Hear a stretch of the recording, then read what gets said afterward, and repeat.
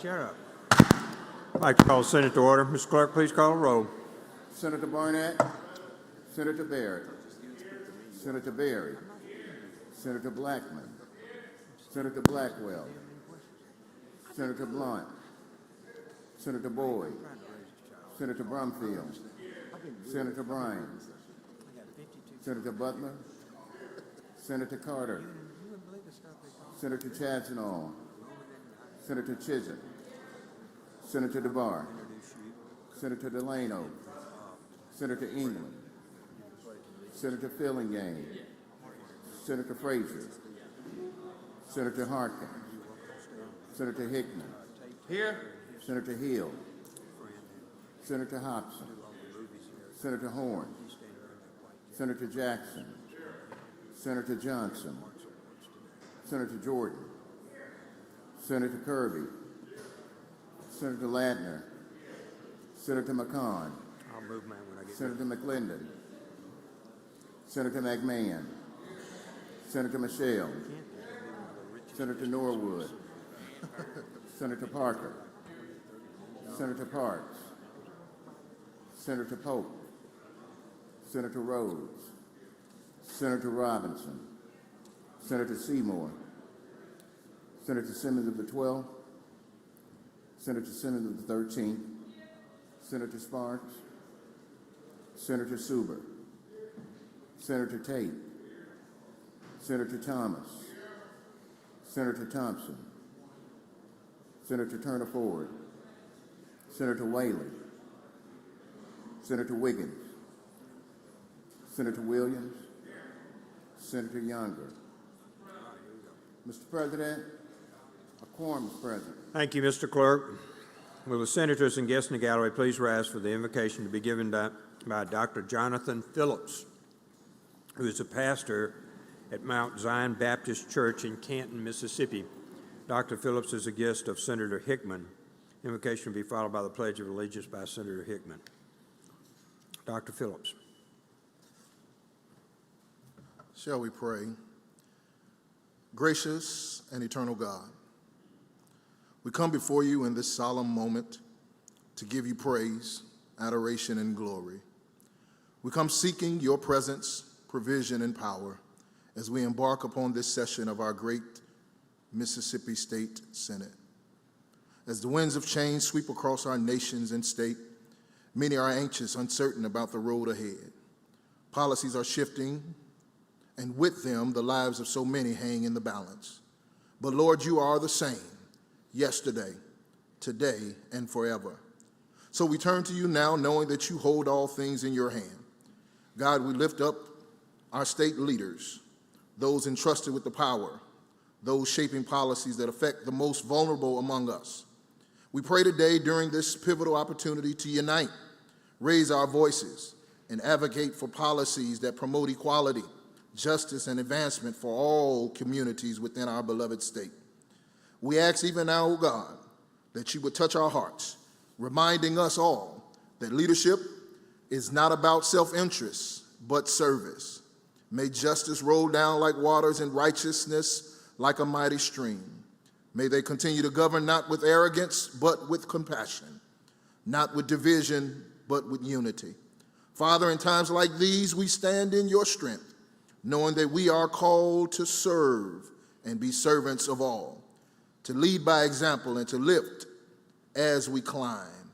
Strengthen us for the days ahead. Give us the courage to be a voice of justice, bridges of reconciliation, and instruments of peace. We place our state in your hands, believing that no matter what policies shift, no matter what trials come, you are still God. You are still sovereign, and your power is great.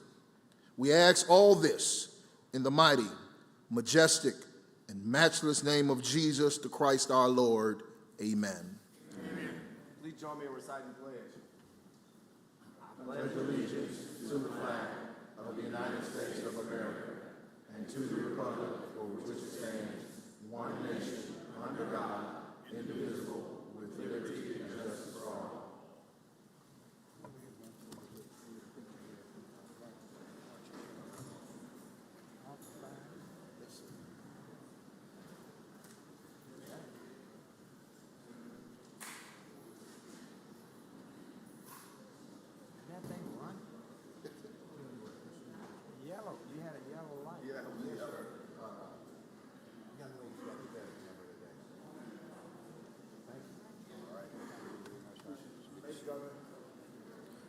Thank you.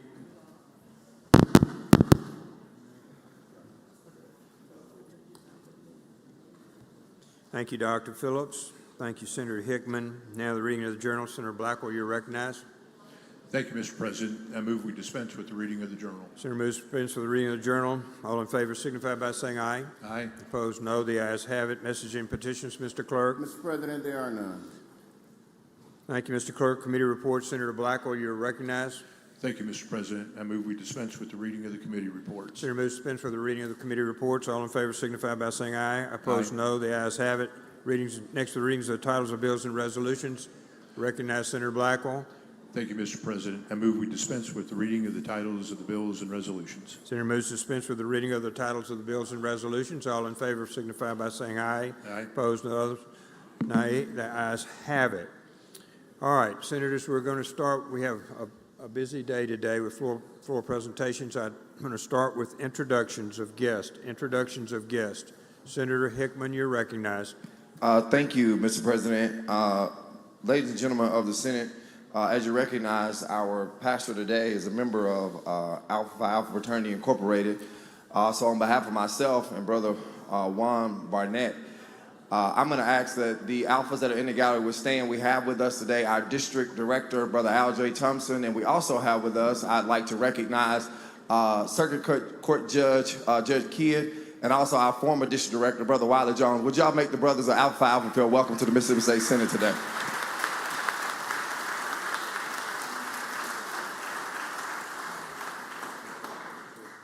Thank you, Senator Carter, for an introduction, sir. Thank you, Mr. President. In the gallery, we have the Executive Director of United Way South Mississippi, Kathy Springer. If you rise and let the Senate make you welcome today.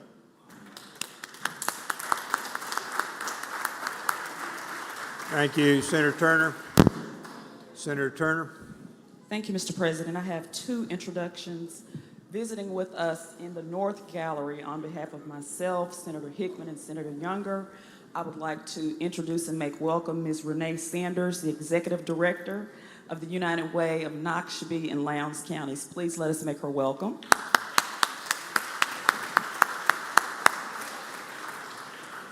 And in the West Gallery, we have visiting with us the Chancery Clerk of Clay County, my dear friend, Ms. LaFrance Boyd. Would you please stand, Senate? Let us make her welcome.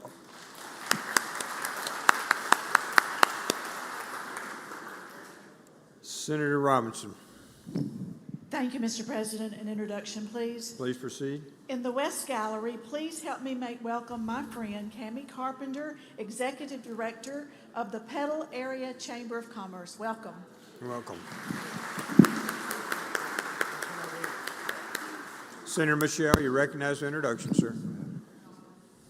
Thank you, Mr. President. In the West Gallery, I'm pleased to welcome from the great county of Madison, the Chancery Clerk, Ronnie Lott. Would you stand so we can welcome you to the Senate chamber, please, Ronnie?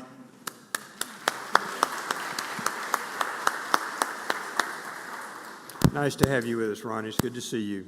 Senator Berry, you're recognized for introduction, sir. Thank you, Mr. President. In the West Gallery, I have a couple of Chancery clerks. I want to mention Tim Gray. I believe Senator Barrett's going to mention the other one's Tim's from Simpson County. Please make him welcome.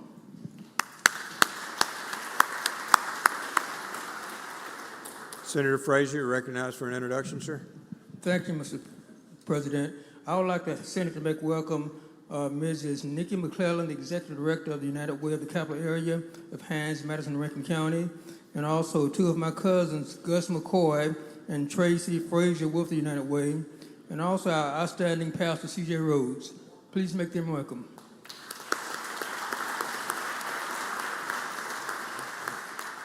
Senator Stuber. Thank you, Mr. President. I too want to recognize some Chancery clerks today. Have Ricky Ferguson from Pontotoc County on behalf of myself and Senator Chisholm. Kathy Pointer, I know she's here from Calhoun County. I don't see her in the gallery. And also Mike Roberts on behalf of Senator Whaley and Senator Boyd. And Mike Roberts was my neighbor growing up, and I may or may not have helped him spray paint his garage door. Welcome, y'all. Thank you for coming. Senator Ladner. Introduction. Please proceed. Thank you, Mr. President. In the North Gallery, we have Tiffany Lee Kalman of Hancock County. If she could stand up. Y'all please give her a welcome applause. Thank you.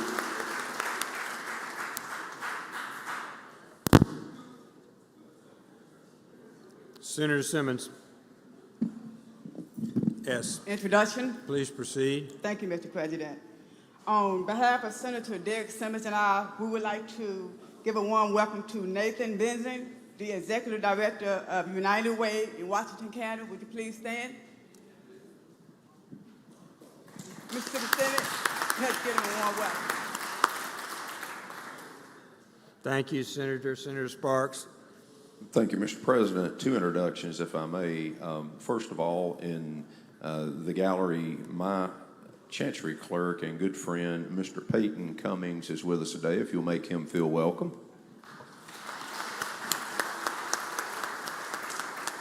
And it is also my privilege to introduce the doctors of the day today from William Carey University College of Osteopathic Medicine, Lillian Faith Ergel, Steve Coe, and a guy that I go back several years with when he used to wear a crushed red velvet jacket and play a guitar in a band, Justin Patterson Sudduth. Will you make our doctors of the day welcome?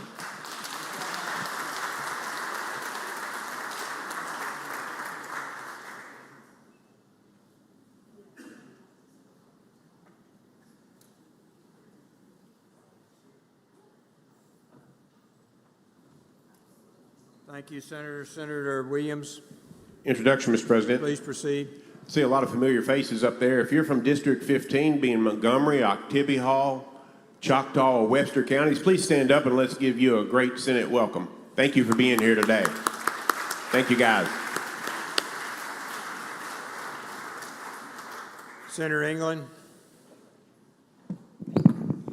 Thank you, Mr. President. Introduction. Please proceed.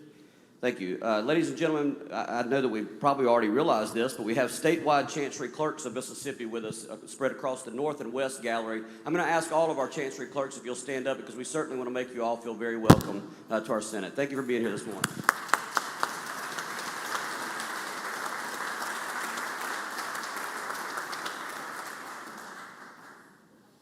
Great work in the counties. Thank you all for coming and welcome.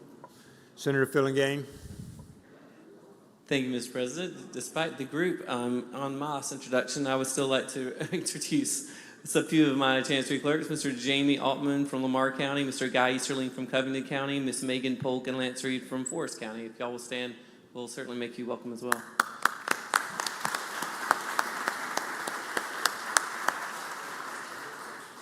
Thank you, Senator Fillingane. Senator Boyd. Mr. President. Please proceed. If y'all will help Senator Jordan Knight make welcome Katie Ragoon from Panola County. Thank you.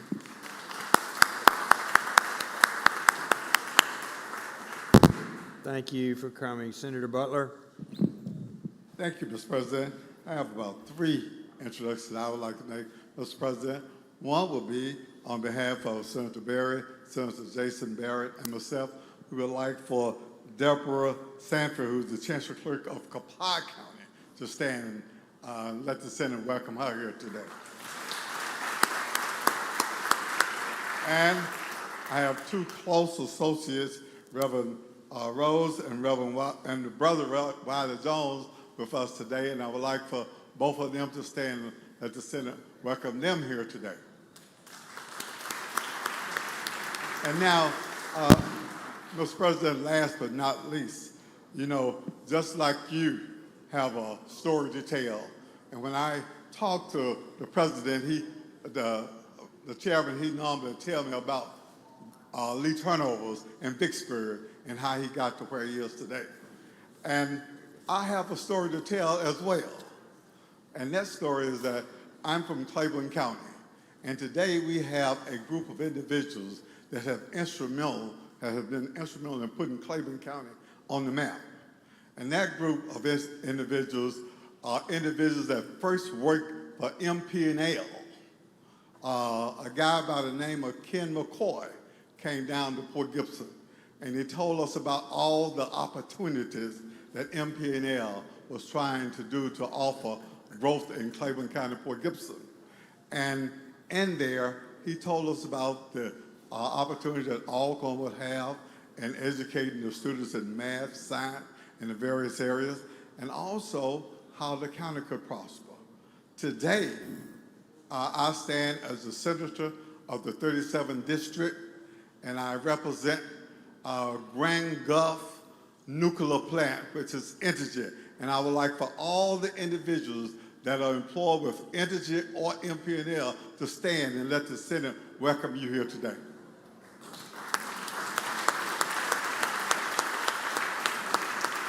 Thank you, Mr. President. Welcome, Energy. We're glad you're here. Thank you for keeping the lights on. Senator Chasno. Thank you, Mr. President. Today, there are a number of Chancery clerks here from District 14. I see two of them in the front row. I'm not sure if I'm missing others. But if you're from District 14, please stand so we can welcome you to the Senate.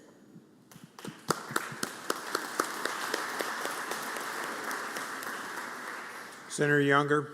Introduction. Please proceed. In the West Gallery, my Chancery Clerk from Lowndes County, Cindy Good, is here. Please give her a warm welcome.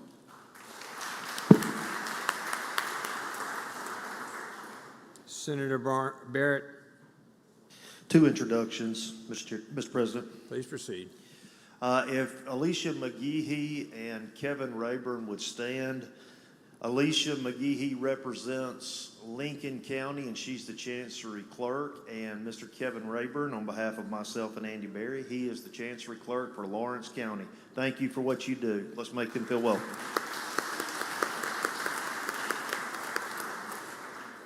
Senator Whaley.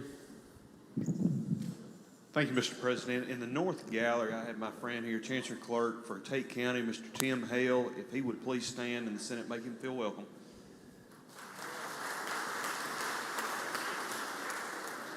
Senator Blunt. Thank you, Mr. President, for an introduction. Please proceed. We're very honored today to have the youth ambassadors from the United Way here. I think they're in the gallery. I'd ask that them stand and ask the Senate to please make them welcome.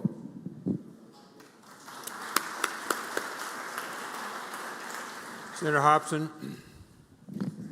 Thank you, Mr. President. I have two introductions today. First is Michelle Connolly, who is the Executive Director for the United Way of West Central Mississippi. I would ask Michelle, my good friend, to stand and have the Senate make her welcome this morning.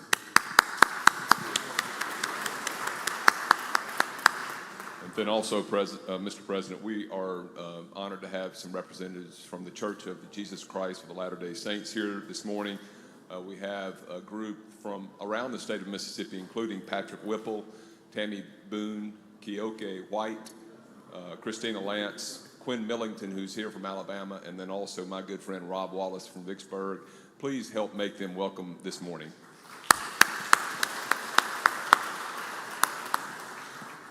Welcome. Senator Chisholm.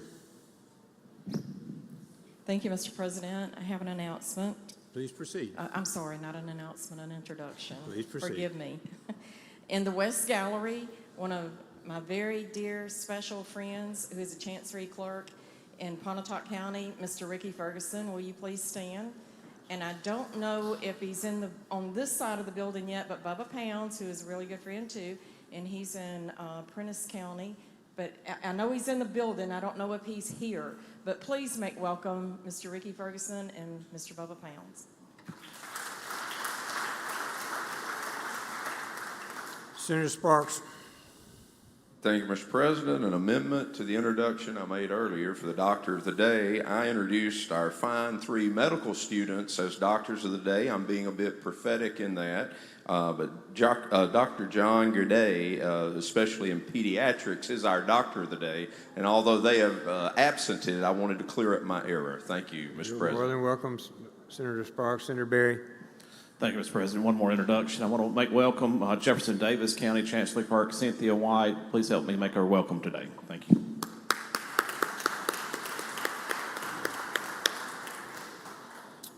So the courthouse is closed today. All the Chancery Clerks that make everything run there in here. Welcome, all of you. We recognize all the hard work you do every day, make things work in our courthouses all over Mississippi. So thank you very much. Okay, we want to go to Senator Horn. Senator Horn. Senator Horn, that's you. You're last I checked.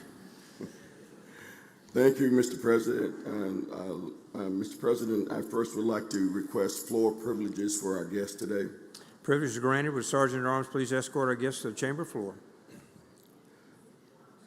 And thank you, Mr. President, ladies and gentlemen of the Senate. Bill Dunlap, one of our great artists in Mississippi, always says that Mississippi has an embarrassment of riches when it comes to our artistic offerings. And this year is no different. For 37 years, the Mississippi Arts Commission has partnered with the Governor's Office excuse me, to host the Governor's Arts Awards, the most prestigious award presented to living artists. The Governor's Arts Awards are given to individuals and organizations to recognize outstanding work in artistic disciplines like art-based community development and/or arts patronage in Mississippi. The Mississippi Arts Commission is pleased to partner with the Governor's Office to once again offer honor to those who've shown excellence in the arts. Today is the day for the Governor's Arts Awards, and they will take place later in the afternoon, starting at 4:30 with the reception that will be at the Civil Rights Museum. And following that, at 6 p.m., a public presentation is going to be made to these awardees by the governor. And our tradition over the last couple of decades has been to bring the awardees to the legislature, to have the legislature also pay tribute to the awardees. And Mr. President, it gives me great pleasure to begin these presentations with the presentation to Mr. Walt Grayson. I'd like to ask him, there he is. Any members from the Greenville community or the Jackson community who care to join us, please feel free to do so. And now, Mr. President, I'd like to request the reading of the short title to Senate Resolution number 13.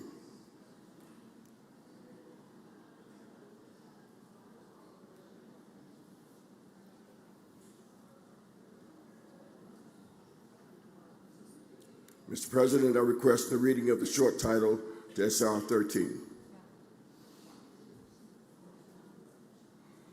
Please read the title. Senate Resolution number 13, a resolution extending the recognition of the Mississippi Senate to award-winning broadcaster and Mississippi storyteller Walt Grayson from Greenville, Mississippi, as the recipient of the 2025 Governor's Arts Award for Lifetime Achievement. Now, therefore, be it resolved by the Senate of the State of Mississippi that we do hereby extend the recognition of the Mississippi Senate to award-winning broadcaster and Mississippi storyteller Walt Grayson from Greenville, Mississippi, as a recipient of the 2025 Governor's Arts Award for Lifetime Achievement, and extend our congratulations to this outstanding arts and civic leader on this auspicious occasion. Be it further resolved that this resolution be presented to Walt Grayson and made available to the Capitol Press Corps.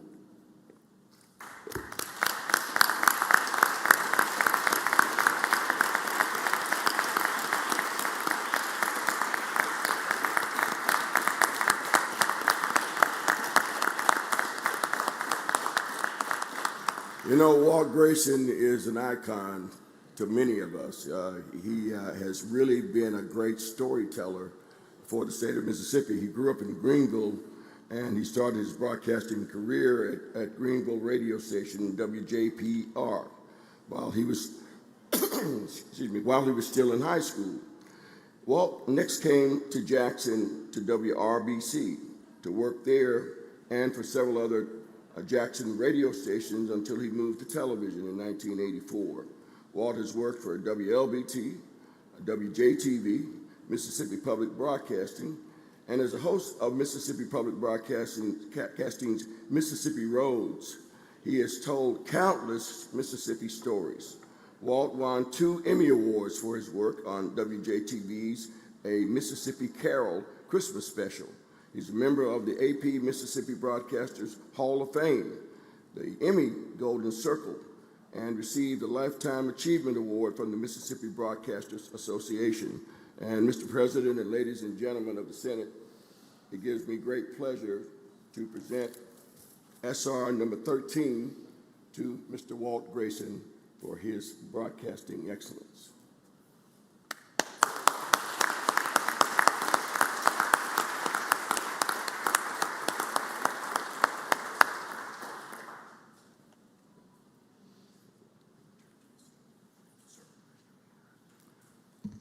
Thank you, Mr. President. Walt came to my office when I was state tourism director one year, and he said he had an idea for a show that would tell stories around Mississippi, and it became Mississippi Roads. That was my first time meeting with him, and we've maintained a great friendship since that time. Let's give him another round of applause. Walt.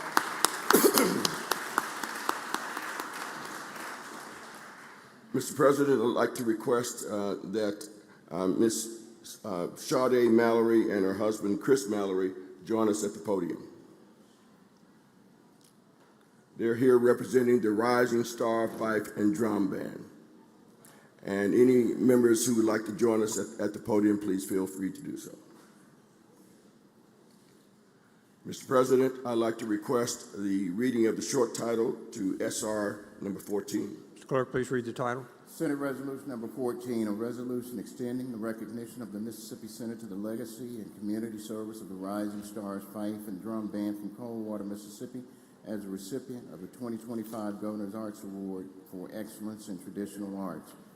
Now, therefore, be it resolved by the Senate of the State of Mississippi that we do hereby extend the recognition of the Mississippi Senate to the legacy and community service of the Rising Stars Fife and Drum Band from Coldwater, Mississippi, as the recipient of the 2025 Governor's Arts Awards for Excellence in Traditional Arts, and extend our congratulations to this outstanding musical organization on this auspicious occasion.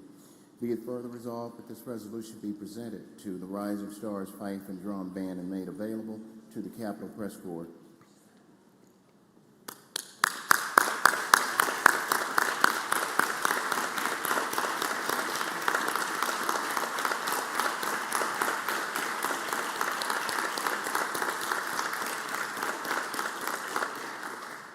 The Rising Star Fife and Drum Band from Coldwater, Mississippi, keeps the tradition of fife and drum music expression alive and well in Mississippi, where the art form has its roots, and across the globe. Fife and drum music are mostly associated with northern Mississippi and were popular during slavery and through the Civil War. The father of fife and drum, Otha Turner, carried on the tradition to the 20th century, and today his legacy lives on through the band led by his granddaughter, Sade Thomas Mallory. Sade has led the fife and drum band since her granddad was alive and leading his own band, of which she was a part. In 2003, Sade started her own band, Rising Stars, to continue her father's legacy. Chris Mallory and Sade Thomas Mallory are from Coldwater, Mississippi, and are the dynamic duo behind the Rising Stars Fife and Drum in recent years. The band has grown into a worldwide brand and monumental blues history sensation, playing at some of the best venues in the country, including the Lincoln Center, the Ryman Auditorium, as well as countless festivals around the globe. And ladies and gentlemen, it gives me great pleasure to present SR number 14 to Ms. Sade Mallory and her husband, Chris, on the occasion of their receiving the Governor's Arts Award for excellence in traditional arts.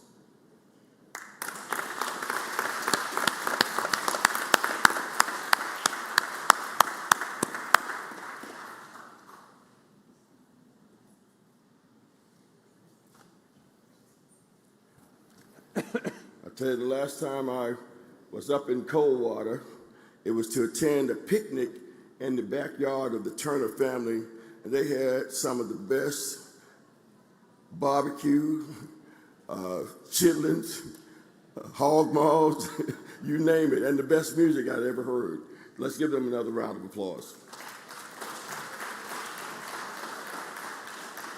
And now, Mr. President, I'd like to present from a young man from Clinton, Mississippi, by the name of Eddie Cotton, Jr. Mr. Cotton, if you would join us at the podium, please.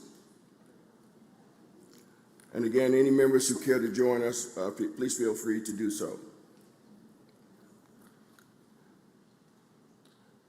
Mr. President, I'd like to request the reading of the short title for Senate Resolution number 15. Mr. Clerk, please read the title. Senate Resolution number 15, a resolution extending the recognition of the Mississippi Senate to the legacy and talent of Eddie Cotton Jr. of Jackson, Mississippi, as the recipient of the 2025 Governor's Arts Award for Excellence in Music. Now, therefore, be it resolved by the Senate of the State of Mississippi that we do hereby extend the recognition of the Mississippi Senate to the legacy and talent of Eddie Cotton Jr. of Jackson, Mississippi, as the recipient of the 2025 Governor's Arts Award for Excellence in Music, and extend our congratulations to this outstanding musician on this auspicious occasion. Be it further resolved that this resolution be presented to Eddie Cotton Jr. and made available to the Capitol Press Corps.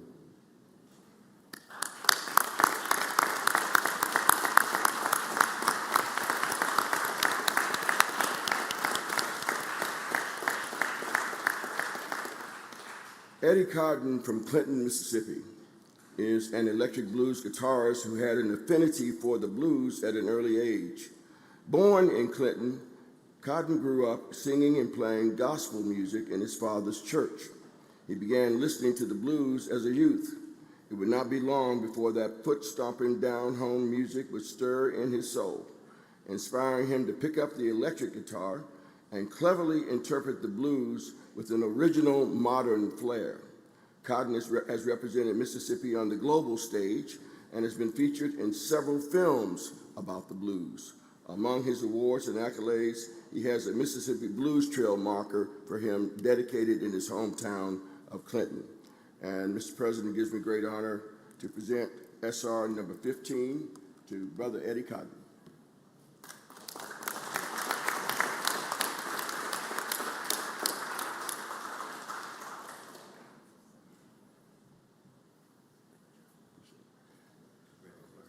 Eddie has licks that kind of remind you of BB at times. Sometimes it reminds you of Prince. He runs the gamut in terms of his talent and his musical influences.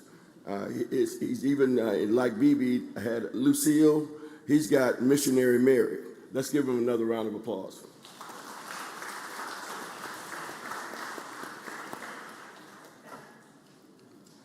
And now, Mr. President, I'd like to ask Mr. Robert Poore if he would join us at the podium, all the way from Flora, Mississippi. And any members who would care to join us, please feel free to do so.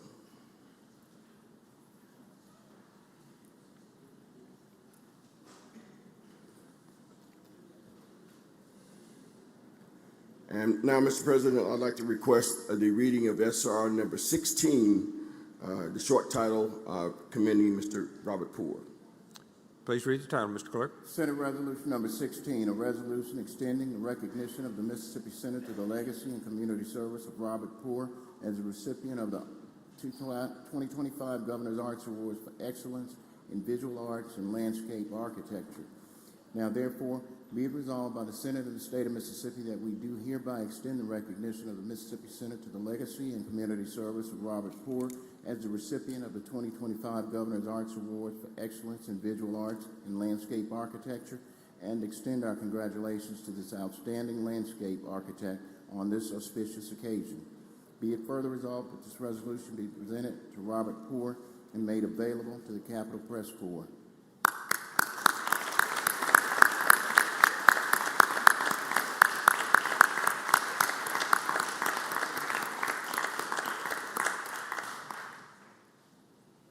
Robert Poore has become Mississippi's premier landscape architect, and his excellence was recognized in 2023 by the American Society of Landscape Architects with his inclusion in their Council of Fellows.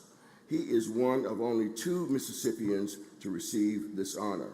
Robert is an artist with a 36-year career dedicated to art and design through landscape architecture and creative collaborations with other artists and cultural institutions.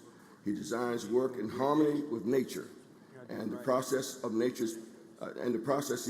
nature and their patterns, enhancing, promoting, and protecting special places, plants, culture, and history across Mississippi and the South. His original landscape designs are on display across the state and include the Mississippi Art Garden, the Mississippi Museum of Natural Science, the Mississippi Children's Museum Literacy Garden, and the Crosby Arboretum. And now, Mr. President, ladies and gentlemen of the Senate, it gives me great pleasure to present SR number 16 to Mr. Robert Poore.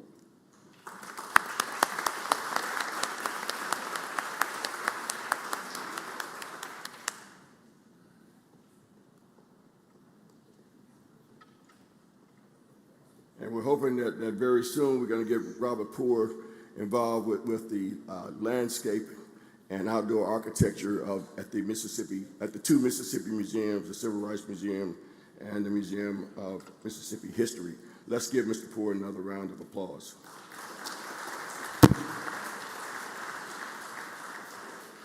Robert is also, he's lent his talents to the imagery that is on our most sought out posters. Each year the Arts Commission does a special poster, and his imagery is what is gracing this year's poster. Again, let's give Mr. Poore a round of applause. And now, Mr. President, I'd like to request Ms. Jane Crater Hyatt to join us at the podium. While she's coming, Senator Parker, for what purpose, sir? For introductions out of order. Please proceed. Thank you, Mr. President. Joining us today, first of all, first introduction, Miss Misty Hefner, if you would please stand, as our Chancery Clerk in DeSoto County. She was hiding behind the area right there, didn't see her, but please give her a warm welcome. That is on behalf of myself, Senator McClendon, and Senator Blackwell, of course. And then we also have a very large group here of dental hygienists all across the gallery. If you would all stand here, these dental hygienists are here from the schools at UMMC, Meridian, Pearl River, Mississippi Delta Community College, Northeast Community College. If you would please make all of them welcome.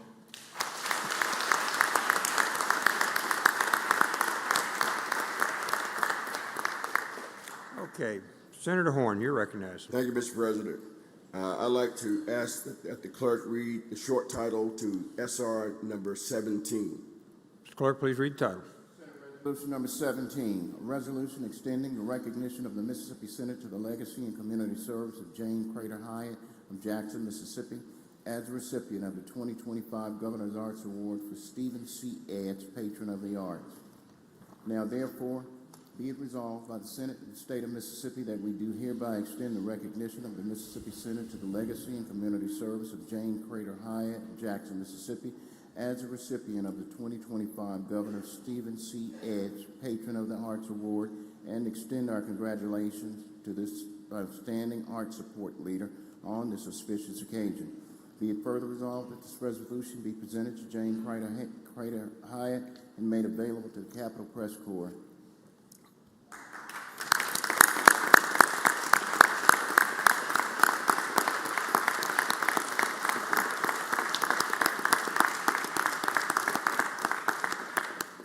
Jane Crater Hyatt of Jackson currently resides in Alpharetta, Georgia.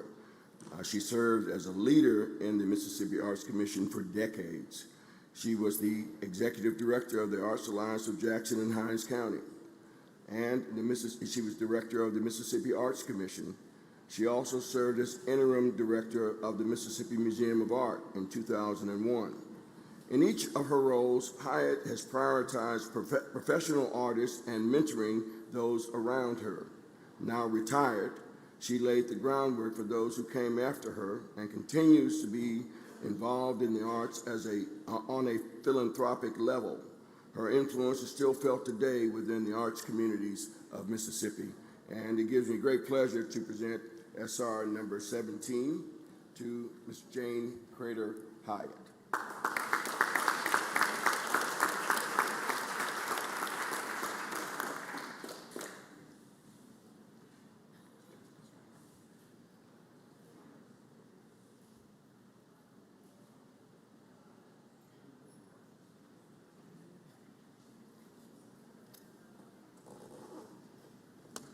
Let's give Ms. Crater Hyatt another round of applause.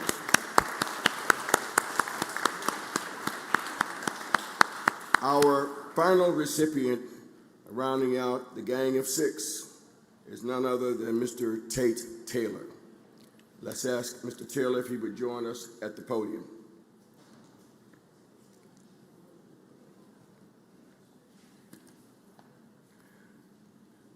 And now, Mr. President, I'd like to ask that the clerk read the short title to SR number 18. Mr. Clerk, please read the title. Senate Resolution Number 18, a resolution extending the recognition of the Mississippi Center to the legacy and community service of Natchez filmmaker Tate Taylor as a recipient of the 2025 Governor's Arts Award for Excellence in Motion Picture. Now, therefore, be it resolved by the Senate of the State of Mississippi that we do hereby extend the recognition of the Mississippi Senate to the legacy and community service of Natchez filmmaker Tate Taylor as the recipient of the 2025 Governor's Arts Award for Excellence in Motion Picture, and extend our congratulations to this outstanding storyteller and art support leader on this auspicious occasion. Be it further resolved that this resolution be presented to Tate Taylor and made available to the Capitol Press Corps.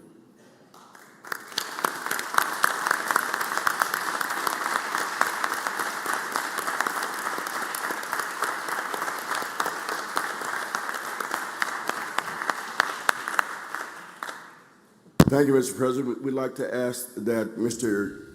John Norris join Mr. Taylor. He's his partner in crime in their production activities in the Natchez area. Tate Taylor is a Mississippi-born and bred filmmaker whose body of work demonstrates his true ability to bring stories to life. Taylor has used his Southern upbringing to inspire art for the big screen. He's worked in front of and behind the camera, but his rise to fame began with the feature film The Help, a film which gained 3 Oscar nominations, including Best Motion Picture of the Year. He's continued to follow his passion for creating films within his home state with his production company, Wyola Films, directing films Get On Up and Breaking News in Yuba County in Natchez, Mississippi. Mr. Taylor may add an award to his shelf later on this month before the February 2025 Governor's Arts Awards. He's nominated for a Primetime Emmy for Outstanding Comedy Series for his role as executive producer of Apple Plus's series Palm Royale. The 76th Emmy Awards are set to air live from the Peacock Theater in Los Angeles on Sunday, September 15th. And let's keep our fingers crossed that he'll come back with that comedy award. I'd like to ask Mr. Have I done the short title, Mr. Clerk?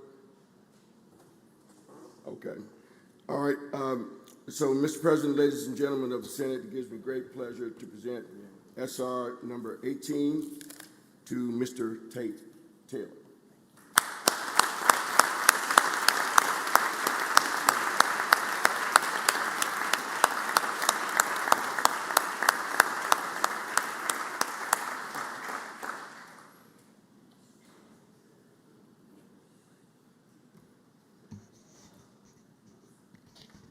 For those of you, I would like to remind you that Chadwick Boseman starred in Get On Up, the story of James Brown that was filmed in Natchez, Jackson, and several other places. They were able to do this film where Natchez and Jackson looked like New York, looked like Paris. I don't know what kind of magic they used, but that was a great job. Let's give Tate another round of applause. And finally, Mr. President, I'd like to ask the Executive Director of the Mississippi Arts Commission, Mr. David Lewis, and the incoming and new Chairman of the Board for the Arts Commission, Ms. Jordan Perry, to make brief remarks to the Senate before we end today's festivities. You're recognized to address the Senate, sir. Thank you, Senator Horn. Thank you, Senators. Thank you, Lieutenant Governor, for this great day. This is a really special day. You know, I often tell people you can't tell a good Mississippi story without talking about our arts and culture. Today is a great example of that, with 6 wonderful, remarkable titans and leaders in the arts and representing our state on a national and international level. We serve the pleasure of serving each of your constituents through the arts, through arts organizations, or as individual artists, through our grants programs at the Commission. We appreciate all the support that you've given us over the years. With that, I'd like to welcome our incoming chair, Jordan Perry.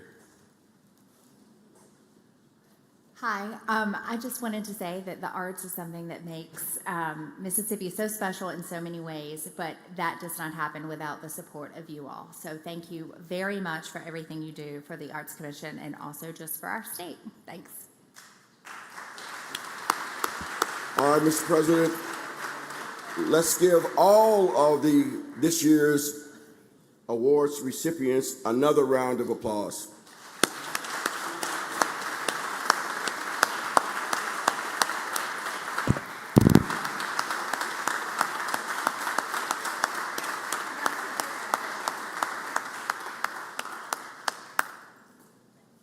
Thank you, Mr. President. Thank you, members of the Senate.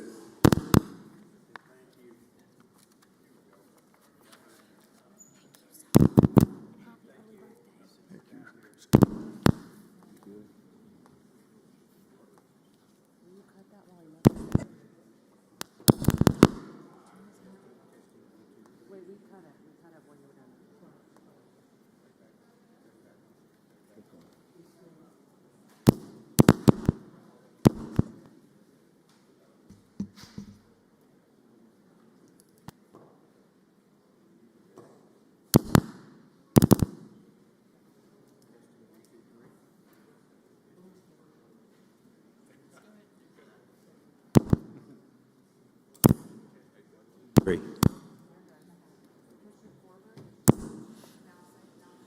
Testing 1, 2, 3.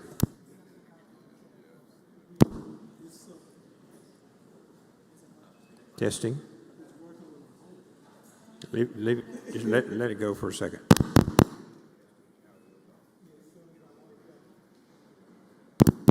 Testing 1, 2, 3. Here we go. All right, Senator Carter. Introduction out of order. Please proceed. In the West Gallery, sitting next to Senator Ladner, we have the Henderson County Chancery Clerk Angela Thrash. I ask for the Senate to stand. I'd ask for you to stand and have the Senate make you welcome. Thank you. Welcome. Senator Simmons, S. Introduction out of order. Please proceed. Thank you, Mr. President. In the West Gallery, I have two individuals I would like to introduce. First one would be Ms. Burnett Haynes. She's the Chancery Clerk here in Bolivar County. And let's please give her a warm welcome.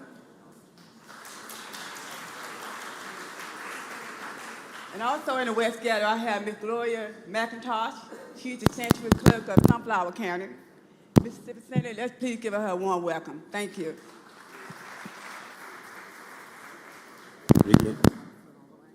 We lost it again. There it goes. Okay, Senator Norwood.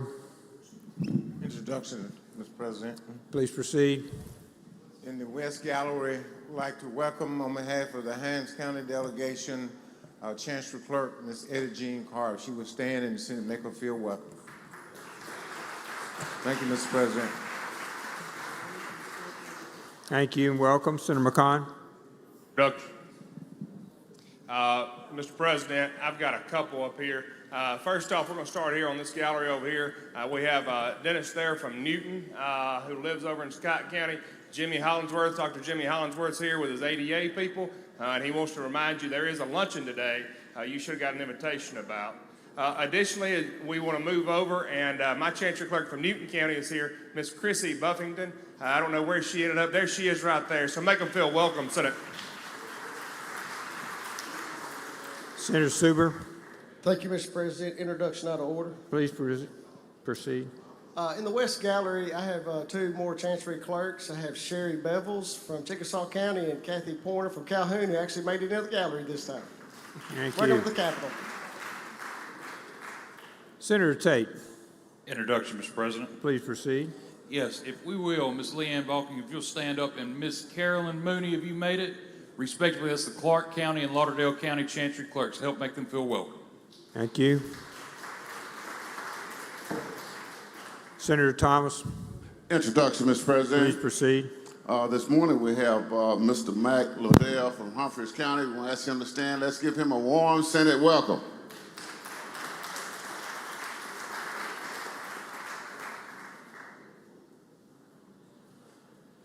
Senator Robinson, Thank you, Mr. President. Introduction out of order, please. please proceed.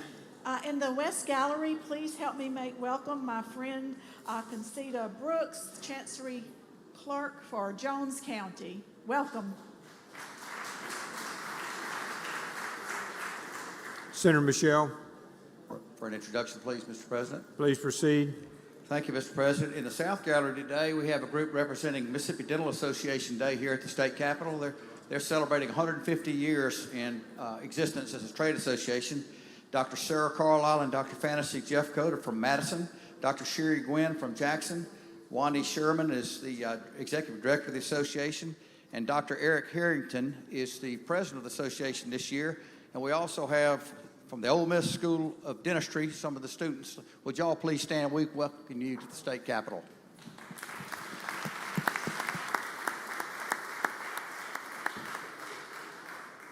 Senator Blunt, pass. Senator Barrett. Introduction, Mr. President. In the South Gallery, we have with us Dr. Sherry Pippin, and she is from Monticello, Mississippi. And on behalf of Senator Berry and myself, we'd like her to feel welcome.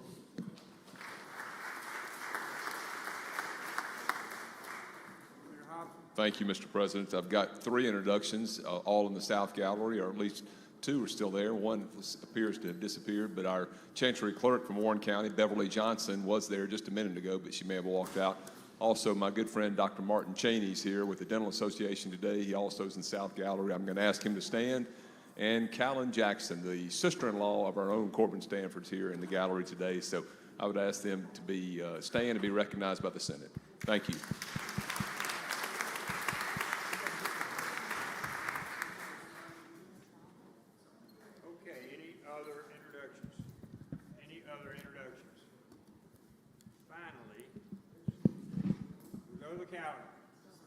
Thank you, Mr. Thank you, Mr. President. I would ask that we go to item 1 on today's calendar and have the title read. Senate Bill number 2086, real estate brokers should leave repealer on certain authorized fees. I make the usual motion. Motion. All in favor signify by saying aye. Aye. Opposed, no. The ayes have it. Please proceed, Senator Hobson. I ask that you recognize Senator Michelle to explain the bill. Now to explain the bill. Thank you, Mr. Chairman, Mr. President.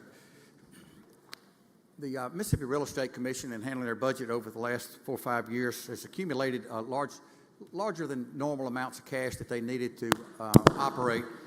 And over the years, we've asked them to add some benefits back to their licensees so that we could reduce the cash balance, and they have done so. They lowered the application fees. They used to charge their licensees for fingerprinting that we have to do every 2 years when you renew your license. They have waived that now, and the association is paying for that. The Real Estate Commission is paying for that. They've offered free continuing education throughout the state. So what we're simply doing here is deleting the repealer, which caused them to lower the application fees on lines 7. It's now reduced to $100, and this agency is very sound, and we think that's good for the licensees, and we appreciate them responding to our requests. We're glad to yield any questions. Questions on the bill? Thank you. We're ready, Senator. Thank you, Mr. President. I move passage by use of the morning roll call. Use of the morning roll call has been requested. Anyone object to that procedure? We speak cards voting no. Present. Please inform every real estate broker that we lowered their fees. Senator Hobson. Thank you, Mr. President. I ask to go to item 2 and have the title read. Mr. Clerk, please read the title. Senate Bill number 2543, Coronavirus State Fiscal Recovery Funds, amend provisions related to. I make the usual motion. Senator makes the usual motion. All in favor signify by saying aye. Aye. Opposed, no. The ayes have it. I ask that you recognize Senator Polk to explain. Senator Polk, you're recognized to explain the bill.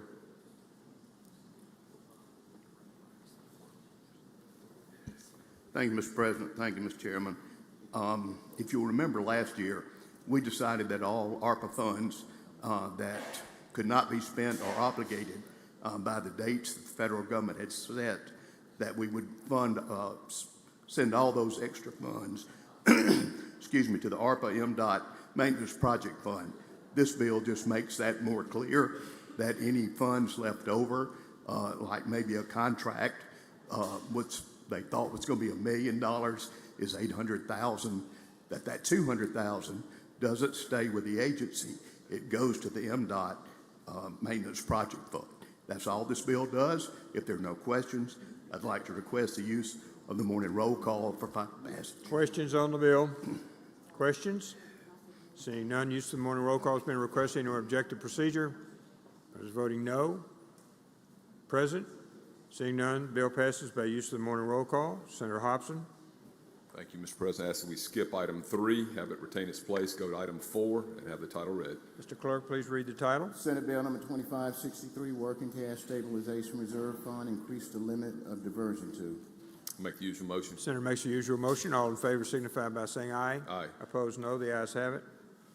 Thank you, Mr. President.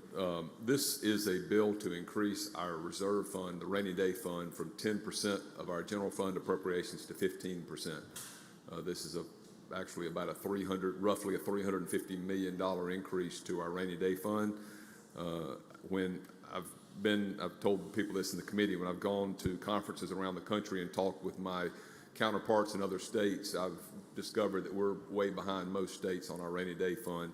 In fact, I found out that based on the 24 rainy day funds, Mississippi was one of the 4 lowest in the country, and even going up to a 15% would put us somewhere. There are about 6 other states that maybe it's a little bit more, 8, 10 other states that are in that 10 to 15%. Actually, it is 6, I think, 10 to 15%. So getting up to 15% probably puts us somewhere in the middle of the country as far as rainy day funds liquidity. Also, in looking at statistics based on financial stress models, I think Mississippi, again, based on 24 numbers, was around 35 days of cash reserves on hand, where the national average was just under 50 days of reserves on hand. So I think this is a smart move for us. It makes us more fiscally responsible. It also makes us, if it ever comes to bonds that we may have to do from time to time, it certainly puts us in better stead with those entities that look at how we compare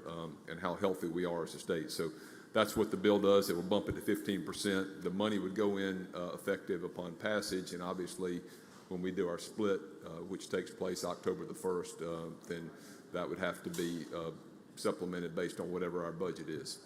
I'll yield for questions. Senator Boyd, for what purpose, ma'am? Question. You yield, Senator? I do yield. Senator So- Boyd, recognized. So would putting this 15%, would that put us at the 50-day mark, do you think? I haven't done that math, Senator Boyd. I know it'll certainly help, but I'd have to go back and do the math to tell you exactly. Are there any national organizations, Pew or anything like that, that have like what they consider best practices as? Yes, I do have the Pew study. Pew is the one that said we're at actually 34.7 days, and when you look at the national average, as I said, it's right under 50 days of cash reserves, so yeah, Pew is the one that provided this information to us. Okay, thank you. Thank you.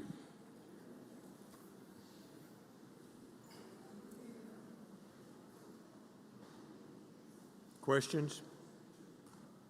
Seeing none. Seeing none, my motion is motion is passage by use of the morning roll call. Use of morning roll call has been requested. Anyone object to procedure? The court is voting no. Present. Seeing none, the bill passes by use of the morning roll call. Senator Hobson. Thank you. I ask to go to item 5 and have the title read. Mr. Clerk, please read the title. Senate Bill 2606, Educational Facilities Revolving Loan Fund Program, provide for DFA to receive payments on approved loans from. I'll make the usual motion. Aye. Thank you, Mr. President. I ask that you recognize Senator DeBar to explain the bill.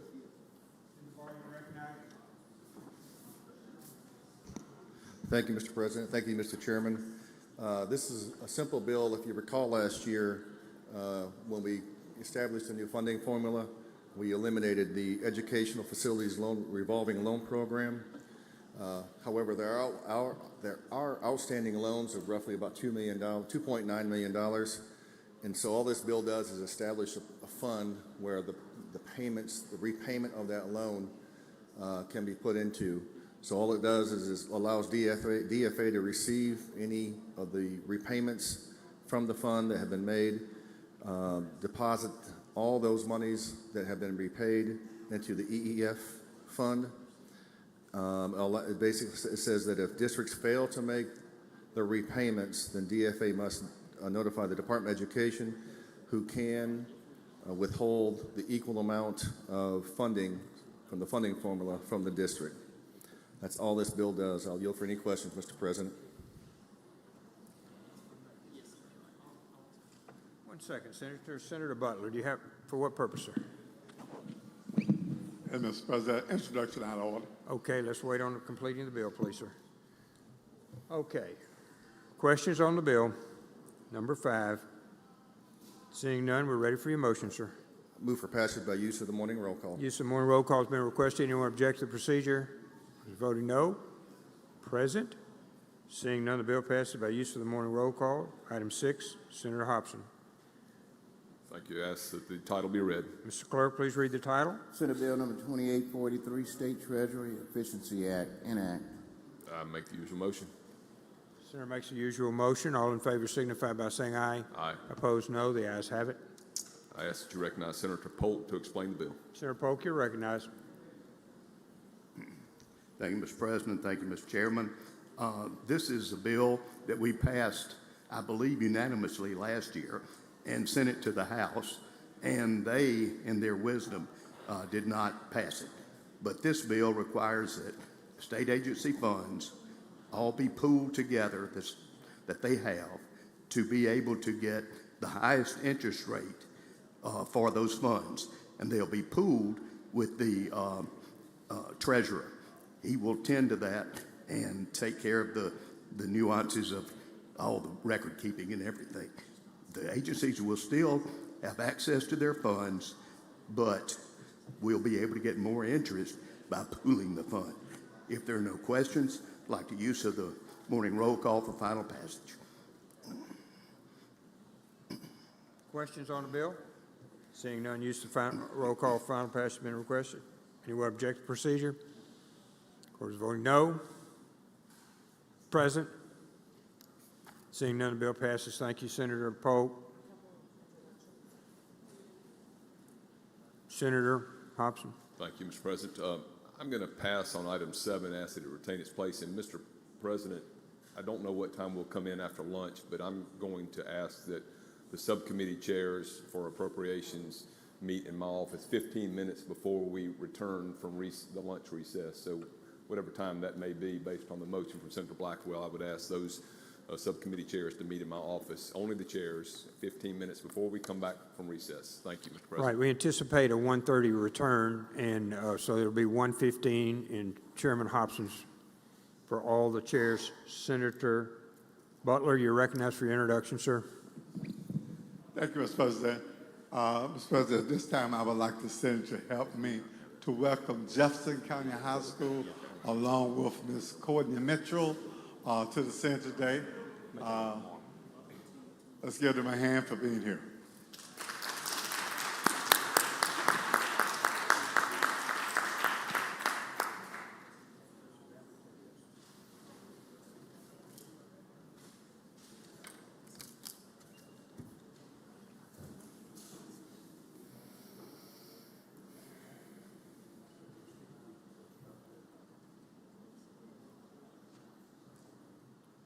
Okay, Senator Chasnow. Thank you, Mr. President, for introduction out of order, please. Please proceed. Today in the gallery we have guests from the First United Methodist Church of Greenwood, and on behalf of Senator David Jordan and myself, I would like for you to make them welcome.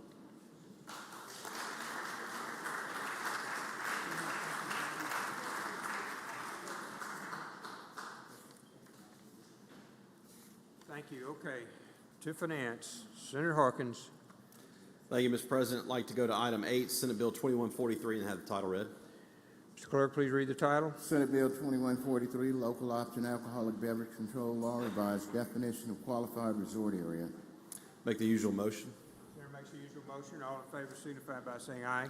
Opposed, no. The ayes have it. Senator Harkins. Thank you, Mr. President. Ladies and gentlemen, this is a resort status area, qualified resort area bill that basically deletes the GPS coordinates of a location that was added for resort status area in a senator's district. He was not aware of it, and the city was not aware of it, and they've asked us to remove that from resort status area. So that is an explanation of the bill.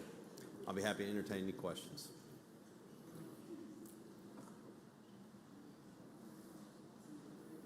Questions? Questions? Seeing none, Senator. If there are none, I move adoption on the morning roll call. Use of morning roll call has been requested. Anyone object to that procedure? Wish to be recorded as voting no.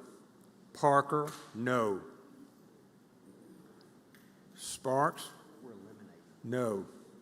We're not adding. We're eliminating. Norwood, no. These are the type of things you vote for. Chisholm, no. Parks, no. Yeah, just eliminate. Anyone else? Tate, no. Anyone else? Anyone else? Vote present. Bill passes by use of morning roll call with senators as listed. We go to number 9, Senator Harkins. I'd like to skip number 9, have it retain its place on the calendar, go to item 10, Senate Bill 2540, and have the title read. 9 replaces on the calendar, and number 10, Mr. Clerk, please read the title. Senate Bill 2540, Mississippi Healthcare Industry Zone Act, extend repeal of Zone Act and related tax incentives. Make the usual motion. Usual motion. All in favor signify by saying aye. Aye. Opposed, no. The ayes have it. Please proceed, Senator. Move we adopt the committee sub, be recognized to explain. You're recognized to explain the committee substitute. This is just a repealer extension for the Healthcare Industry Zone Act. We extended it 1 year. We talked about this in committee, and we're going to look at kind of the impact of the credit and to see what the use is and do a little bit more exploring on it. So we just extended the repealer 1 year. That's the explanation of the bill. If there are no questions, I'll move adoption of the committee sub.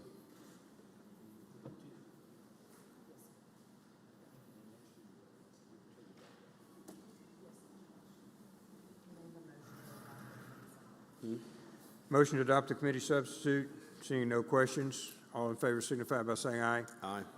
Opposed, no. Ayes have it, Senator. We're on the bill. Move final passage of the morning roll call. Use of morning roll call has been requested. Anyone object to procedure? Court is voting no. Blunt, no. Anyone else? Anyone else? Voting present. Voting present.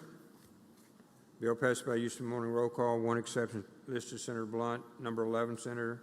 Thank you, Mr. President. I'd like to go to item 11, Senate Bill number 2555, and have the title read. Mr. Clerk, please read the title. Senate Bill number 2555, native wineries authorized to make sales at one satellite location in same county. Make the usual motion. Makes the usual motion. All in favor signify by saying aye. Aye. Opposed, no. Ayes have it. Please proceed. Thank you, Mr. President. I ask you to recognize Senator McMahon to explain the Senator bill. McMahon, you're recognized. Thank you, Mr. President. Mr. Chairman, this is the exact same bill we passed last year. It will deal with the wineries in the state, allowing them to store some products, whether it's finished goods or raw materials off-site of where they're permitted. It passed last year. We lost it in the House of Representatives. It's only going to affect 5 locations in the state. I yield for any questions. Questions on the bill? Questions on the bill?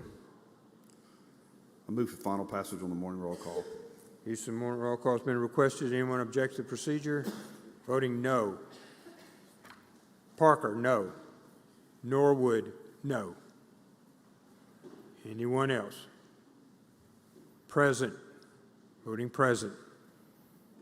Seeing none, bill passes by use of the morning roll call. Senator. Thank you, Mr. President. I'd like to skip item 12 through 15, have them retain their place on the calendar, and go to item 16. 12, 15, Senate Bill retain place on the 2851, have calendar. the title read. Mr. Clerk, please read the title, number 16. Senate Bill number 2851, alcoholic beverages allow persons to bring onto premises with an on-premises retailer's permit in certain qualified resorts. Make the usual motion. Senator makes the usual motion. All in favor signify by saying aye. Aye. Opposed, no. The ayes have it. Thank you, Mr. President.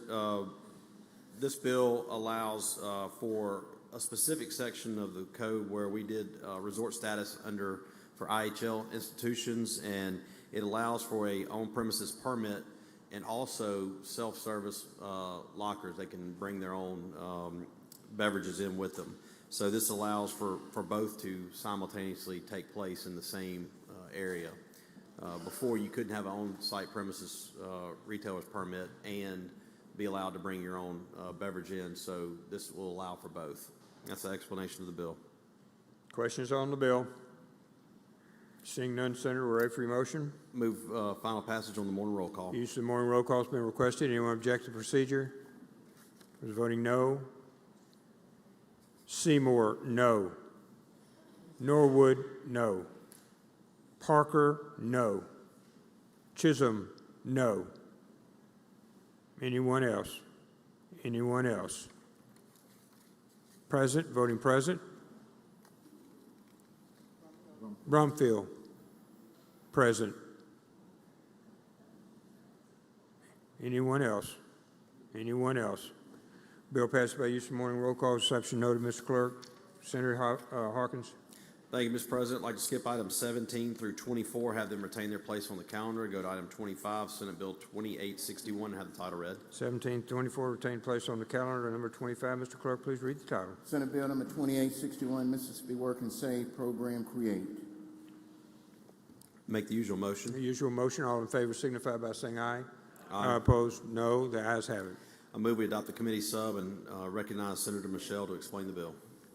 Senator Michelle, you recognized to explain the bill. Thank you, Mr. Chairman, Mr. President. Committee Sub 2861, supported by State Treasurer McCray, would create a retirement savings program where small businesses can help their employees save and invest in an IRA to supplement their Social Security and for retirement. The Treasurer would set up the program real similar to our college savings plan. The employer would allow their employees to voluntarily decide if they want to save for retirement and what amount out of each paycheck they would like to save. If this sounds familiar, we have a deferred comp plan with the state. It's very similar to that. The Treasurer's Office would select the investment company, as they did for the college savings plan. All IRAs would be owned by the individual. All your investment decisions would be made by the individual. If you want to get into an aggressive fund or an index fund like an S&P 500 fund or a target date fund that would start off aggressive and become more conservative as closer you got to retirement, that would be up to the individual. The account is totally portable.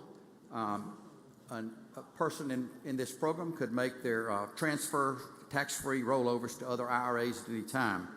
The bill's been amended from its original form. We think we improved the bill quite a bit. There was an oversight board in the original bill.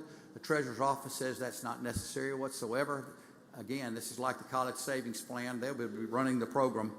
The original bill also had fines for employers who didn't participate. That has been removed. There's no fine for any employer.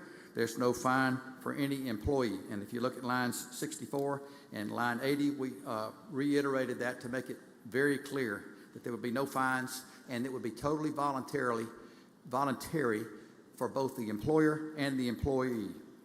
Why are we proposing this legislation? Many Mississippians graduate high school or trade school or college and they don't even know what an IRA is. They aren't even thinking about their retirement. They hope Social Security is going to still be around for them.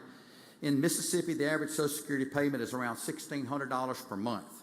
It's estimated that Mississippi small businesses of 10 or fewer employers, over 80% of them lack a plan for their employees. But it's been proven that if their company has a plan, Americans are 15 times more likely to save for retirement. In close, these legislators and state employees, we're blessed to have a wonderful plan, two wonderful plans for retirements. And this will be very similar to the deferred comp, where an individual could make their own investments. They would be able to make their investment decisions, decide how much they want to save, and the plan is portable that would always stay with the individual. Be glad to yield any questions. Questions on the bill? Senator Parker? Friendly question. You yield, Senator? Be glad to yield, yes. Senator Parker, you recognized.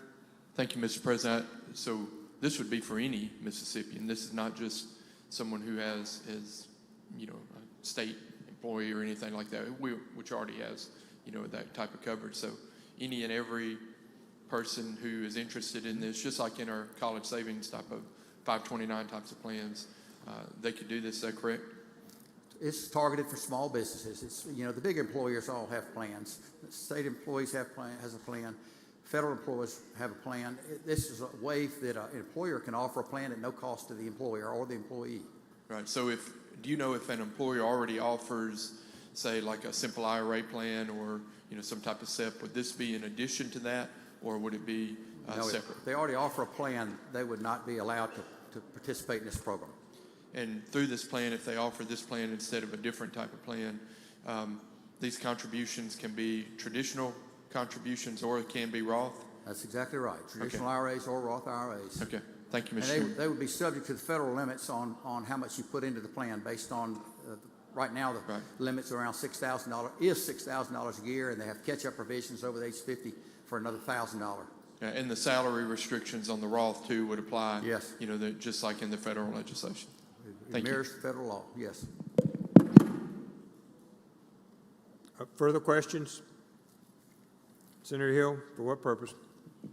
Friendly question. Will you yield, Senator? Yes. Senator Hill? This sounds like a good idea. My question would be, would the Treasury just kind of keep a watch over and manage these funds, or would they still need like an investment advisor to look at it? As I mentioned, they would hire an investment advisor, just like the college savings plan. I happen to have enrolled my grandson in the college savings plan. It is the easiest thing I've ever done in my life. You sign up, it links to your bank account. Anytime you wish to go make an additional contribution for the beneficiary, you do that. At the end of the year, you know, college savings plan contributions are exempt from state taxes. You get a notice from the... So this would be some help so that they wouldn't be having to pay an investment advisor, and they could do this plan, and somebody would be overseeing it and making sure that it's safe, correct? Exactly. Thank you. Further questions? Seeing none, Senator. Thank you, Mr. President. I move adoption of the committee substitute. All in favor signify by saying aye. Opposed? No. And I move final passage by use of the morning roll call, Senate Bill 2861. Use of morning roll call been requested. Anyone object? Wish to record as voting no. Present. Seeing none, the bill passes by use of the morning roll call. Rules, Kirby. Pass and retain. It's 26 through 48. Motions to reconsider. General bills, fill and gain. All retain their place upon the calendar.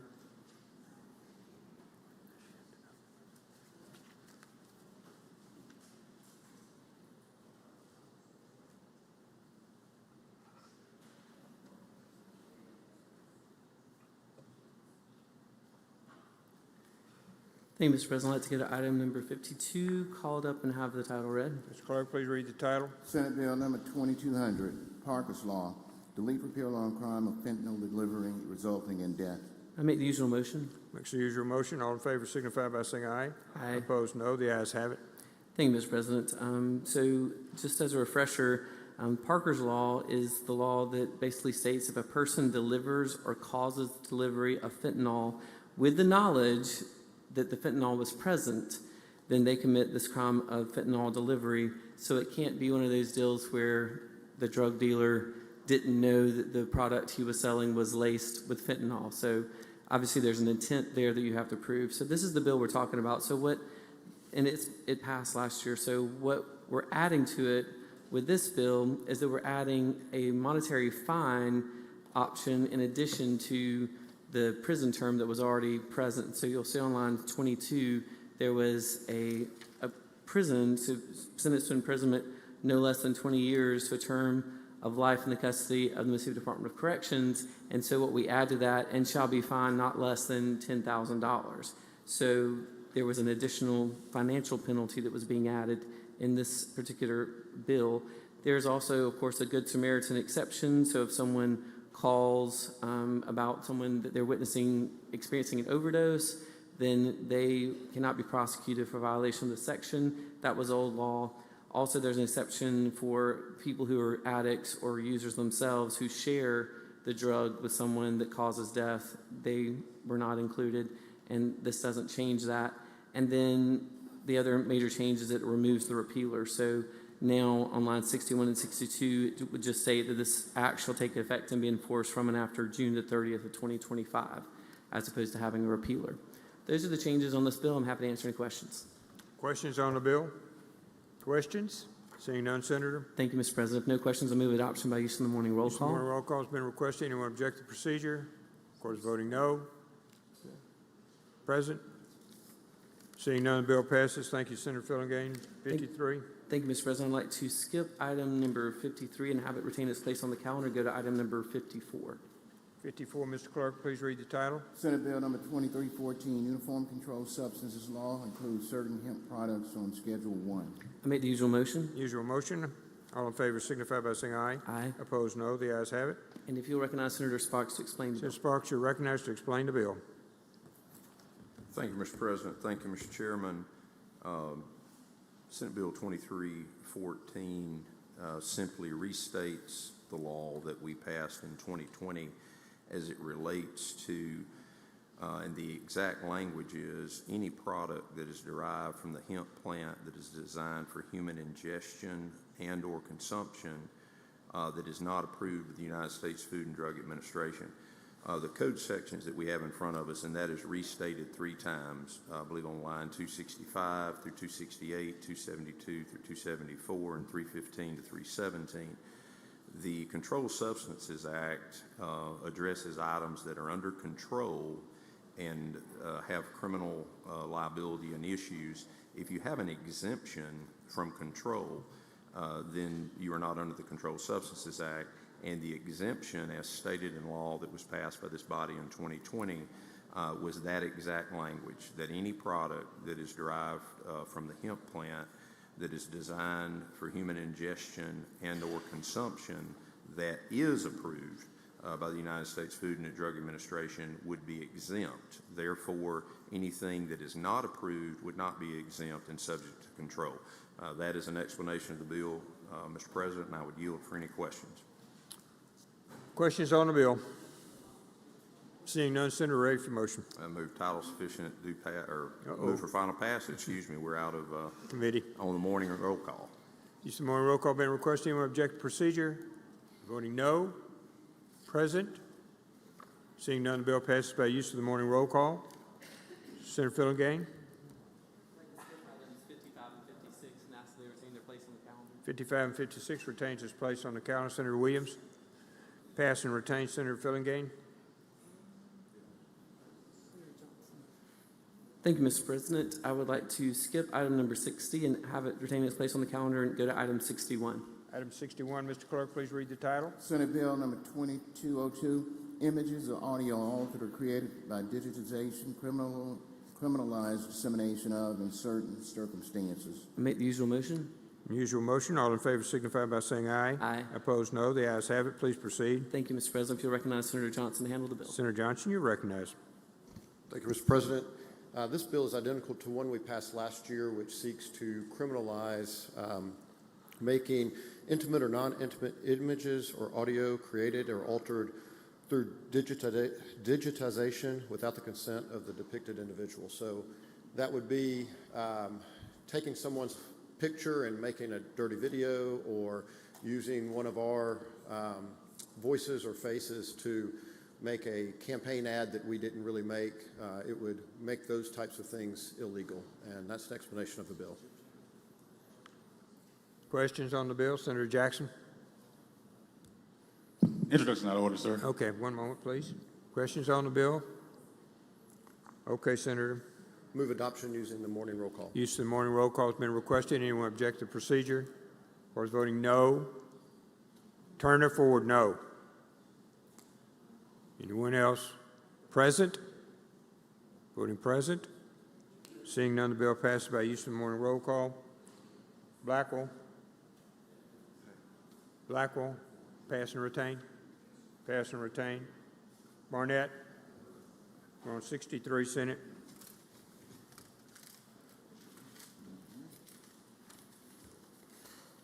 Thank you, Mr. President.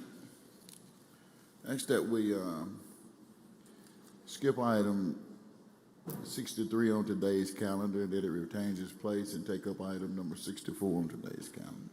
63 retains its place on the calendar. 64. Mr. Clerk, please read the title. Senate Bill number 2239, authorization for incarceration of state offenders in county or regional correctional facilities at Forest County. Thank you, Mr. President. Make the usual motion. Use your motion. All in favor signify by saying aye. Opposed, no. The ayes have it. Please proceed. Thank you, Mr. President. I ask that we allow Senator Johnson to explain. Senator Johnson, you recognize. Thank you, Mr. President. This bill, just like the short title says, seeks to add Forest County as a approved regional facility, and that's an explanation of the bill. I believe we have an amendment, though. One moment.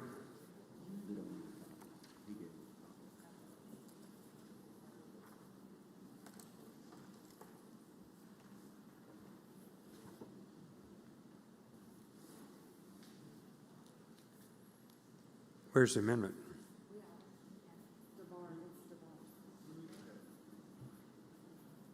You ready? You're ready to offer your amendment, Senator Barr? Thank you, Mr. President. Thank you, Mr. Chairman. I have a simple amendment. All it does is add Wayne County Jail to the legislation. I spoke with the chairman. He approved this as well. And that's all it does, add Wayne County. I'll yield for questions, Mr. President. Questions on the amendment? Seeing none. Senator Hill? Guess it would be for the amendment and the whole bill. Since we do house state inmates in regional facilities currently, is that correct? Yes. Why do we need it? Is that correct, Mr. Chairman? That is correct, Senator, but the reason why some of these other jails was asking for this is a lot of it is workforce related. They don't have those state inmates that can take advantage also of the work release bill that we did that allowed the regionals to So I guess my question is, this bill specifically for these two areas, is this going to cause inmates to be moved from Pearl River or Hancock or some of these other regional facilities into these two counties, and we will lose that revenue? That's my concern. No, this won't cause them to be moved from where they are. This will be in the event where we can increase the number that we'll let. Now, right now, we don't. Right now, if we wanted to, or we had the ability to allow some to go to another region, we can't because there's no room at some of these places. So I just don't, if we already allow it, I don't understand why we need a bill. Well, Senator Hill, I think you also spoken with MDOT, with Department of Transportation. Yeah. And a lot of this comes from that also because we realize that some of the places where MDOT and others currently work, there's no facilities that houses these state inmates. So this will help with that as well. So this doesn't diminish what we are. But can't they already do it? Can't they already do it? Can't they already house them in regional facilities? They can already be housed in a regional facility, but if MDOT in Wayne County wanted to be able to use inmate labor, prison labor, they can't because they're not housed in the area that's close to that facility or that district office in Wayne County. So this looks to me like, how many do we have that can be moved out of MDOC in these regional facilities right now? I don't have a number on that, but even like in my county, right now, we could definitely use it, but my sheriff is not in agreement to house those inmates in that county jail. So therefore, we can't, so now those people that could have went to work for MDOT can't because there's or even in Jones County. Well, I don't have a problem with what you're trying to do. I just don't want to see inmates moved out of regional facilities where they've been dependent on that revenue and moved to these counties. No, ma'am, that's not the case. Okay, thank you. You're welcome. Thank you, Senator. Senator Sparks? Question, Mr. President. You for a question, Senator? Is this on the amendment or the bill? Oh, I'm sorry. It was to Senator Barnett and his Do we need to adopt the amendment first? About the amendment. Okay, your question about the amendment. Yeah, based on that question, yes. Okay. For Senator Chairman or myself? Either one. I'll be glad to defer. If I'm not mistaken, and the amendment would reflect this because you're trying to put it in the statute just like the bill, all of our 15 regionals have been statutorily created and allowed, and they cannot just open a regional. So that's why the amendment, I believe, is being offered. That's correct. Thank you. You're welcome. Questions on the amendment? We're on the amendment. Questions on the amendment? Okay, Senator, we're ready for your motion on the amendment. Move for adoption of the amendment by use of the morning roll call. Yes, just an aye. All in favor signify by saying aye.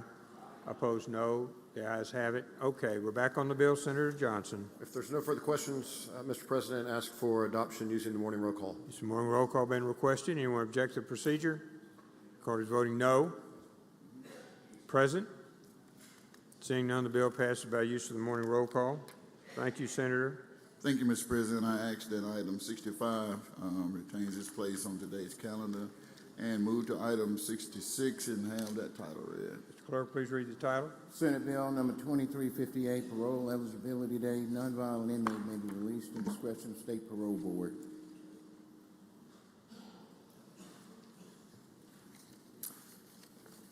Senator makes the usual motion. All in favor signify by saying aye. Opposed, no. Thank you, Mr. President. I'll be explaining the bill.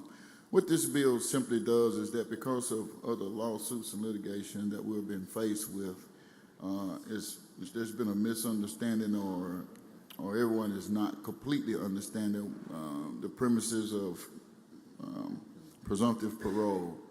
And so what this language does is it basically says that the parole board may, instead of shall, we're just changing this one line, may, in the discretion of the parole board, be released from incarceration to parole supervision on the inmate's parole eligibility date without a hearing of the board. That's basically what we're doing, is just changing the language from shall to may on this bill. I'm open for any questions. If there's no questions, Mr. President, I ask that the passage is based upon the morning roll call. Questions? We have a number. Senator Simmons? For what purpose, sir? Question, Mr. President. You for a question, Senator? Yes. Please proceed, Senator Simmons. Thank you, Mr. President. Thank you, Mr. Chairman, for yielding. How many people have we released under this statute regarding presumptive parole? I don't have the complete number on that, but there's always been problematic between MDOC and the parole board when we talk about presumptive parole.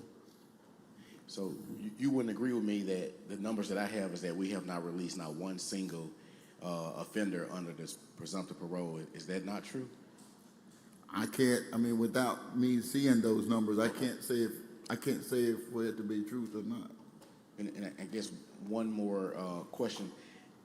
Again, why are we changing the language from shall to may if an offender meets all of the eligible requirements as outlined in the statute? This is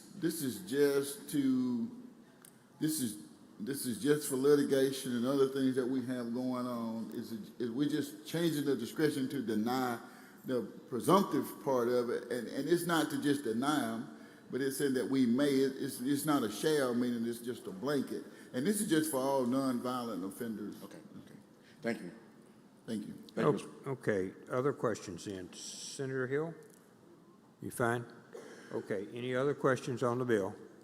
Senator, I think we're ready for your motion, sir. Thank you, Mr. President. If there are no other questions, Mr. President, I ask that passage based upon the morning roll call. Use of morning roll call has been requested. Objective procedure. Mr. Carter's voting no. Norwood, no. Jackson, no. Simmons, no. Frazier, no. Blunt, no. Chisholm, no. Anyone else? Jordan, no. Turner, no. Butler, no. Horn, no. Thomas, no. Simmons, no. Anyone else? No. Blackman, no. Anyone else? Present, voting present. Bill passes by use of morning roll call with the exceptions noted. I'm sorry. We got everyone?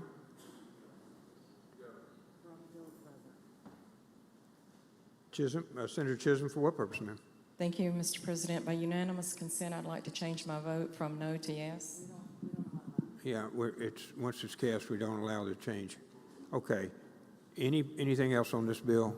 Because we're fixing to go to lunch here. Okay. Bill passes with the vote as designated. Remember, those that are chairman need to be back with Senator Hobson at 1:15. Senator Jackson, did you have an introduction, sir? Thank you, Mr. President. In the West Gallery, we have Coahoma Community College student ambassadors as well as members of the SGA, along with Chris Dixon and Karen Dunn. Would they please stand so we can make them feel welcome?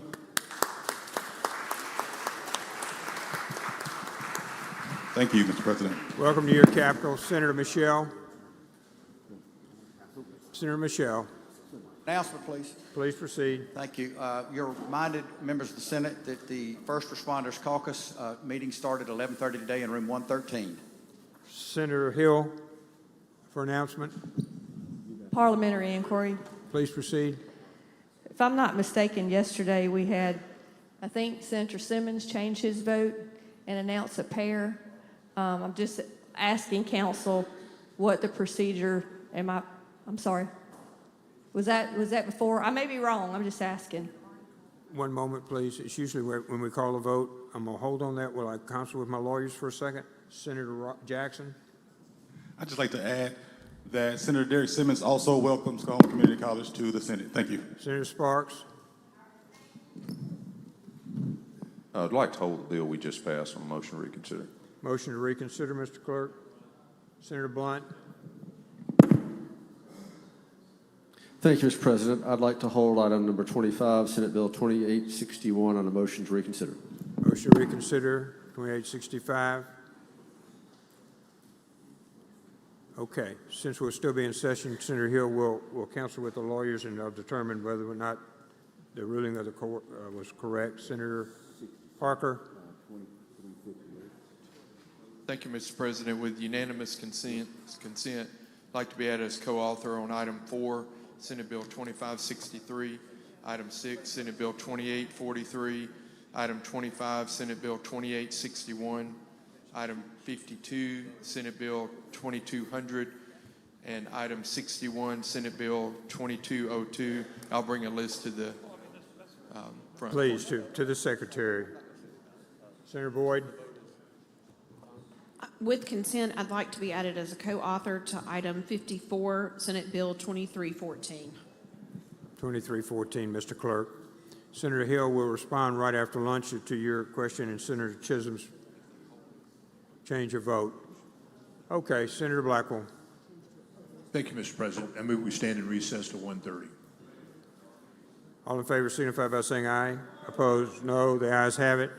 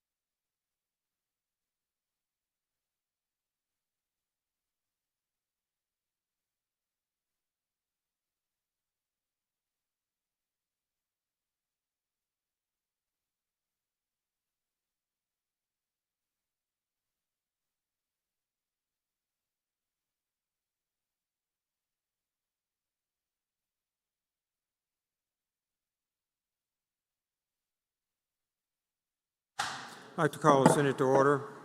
We'll go to 67. Senator Carter, pass and retain. Senator Hobson, for what purpose? Introduction out of order. Please proceed. Thank you, Mr. President. It's my pleasure to introduce Supervisor from Yazoo County. He's actually the supervisor for the part of Yazoo County that I represent, Mr. Lee Moore in the South Gallery. Lee, if you would stand, and I would ask the Senate to make you welcome today. Hey, Lee.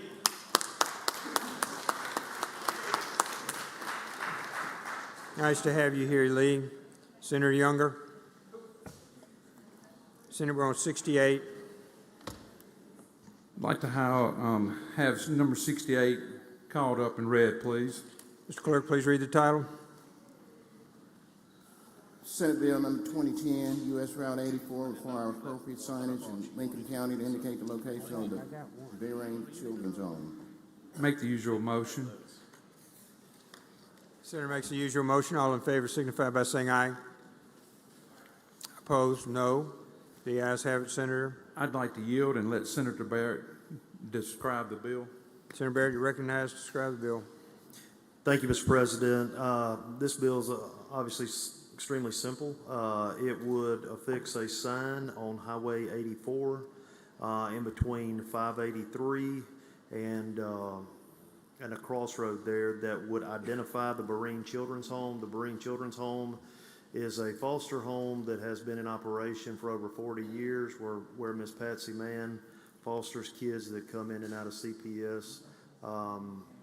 The reason for the signage is it's very difficult to find. They have a lot of people from Copiah Lincoln Community College service that home and providing tutoring services. So with so many people getting lost and other problems getting to the children's home, Miss Mann asked that we get her sign out there, so this is the avenue that we're taking. I yield for any questions. Mr. President, if there are no further questions, I ask for passage on the morning roll. Questions on the bill? Seeing none, use of the morning roll call has been requested. Anyone object to procedure? Of course, voting no. Present. Bill passes by use of the morning roll call. Senator Younger. Yes, sir. I would like to skip number 69 and have it held up and retain, for later, and go to number 70 and have the title read. Mr. Clerk, please read the title. Senate Bill 2257, Harvest Permits, delete repeal on provisions establishing maximum weight and approved routes of vehicles. Make the usual motion. Usual motion. All in favor signify by saying aye. Opposed, no. The ayes have it. What this does is just does away with the repealer, and that's all we're doing here. We did this a couple of years ago, and we're just doing away with the repealer on this. Questions on the bill? Senator Whaley. Introduction out of order at the proper time, Mr. President. One moment will be the proper time. Questions on the bill? Questions? Seeing none, Senator? I'd like to use the morning roll call. Use of the morning roll call has been requested for a passage of the bill. Anyone object to the procedure? Your speaker card is voting no. Present. Seeing none, bill passes by use of the morning roll call. 71. I'd like to skip it, Mr. President, and go to number 72, please. 71 retains its place on the calendar. Number 72. Mr. Clerk, please read the title. Senate Bill number 2260, Blue Envelope Program, establishes enhanced effective communication between law enforcement and drivers with autism. 72. Usual motion. Usual motion. All in favor signify by saying aye. Opposed, no. The ayes have it. I'd like to yield and let Senator Senator Boyd, you recognize to explain the bill.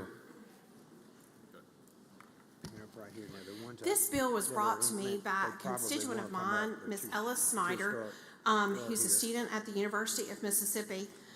What the bill does is, as most of y'all are aware, individuals with autism have difficulty with sometimes communication, maintaining eye contact, responding in high-stress situations. Many people on the spectrum are very concrete.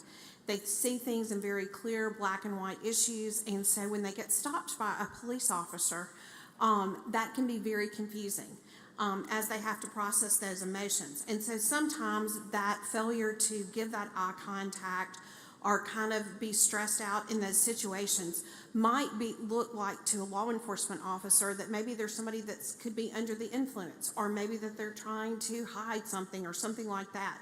And so it is not uncommon in the autism world to have a child that is very high functioning, that's driving, for them to wind up in the back of police cars, or to be stopped, and law enforcement officers don't know what to do. So a number of states around the country have implemented what they call a blue envelope program. And it literally is a blue envelope. And it has on that blue envelope the information that goes to law enforcement for them to be able to communicate and know that this is a child that has some type of communicative disorder with autism. It's a very simple program. It's not a program that is difficult to maintain. I have spoken with the Commissioner of Public Safety, Sean Tyndall. He immediately embraced the idea, as did many of my law enforcement officers, because it will help them know who these children are and know that that's why there's difficulty communicating in that aspect. The bill is pretty broad. It gives the authority to DPS to implement the program. It's a very inexpensive program. We're talking about blue envelopes. One of the states has really articulated what's on this website. It's being introduced in a number of states across the country, and that is a simple explanation of the bill, and I'm happy to answer any questions, Mr. President. Thank you, Senator Boyd. Question. Senator Whaley, did you have a question? Okay. Senator Jordan, you're recognized. For what purpose? I have a question, Mr. President. Senator Boyd, do you yield? You're recognized, Senator Jordan. Thank you, sir. Senator Boyd, what are the states in this area using search or procedure? Well, this is a new kind of concept that's sweeping the country, and so Maine is doing it right now. There's bills in the Indiana legislature and a number of legislatures across the country right now. I think Wisconsin's looking at it, but it's really a relatively new idea, and I've talked to the people in Maine, and it's been super successful there. Yes, it seemed like a great idea. I thought maybe some of the adjacent states in our area would be using such an important procedures. So we would be one of the first one in our area. We would be one of the first in the southern states to adopt this. I think it's introduced in maybe some of the other southern legislatures right now, but we would be one of the first to adopt it. Okay. Thank you, ma'am. Appreciate it. Thank you, Mr. Chair. Thank you, Senator Jordan. Senator Hill, for what purpose? Senator Jordan may have got my questions answered, but they would have to have, once DPS promulgates the rules, they would have to have like physician statements or whatever. Yes, and I've left the authority to DPAs too, and we've talked about this with the commissioner. I would let them the authority to promulgate the rules on this and giving them the authority to do that. So would they have something special on their driver's license? They already actually can have something on their driver's license right now. So this doesn't change that, but this, instead of like the law enforcement officer, because it also might be somebody in the car, that has this. And so this would give them something immediate to know. An individual who does this type of program, and I think it's Massachusetts, not Maine, I misspoke earlier, Massachusetts that does this program, if they want to, they can put actually a decal in their car, but that's not something that's required. But it literally is a blue envelope, and what they say is most of the people carry it in their glove compartment or something like that to be able to use it. Okay, because there's other people that have communication disorders too, of various means. So that was just what I was thinking. There's a lot of people that have communication disorders too. Yes. Especially deaf people. Well, and we enacted some things in the past to do this. Those are decals that you can get from the Department of Revenue. But I'll be honest, it's not something that's really taken off with that. And so a lot of our law enforcement officers want something to know So this is specific for autism? It is specific to autism. Thank you. And if this works, Senator Hill, I hope we're coming back to you to expand it. But we're going to try it first with this population. Yeah. And another thing I've tried to do in the past is, some handicapped people are never going to grow a leg back, but they keep having to get that permit renewed every 4 years. So I want to try to do something about that too. Thank you. Thank you, Senator Hill. Senator Seymour, for what purpose do you seek recognition? Introduction out of order. You're recognized for that introduction at this time. sitting in the North Gallery, I have a good friend of mine, Supervisor Nathan Bond from Stone County. Would the Senate please make him feel welcome?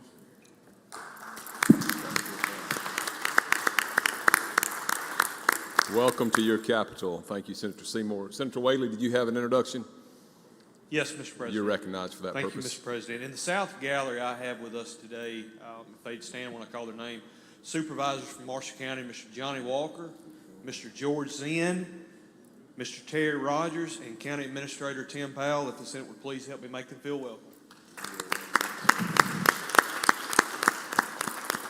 Thank you for being at your capital. Senator Thomas. Thank you, Mr. President. What purpose? Introduction out of order. You're recognized Thank for you, that Mr. introduction. President. Today, we're going to ask Supervisor Lee Moore if he would stand from Yazoo County. Let's give him a warm Mississippi Senate welcome. Lee, glad to have you back. All right, thank you. If there are no more questions, Senator Boyd, your motion. I move for final passage on the use of the morning roll call. Senator suggests passage by use of the morning roll call. Is there anyone that objects to this procedure? Any senator wish to be recorded as voting no? Seeing none, Mr. Clerk, please record all present on the morning roll call as voting aye, and the bill passes. Moving to Senate Bill number 73 on the calendar, Senate Bill 2271. Senator Johnson, you're recognized. Thank you, Mr. President. I'd like to have that title read on item 73. Mr. Clerk, please read the title. Number 2271, Mississippi Wireless Communication Commission move on to the Mississippi Emergency Management Agency. Make the usual motions. Senator makes the usual motion. All in favor say aye. All in favor say aye. Aye. Aye. All opposed, nay. The ayes have it. Senator, you're recognized. Ask that you would recognize Senator Delano to present the bill. Senator Delano, you are recognized to present the bill. Thank you, Mr. Chairman. Thank you, Mr. President.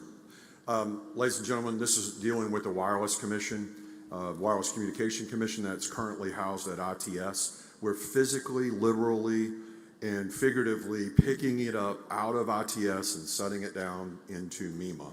And that's all that this bill does at this time. And I will yield for any questions on that. I do have an amendment that is not pertaining to the Wireless Commission, but I do have an amendment on this bill at a proper time. Thank you, Senator. Any questions?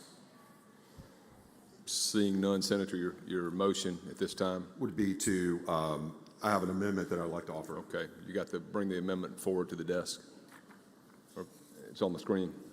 Okay, go ahead. You're recognized, Senator. Thank you. Included in this bill is the language for MEMA, and we have, as you're aware, we have the disaster recovery account. FEMA has changed the way that they do O&A, or other needs assistance, for natural disasters, and it's created quite a bit of additional expense for the state. And since that is handled during times of an emergency, we do like more or less a line of credit out of the working cash stabilization fund. And this will allow MEMA to have additional authority. Right now, they're currently capped. I believe it's at $2 million a year, $500,000 per incident. But this will take it to a point where it will not exceed a total of $10 million for the year. This is still a work in progress, and another part of this amendment that I'm making is putting a reverse repealer in it so that we can continue to work this out and make sure that we are able to provide the state match that's required for federal disasters as we have them from time to time. That's an explanation of the amendment. Thank you, Senator Delano. Question, Senator Blunt, you're recognized for what purpose?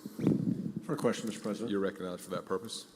Thank you, Mr. President. Thank you, Senator Delano. So is there I know the situations that MEMA deals with are unexpected and not like those that any other agency head would have, but he or she who's ever had a MEMA can, if this amendment passes, can go borrow $10 million?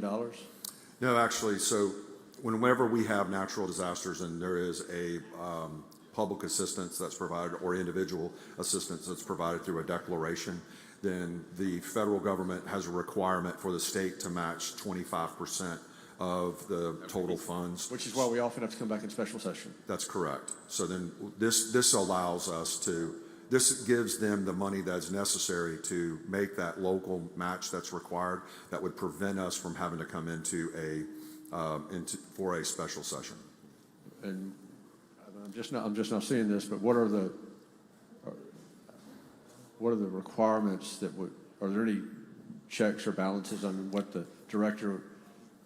Yes, sir. The grounds under which the director can ask for this or to borrow this money? Yes, sir. Yeah, I believe it is in these particular code sections. I'm just not looking at it in this amendment, but it's in the original bill. But there is a very prescribed way for the money to be released, and they have to provide notice to, I believe I know it's the governor's office, but also to LBO, and I think the chairman also get it from appropriations. But this is the same program that we've used for years and years, and I've personally had to make a couple of amendments to this code section over the past couple of years, but it is something that we definitely watch. The O&A component of individual assistance has changed dramatically so that the federal government has allowed for more and more eligible expenses to be claimed out of this O&A, other needs assessment, and this is the component that is required for the local match, just to give you an example. But it would require an emergency declaration from the president and the governor. And the governor, yes, sir. Okay, all right, thank you. Thank you, Senator Blunt. Are there other questions on the amendment? I move for adoption. Seeing none, the motion is to adopt the amendment. All in favor say aye. Opposed nay. The ayes have it. Senator, you recognize now for final passage? Yes, sir. I would suggest the use of the morning roll call. Senator suggests use of the morning roll call for final passage. Is there anyone that objects to this procedure? Anyone that wishes to be recorded as voting no? Seeing none, Mr. Clerk, please record all present on the morning roll call as voting aye, and the bill passes. Moving to number 74 on the calendar, Senator Johnson, you recognize. Thank you, Mr. President. I'd like to have the title read on that item. Mr. Clerk, please read the title. Senate Bill number 2272, Government Efficiency, create task force to provide recommendations on. Make the usual motion. Senator makes the usual motion. All in favor say aye. Opposed nay. The ayes have it. Senator, you recognize. I ask that you recognize Senator Boyd to present this bill. Senator Boyd, you recognize. Thank you, Mr. President, Mr. Chairman. The bill that you have before us this summer creates an efficiency task force for our Health and Human Services Agency. This fall and meetings this summer, directors of our Health and Human Services Agency and particularly the Commissioner of CPS, our state health state health officer, Dr. Edney, all talked about in various meetings that we had that there was some great deal of inefficiencies within our different Health and Human Services Agency. I'll give you, for example, is if you want to go get a mental health facility license, you have to go to the Department of Health and the Department of Mental Health. And Dr. Edney suggested that there's really no need for that. We need to have everything so that people know how to go and deal with one agency when they're trying to get things licensed and done, and then one regulatory body looking at that. CPS, in a number of meetings, Commissioner Sanders said that we could even go play Go Fish sometimes between the state agencies. It was so inefficient with some of the things that we had and the procedures that we had them at different places. So we have created a study committee among our Health and Human Service agencies, from our Medicaid, Department of Human Services, Child Protective Services, the Department of Health, the Director of Mental Health. We have senators and House members on that. We have a representative from the Attorney General's office who can look at issues that their agency has in representing those agencies, and someone from the governor's office. And so this task force will meet, and they will give a report back to the legislature of how that they would suggest to make changes so it's more efficient for consumers to do when they want to work with those various agencies, that they're not going through 2 to 3 different agencies on one particular issue. So that's an explanation of the bill, and I'm happy to take questions. Thank you, Senator Boyd. Are there questions? Seeing none, Senator, your motion. My motion is we move for final passage on the use of the morning roll call. Senator suggests final passage by use of the morning roll call. Is there anyone that objects to this procedure? Anyone who wishes to be recorded as voting no? Seeing none, Mr. Clerk, please record all present on the morning roll call as voting aye, and the bill passes. Senator Butler, do you wish to be recognized? For what purpose? Yes, Mr. Chairman. I would like the Senate to help me to welcome Ricky, Gray, and James from Adams County, the supervisor from Adams County. Help us welcome him here today. Would you stand?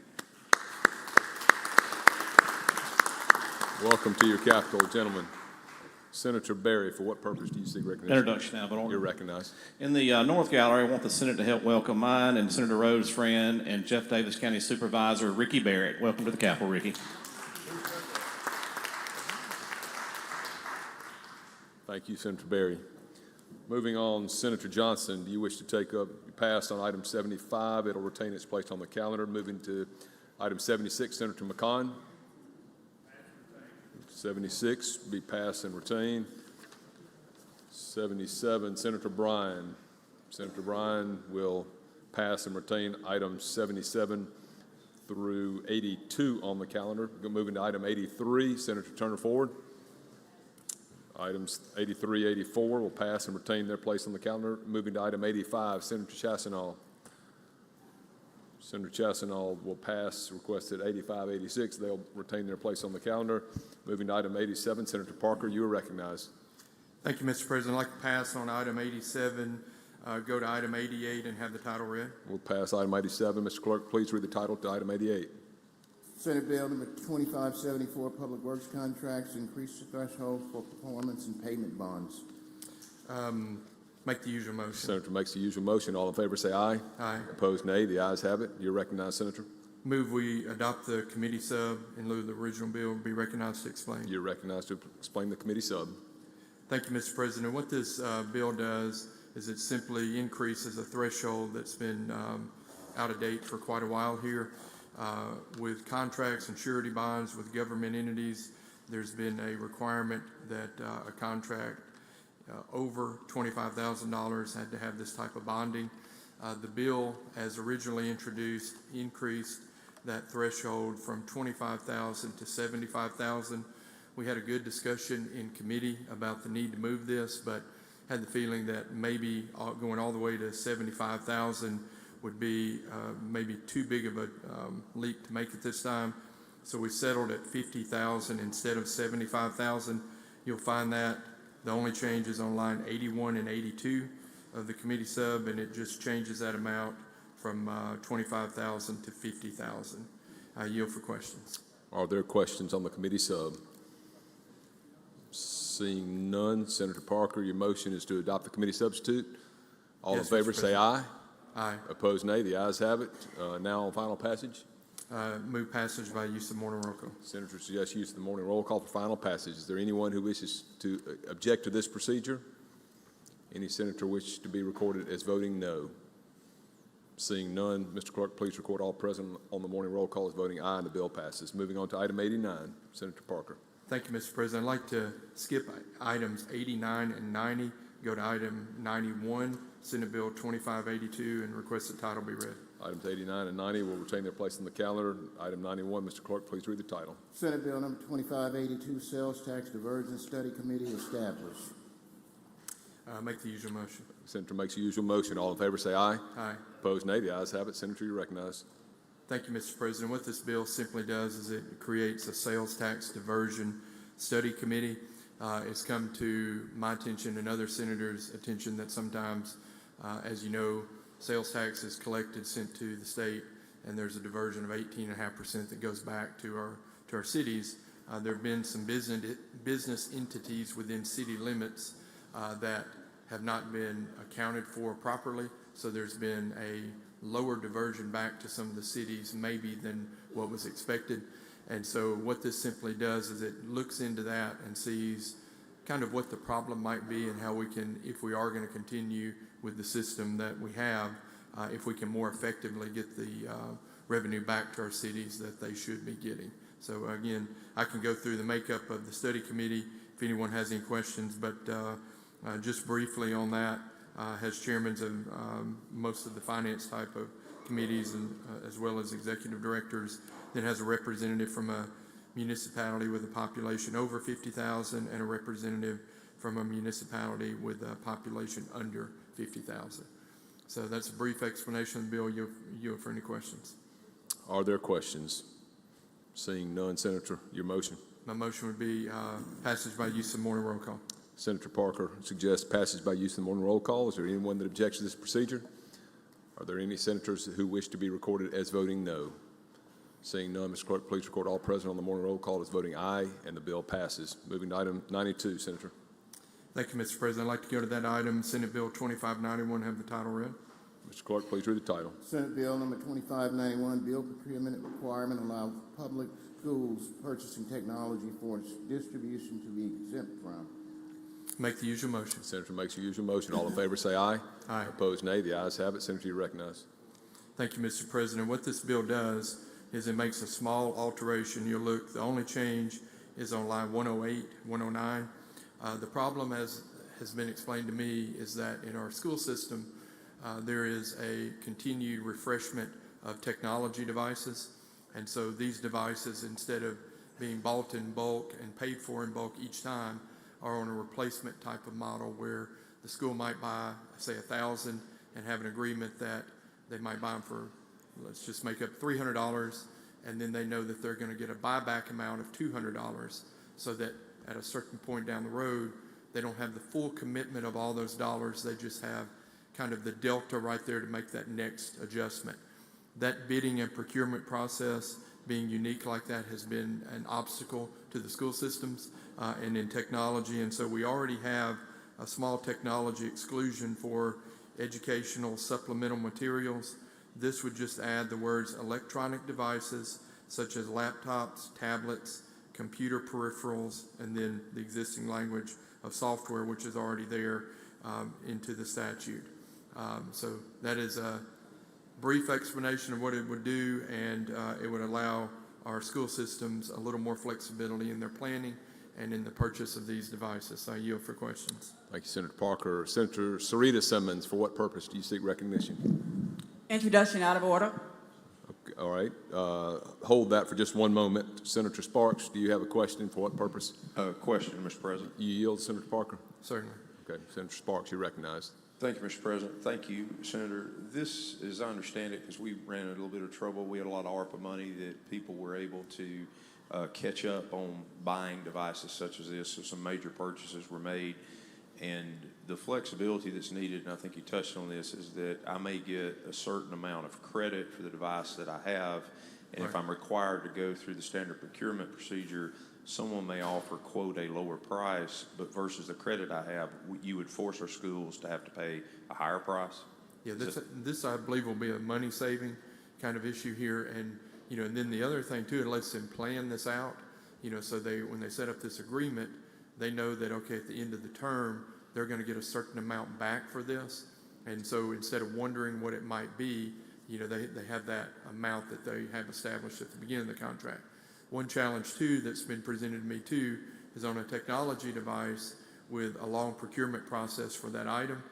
Sometimes they can be trying to procure an item and have another upgrade, say it's an iPad.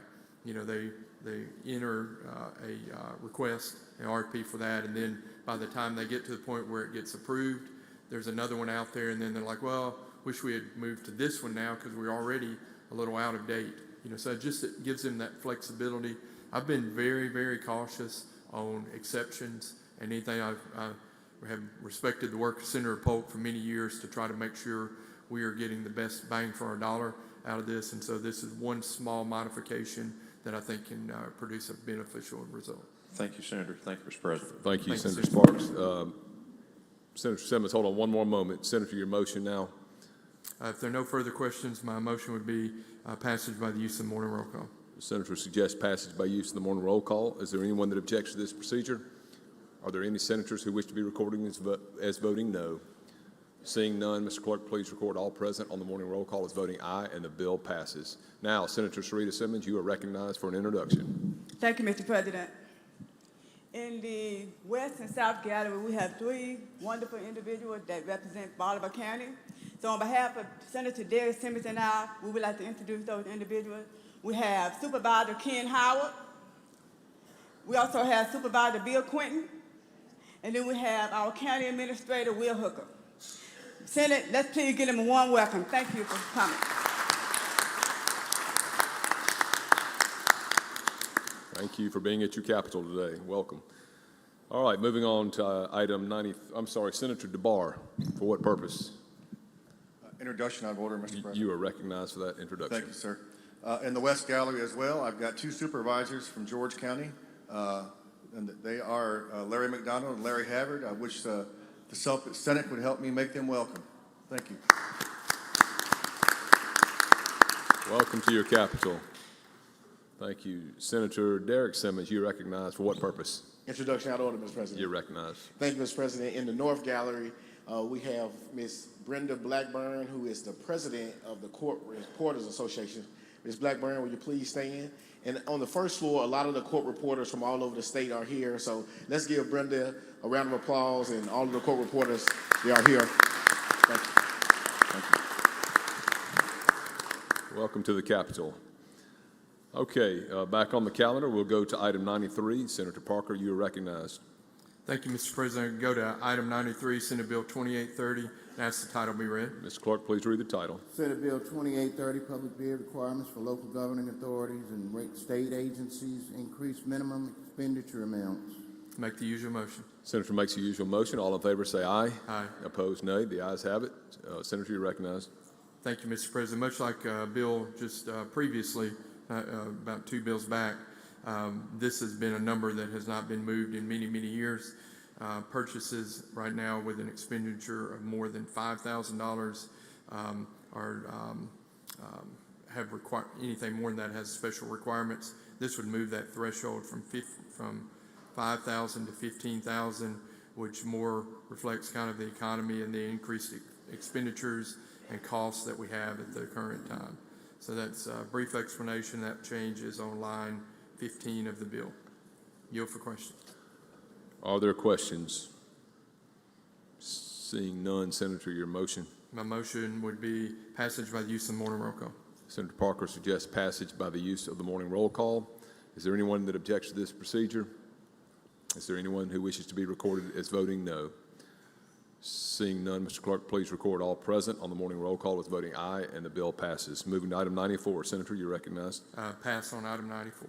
Item 94 will retain its place on the calendar. Moving to 95, Senator Michelle, you are recognized.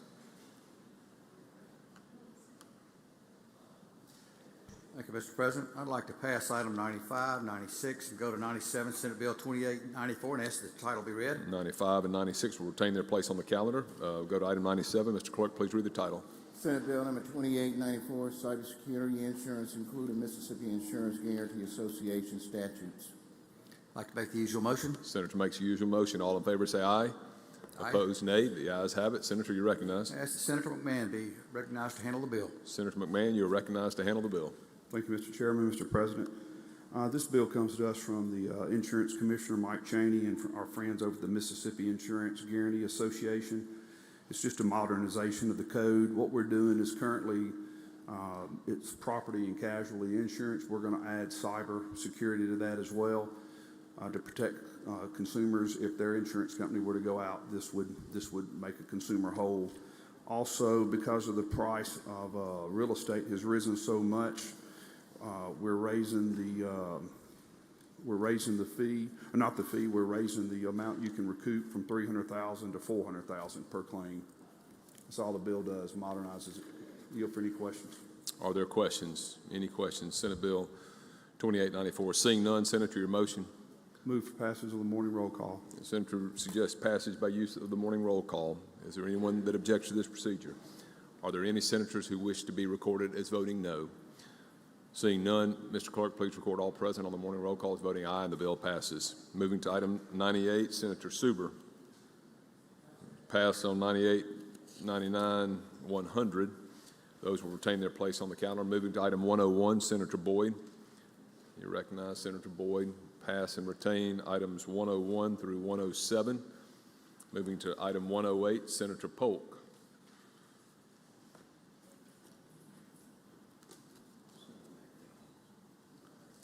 Senator McMahon, for what purpose do you seek recognition? introduction out of order. You are recognized for that introduction. In the South Gallery, on behalf of the Northeast Mississippi Senators, we would like to welcome Tom Bigby Regional Water District is here, their chief engineer. Mr. Herring's here. If you'd stand up, make him feel welcome. Also, there's some supervisors here. I can see Greg, but I can't see the other one, but they represent Tishomingo County on behalf of Senator Sparks and Senator Bryan and myself. We want to welcome them to their state senate.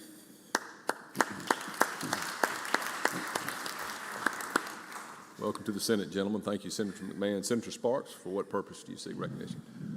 My colleague beat me to my introduction, but he did leave out the High Sheriff of Tishomingo County, who is also with us. I'll recognize you to introduce the High Sheriff of Tishomingo County. Thank you, Mr. President. Jamie Stewart's the sheriff in Tishomingo County, and we appreciate him being with us today. If y'all make him feel welcome. Good to have you, Sheriff. Are there others? Seeing none. Senator Polk, you're now recognized for item 108 on the calendar. Thank you, Mr. President. Ask that item number 108, I'll call the bill and ask the title be read. Mr. Clerk, please read the title. Senate Bill number 2418, Home Inspectors, bring forward all code sections pertaining to. Make the usual motion. Senator makes the usual motion. All in favor say aye. Opposed, nay. The ayes have it. Barely. Mr. President, I'd like to consider the committee sub in lieu of the original bill and recognize Senator Delano to explain. Senator Delano, you are recognized to explain the committee substitute.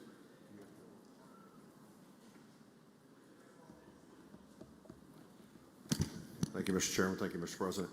Ladies and gentlemen, we have, as you're aware, we have home inspectors across the state that go out and inspect homes usually before a real estate transaction. Sometimes that's made as a condition of either insurance and or of financing. What we have seen is that there's been an increasing number of companies that have been requiring these home inspections for even new construction. There was a little bit of our state law that prohibited home inspections from or home inspectors to go in and do a home inspection on a new dwelling. So the rule has been that someone would have to live in a house at least one day before a home inspection could actually be done. And this has caused a little bit of an issue, especially down in the coastal regions, because of the insurance binders could not be done or could not be issued until the home inspection report has been completed.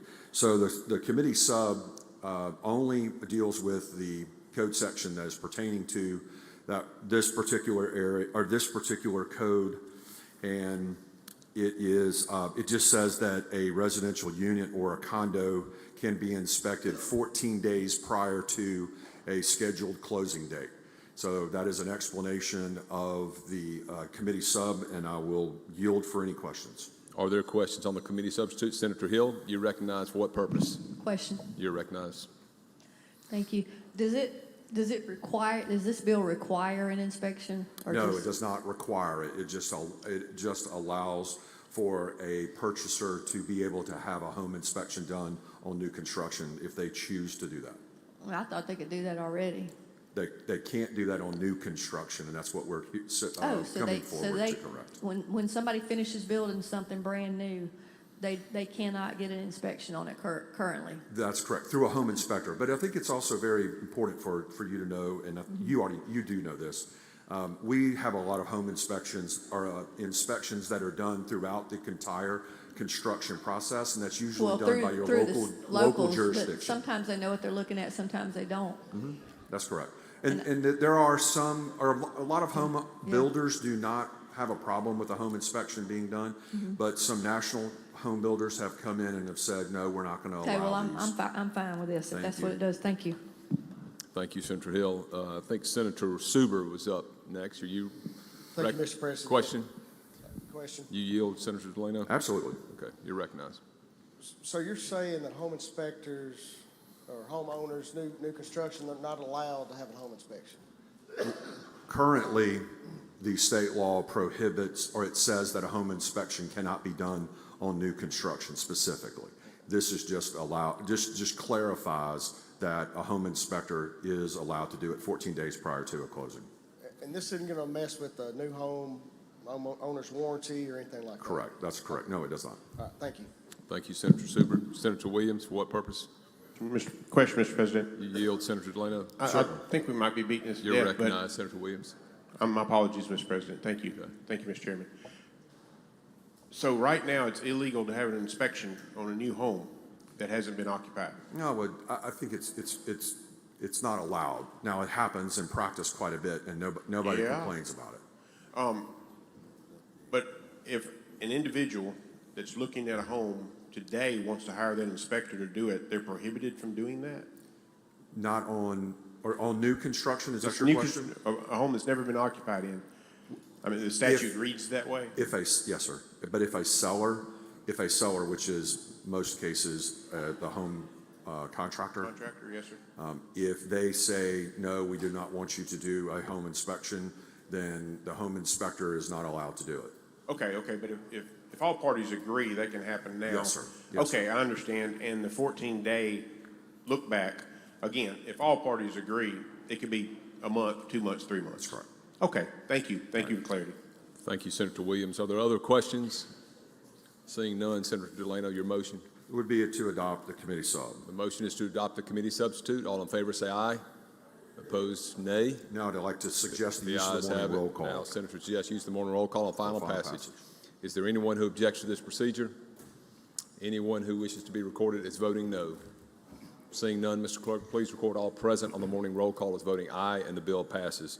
Moving to item 109 on the calendar, Senator Polk. Mr. President, I'd like to call up 109 and ask the title be read. Mr. Clerk, please read the title. Senate Bill number 2495, Mississippi Credit Availability Act, extend repeal or revise and create cap adjustment based on the CPU.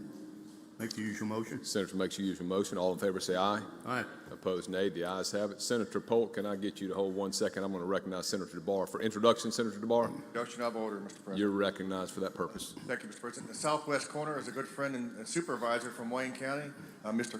Keith Clay. The Senate will make him welcome.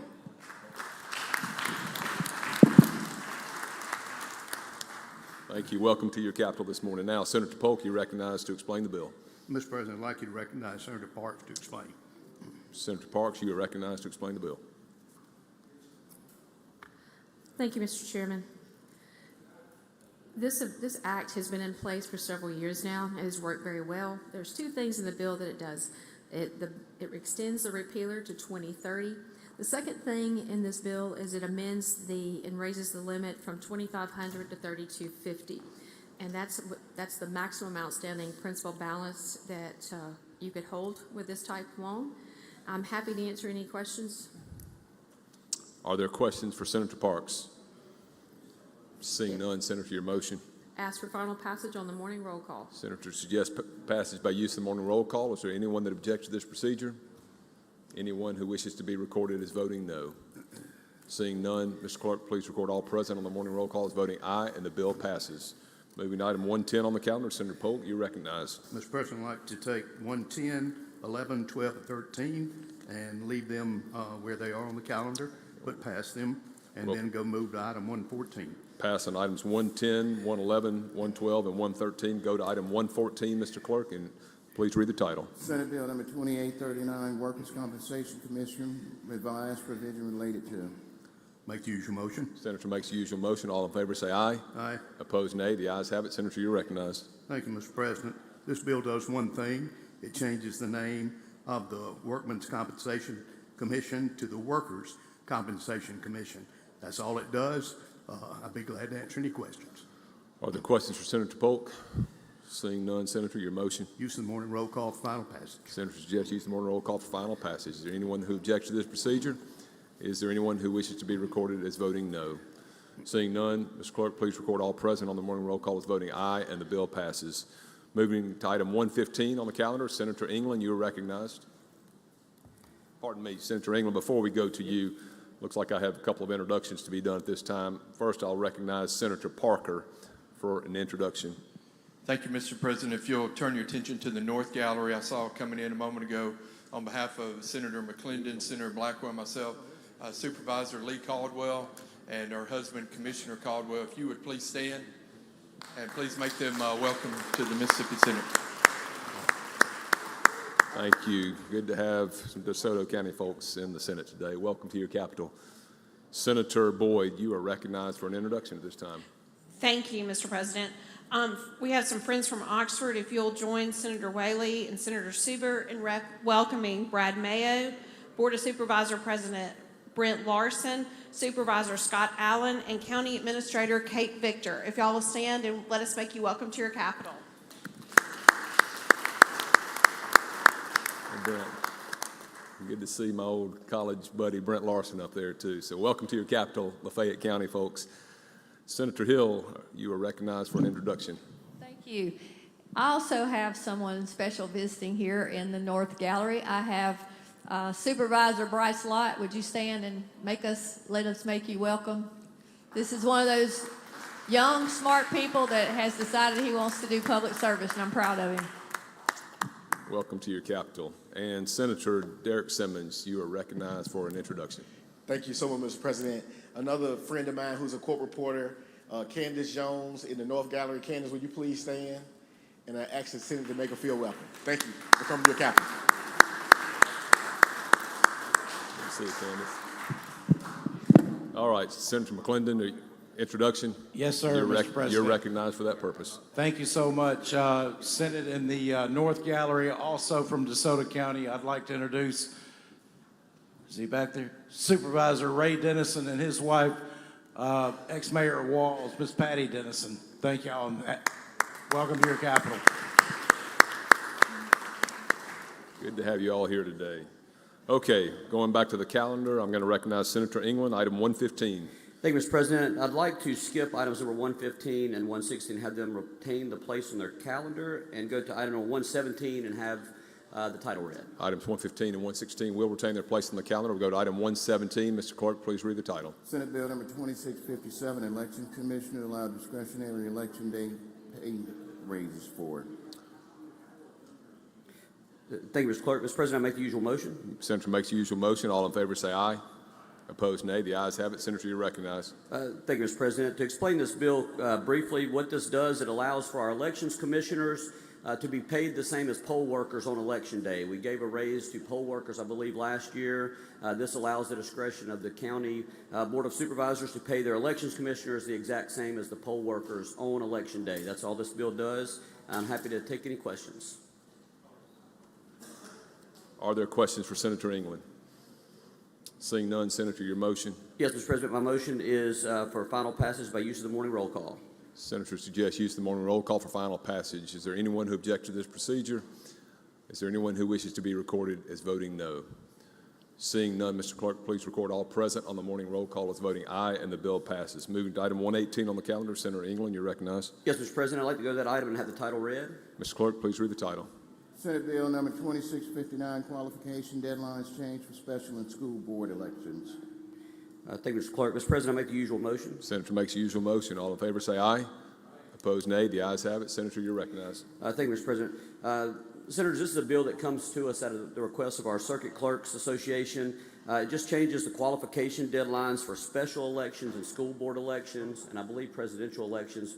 The same time period is there for qualifying. It's just moved back to allow for a full 30 days as opposed to 15 days to prepare the ballots. So it doesn't really change much of anything. It just gives our clerks the additional time they've requested to be able to print and prepare ballots. That's all the bill does, and I'm happy to take any questions. Are there questions? Seeing none, Senator, your motion. My motion is for final passage by use of the morning roll call. Senator suggests use the morning roll call for final passage. Is there anyone who objects to this procedure? Are there any senators who wish to be recorded as voting no?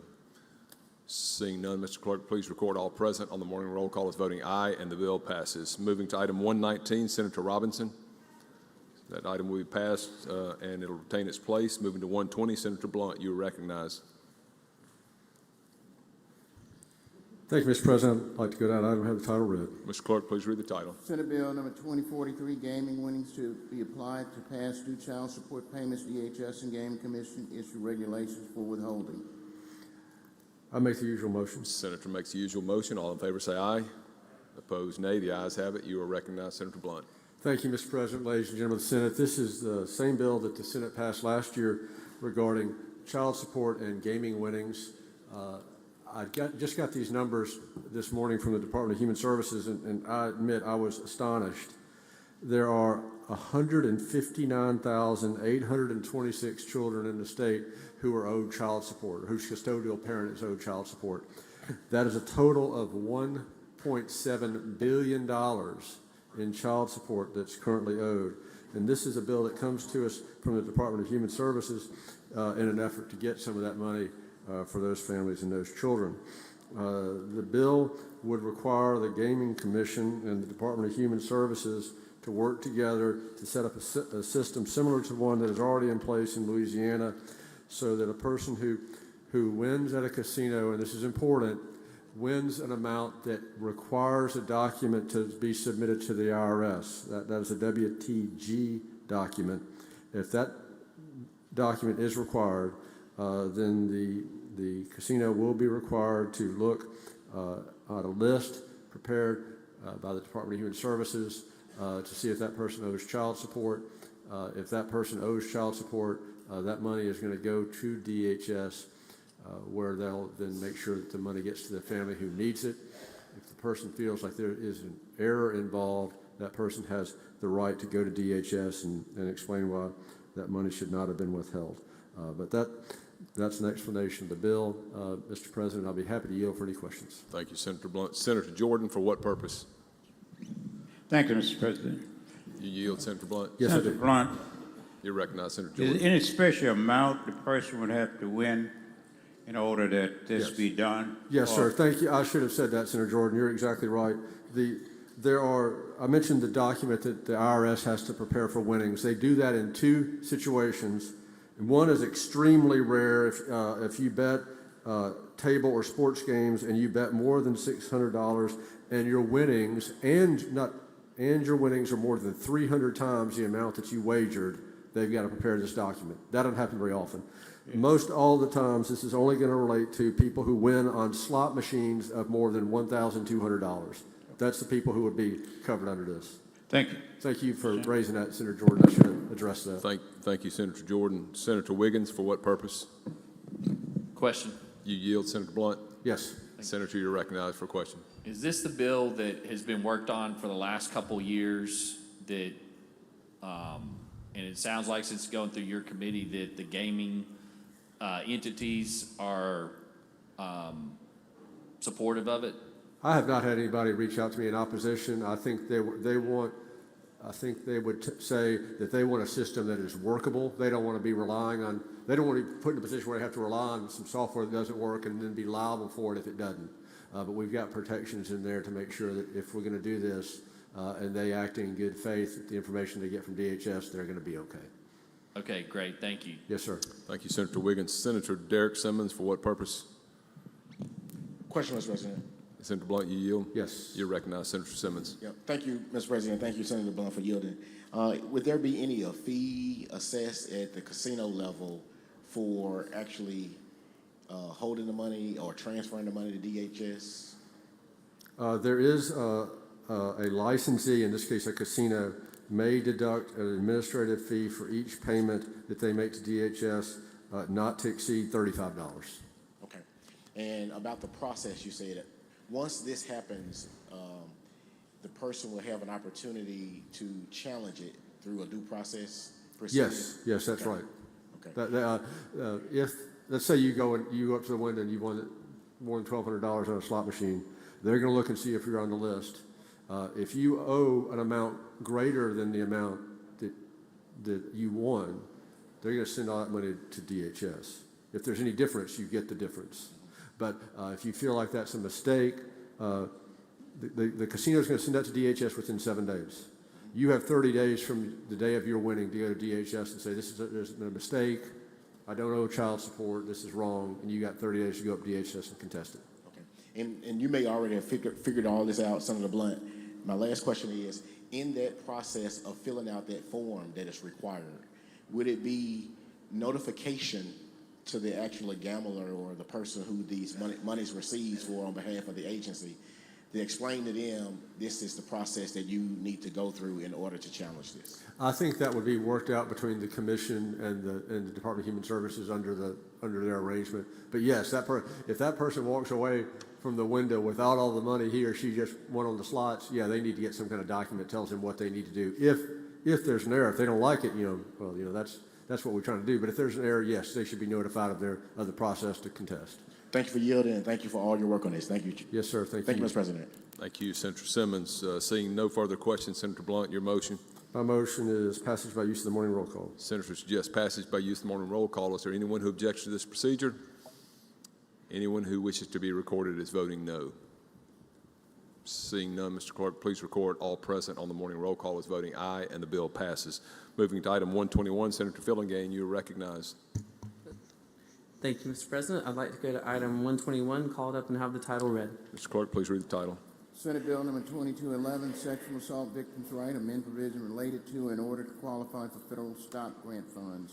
Make the usual motion. Senator makes the usual motion. All in favor say aye. Aye. Opposed, nay. The ayes have it. Senator, you're recognized. And if you'll recognize Senator Hill to explain the committee substitute, please. Senator Hill, you are recognized to explain the committee substitute. Thank you, Mr. Chairman.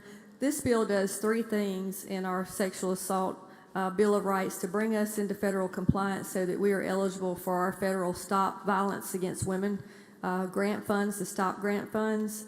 The first thing it does, it gives the victim the right to be informed of the policies governing the collection and preservation of a sexual assault evidence collection kit. So it just allows the victims to be given, requires the victims to be given the policy of that particular law enforcement agency that that the crime would have happened in. The second thing, it says that the victim has the rights to be informed of the rights under this subsection. So all they would have to do is copy and paste the code, give that to the victim. And then the right to receive written notification of intended destruction or disposal of the sexual assault evidence kit no later than 60 days before the date of the such destruction or disposal. So it's basically only giving them copies of policy is what it requires, and that would allow us to draw down about $160,000 to $180,000 a year to go into the fund over at the health department to stop the interpersonal violence fund at the health department. And so that would bring us into federal compliance and allow us to draw down those funds. Thank you, Senator Hill. Are there questions? Seeing none, your motion, Senator? My motion would be passage on the morning roll call. We're going to adopt the committee sub first. Oh, I'm sorry, I thought Joey did. My motion would be adopt the committee sub. Okay, motion is to adopt the committee substitute. All in favor say aye. Opposed, nay. The ayes have it. Now on final passage, Senator. Now my motion would be final passage on the morning roll call. Senator suggests passage by use of the morning roll call. Anyone object to this procedure? Is there anyone who wishes to be recorded as voting no? Seeing none, Mr. Clerk, please record all present on the morning roll call as voting aye, and the bill passes. Moving to item 122, Senator Fillingane, you're recognized. Thank you, Mr. President. I'd like to skip that item, ask that it retain its place on the calendar, and go to item 123. We'll skip item 122, have it retain its place, go to item 123. Mr. Clerk, please read the title. Senate Bill number 2803, ATVs and UTVs require titling and exempt from ad valorem tax when held by retailers on consignment or floor plan basis. I make the usual motion. Senator makes the usual motion. All in favor say aye. Aye. Opposed, nay. The ayes have it. Senator, you recognized. Thank you, Mr. President. If you'll recognize Senator Barrett to handle the bill. Senator Barrett, you are recognized to handle the bill. Thank you, Mr. Chairman. Thank you, Mr. President. This is the bill that we passed out of here last year, which would require that any ATV or UTV manufactured or assembled or sold after July of 2025 to be titled. This does not at any way apply to operating an ATV or UTV off-road. And the final portion of this bill, to clear up any ambiguity within the state, would be that the floor plan, the ATVs and UTVs that the dealer has on his floor plan would be exempt from ad valorem taxes. That's a brief description of the bill, Mr. President. I yield for any questions. Thank you, Senator Barrett. Any questions for Senator Barrett? Seeing none, your motion. Yes, Mr. President, if there are no further questions, I ask that this be passed by use of the morning roll call. Senator suggests use of the morning roll call on final passage. Is there anyone who objects to this procedure? Anyone who wishes to be recorded as voting no? No, Senator DeBar. Seeing no others, Mr. Clerk, please record all others present on the morning roll call as voting aye, and the bill passes. Moving to item 124. Thank you, Mr. President. I'd like to give that Senator, item. you recognize. Call it up and have the title read. Mr. Clerk, please read the title. Senate Bill number 2197, criminal law, increased penalties for crimes of impersonating patrolman or law enforcement officer. May the usual motion. Senator makes usual motion. All in favor say aye. Aye. Opposed, nay. The ayes have it. Senator, you recognize. Thank you, Mr. President. We'll recognize Senator Hill to handle the bill. Senator Hill, you are recognized to handle the bill. Thank you, Mr. Chairman, Mr. President. All this bill does is change from a misdemeanor to a felony for impersonating a police officer and brings Mississippi in line with all of our surrounding states, all the way to Texas, Georgia, Alabama, Tennessee, Louisiana. It's a very simple bill, and that's basically what it does. Are there questions? Senator Jordan, for what purpose? Thank you, Mr. President. Well, this new... Senator, you yield to Senator Jordan? Yes. You're recognized, Senator Jordan. What are we having many cases of search that this is necessary? Yes, we have had numerous cases. I think we've had 3 in the last year and a half of someone impersonating a police officer and pulling somebody over on Mississippi Highway. And this is happening in the state of Mississippi? Yes, sir. You can get on your phone and look up the news reports. We've had several in the state of Mississippi just in the last 18 months. Okay. All right. Thank you, ma'am. Appreciate it. Thank you, Senator Jordan. Senator Turner, for what purpose? Question. Senator, you yield? Yes. You're recognized, Senator Turner. Thank you, Mr. President. And Senator Hill, I'm not familiar with these cases. And what I'm trying to figure out is to what extent have these individuals impersonated law enforcement? Has it been to the extent of them dressing out? And the reason I'm asking is I'm aware of an instance where an individual was using lights, I believe under the mistaken belief that he had the authority to do so. Would this statute implicate him? Nothing changes in the statute as far as what it takes to impersonate a police officer. The only thing we're changing is the penalty. We haven't changed any other wording, just changing it from a misdemeanor to a felony. No, I understand that, but I'm asking what type of conduct does the statute address? What is considered as impersonating a law enforcement officer? I'd have to get the bill from Joey, but basically, if you're in good faith misleading somebody to make them believe that you're a police officer to gain their trust, then you would be guilty. And so you mentioned cases that have occurred across the state. You said how many? There's been a lot. I actually had a distant relative murdered about 30 years ago in the state of Mississippi. It was actually Mark Formby's direct relative that was murdered by someone who was impersonating a police officer, pulled her over, dragged her into the woods, and killed her.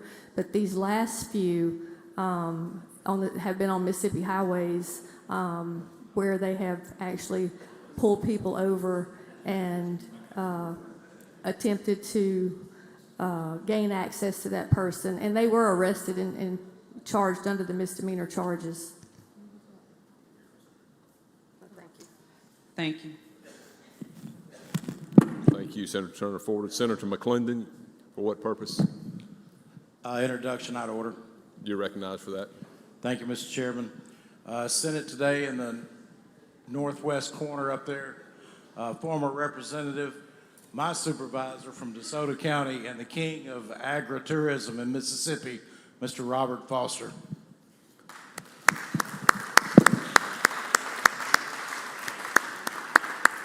Welcome back to the Capitol, Robert.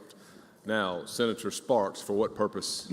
A question, Mr. President. Senator Hill, do you yield? Yes. You're recognized, Senator Sparks. Thank you, Mr. President. Thank you, Senator.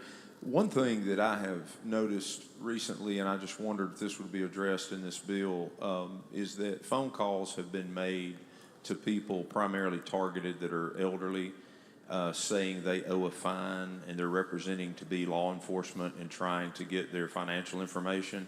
Would this bill be broad enough to capture them? I believe it would. So that would allow us to prosecute in a felony fashion when they're trying to scam people claiming I'm with so-and-so sheriff department. Yes. because it says willfully assuming or pretending to be a law enforcement officer. Thank you. Senator Sarita Simmons, for what purpose? Introduction out of order. You're recognized for that purpose. Thank you, Mr. Chairman. In the South Gallery, we have 3 individuals that I would like to introduce. We have Supervisor Riley Rice, County Administrator Mary Hart, and Controller Michelle Davis. Senator, let's please give them a warm welcome. Thank you. Welcome to your capital. Senator Blackman, for what purpose do you seek recognition? Question, Mr. President. Senator Hill, you yield? Yes. You're recognized, Senator Blackman. To Senator Sparks' point, it looks like this bill just says impersonate a state highway safety patrolman. You need to go on down and look in the bill because it's any subdivision, municipality, or county on lines 49, 50, 51. It also includes all those.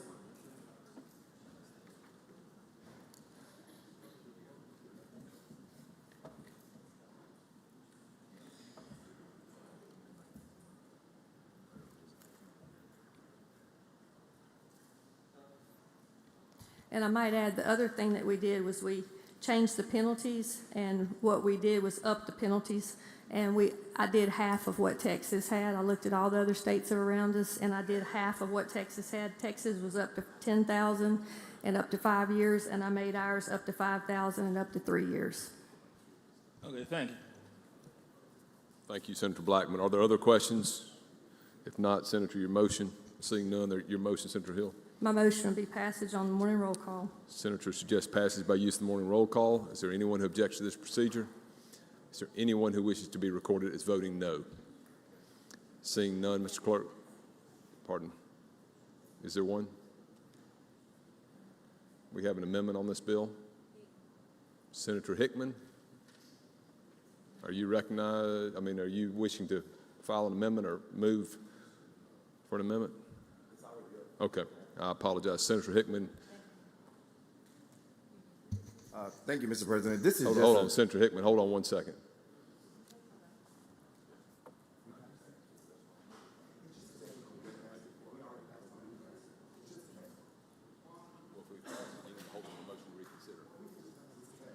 Okay. Well, the vote's already been called on it. That's the problem. So anyone who wishes to be recorded as voting no on the measure? Seeing none, Mr. Clerk, please record all present on the morning roll call as voting aye, and the bill passes. Moving to item 125 on the calendar, Senator Fillingham, you're recognized. Thank you, Mr. President. I'd like to skip that item and ask that it retain its place on the calendar and go to item number 126. Skip item 125, go to item 126, and Mr. Clerk, please read the title. Senate Bill number 2313, sexual offense provide immunity for reporting. I make the usual motion. Senator makes the usual motion. All in favor say aye. Aye. Opposed, nay. The ayes have it. Senator, you're recognized. Thank you, Mr. President. If you'll recognize Senator Hill to explain the bill. Senator Hill, you are recognized to explain the bill. Thank you, Mr. Chairman. In the past couple of years, we have passed bills through here to give immunity to someone who is reporting an overdose. If that person reports an overdose and someone comes to investigate that overdose, if there are drugs or alcohol present, we have given immunity from arrest for that person who called or the victim. And what this bill does, it takes the exact same parameters and extends that to reporting of a sexual assault. Exactly like the bill we passed for immunity for overdoses, and all it is immunity for arrest for drugs and alcohol or revocation of parole or probation if someone calls on good faith and another individual, first responder or police, comes to investigate the sexual assault. Question, Senator Blackman, for what purpose? Introduction out of order. Okay, hold on just one moment. Seeing no questions on the bill, Senator Hill, your motion. My motion will be passage on the morning roll call. Senator suggests passage by use of the morning roll call. Is there anyone who objects to this procedure? Is there anyone who wishes to be recorded as voting no? Seeing none, Mr. Clerk, please record all present on the morning roll call as voting aye, and the bill passes. Senator Blackman, you're recognized for an introduction at this time. Thank you, Mr. President. In the West Gallery from Holmes County, we have Supervisor Deborah Mabry, County Administrator Tiffany Williams, and Community Organizer Linda Salas. I'd like to have the Senate help me make them welcome. Welcome to the Senate. Okay, moving on to item 127, Senator Fillingane. Thank you, Mr. President. I'd like to go to that item called up and have the title read. Mr. Clerk, please read the title. Senate Bill 2315 bail makes certain amendments to provisions related to. Make the usual motion. Senator makes the usual motion. All in favor say aye. Aye. Opposed, nay. The ayes have it. Senator, you recognize. Thank you, Mr. President. We'll recognize Senator Sparks to explain the committee substitute. Senator Sparks, you are recognized to explain the committee substitute. Thank you, Mr. President. Thank you, Mr. Chairman. Senate Bill 2315 addresses bail bonding. The primary language that you will see repeated a couple times throughout it begins first with that if the bail bondsman is not notified of a failure of a person to show up at court and a judgment not signed, a bench warrant is issued, that they are to be required that notice or that warrant shall be set aside as it relates to the bondsman. The clerk also would accept a set-aside order from the bail bondsman, from the surety, to that effect for submission to the court. It certainly does not make an order be proper. It just has them having the ability to turn an order in to that effect. In addition, any warrants that are issued for non-appearance would be put on the NCIC index with no restrictions. So if someone has a warrant issued for them, that should go into the national database. As it relates to a final judgment being entered and what happens with a bail bond, if you don't show up, ultimately that bond is called and you have to deliver that person to the court or in fact make the payment of the bond to the court. If you do not, the bail bond industry is governed by the Insurance Commission, that their ability to write bonds can be revoked. In other words, it'd be a revocation of their license. This changes the period of time from 10 to 30 working days of the notice of the revocation. Of course, oftentimes the mail doesn't move as quickly as we think it would be. But also that it gives the bail bondsman an opportunity, the surety, to show proof that they've in fact made payment of the bond, have a surrender certificate or a notice of surrender for the person that they are seeking. And this basically deals with being able to show proof to the Department of Insurance that you've in fact met the conditions of your bond. That information is repeated in Section 2 with the 10 to 30 days. Again, the revocation, the rules of how you can satisfy that you have met your criteria without losing the licensure that you have with a set-aside order in the NCIC. And again, it's repeated in a couple different sections. In Section 4, generally a bond that you would receive, a bail bond to get out of jail, is good for 36 months. But there are questions sometimes when you're discharged from that bond. And in this bill, we're making clear that if the defendant has been found guilty and a sentence is pronounced, that the bondsman is released from their duty because their duty was to make sure the defendant actually showed up for court. The second issue would be that the charge is dismissed or null pros. Third would be the charge is retired and remanded to the files. And then finally, of course, you have the defendant is surrendered by a bail agent, or the defendant is sentenced, and it's a very key issue here, to non-adjudication, alternative sentence, or an intervention court program. There's actually a sentence, which means there was a plea, so they've met their duty to bring someone to court. That is an explanation of the bill. Mr. President, and I would yield any questions. Are there questions? Seeing none, Senator, your motion. I would move for adoption of the committee sub. Senator moves for adoption of the committee substitute. All in favor say aye. Aye. Opposed, nay. The ayes have it. Now, Senator. If there are no questions, I'd move for final passage on the morning roll call. Senator moves for final passage by use of the morning roll call. Is there anyone who objects to this procedure? Anyone who wishes to be recorded as voting no? Seeing none, Mr. Clerk, please record all present on the morning roll call as voting aye, and the bill passes. Moving to item 128, Senator Wiggins, you are recognized. Before you are recognized, Senator Berry, for what purpose?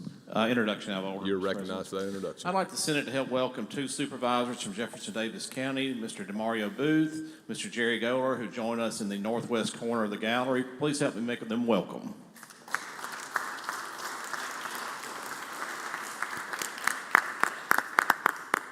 Welcome to the Senate, gentlemen.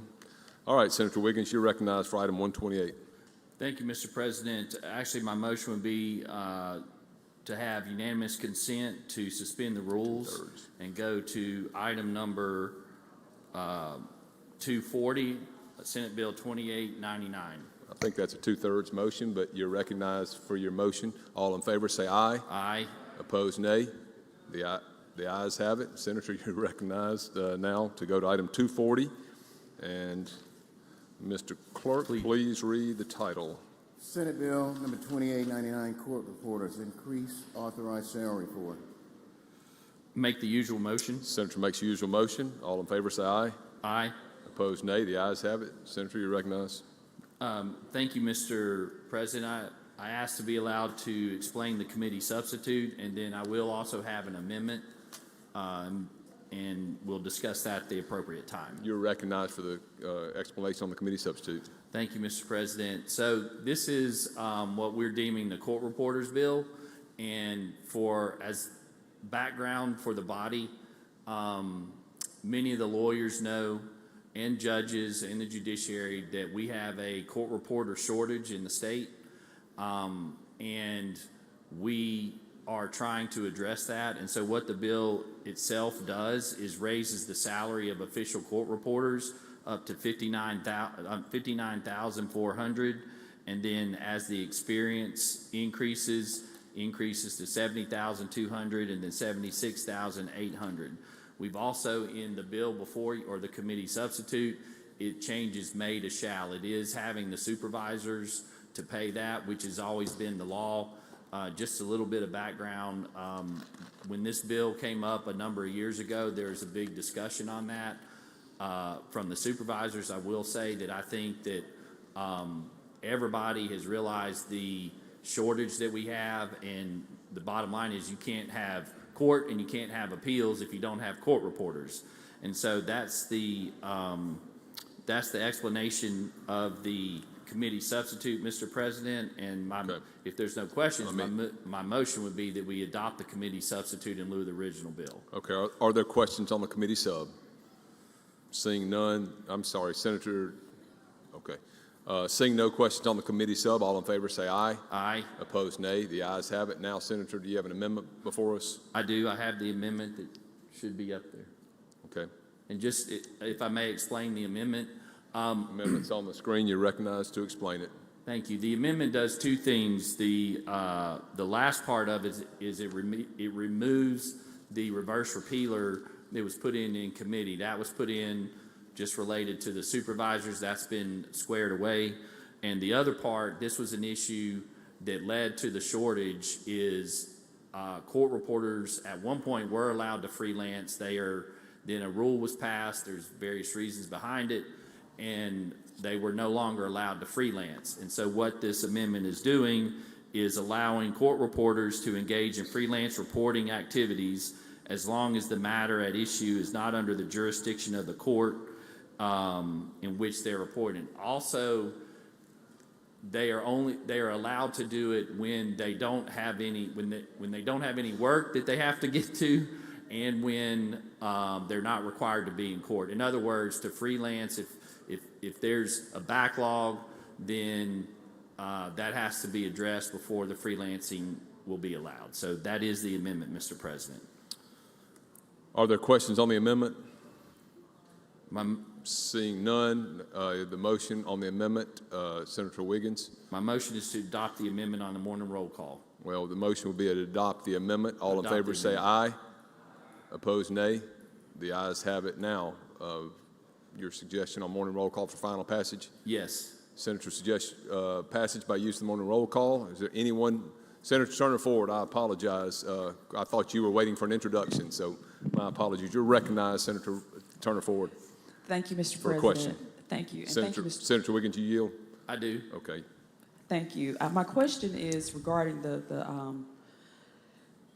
salary for the court reporters. Are they spread across the districts in which they work, or is it? I understand that you're saying it's the responsibility of the supervisors, but since they are working for the Chancery Court District or the Circuit Court District, wouldn't they all have to contribute some percentage to the raise? Yeah, if you look at, and this is current law, if you look at starting at line 19, the Board of Supervisors of any county is authorized to pay its court reporters the applicable amount of the maximum salary authorized, and then in addition, any court reporter performing the duties in the same judicial district, that can be had.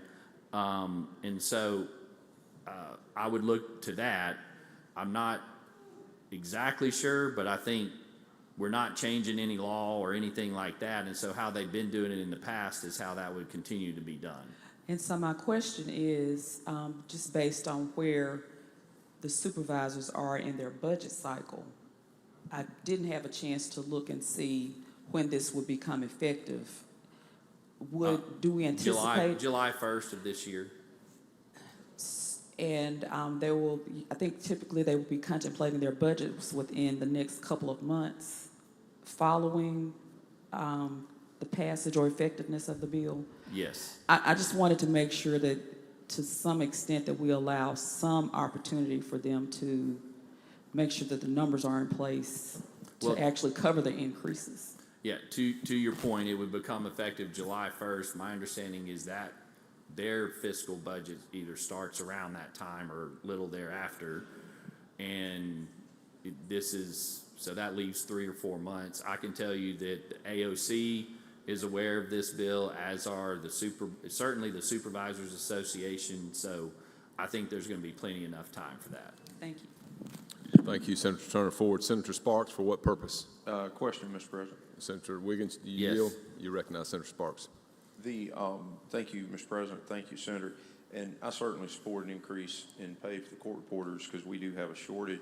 But I do want to make sure, and I don't know if you handle the budget on the appropriation side. I'm not on the appropriation side, so it gets a little confusing sometimes. But this is an annual salary payable by AOC. So, the court reporters paid by the administrative offices of court.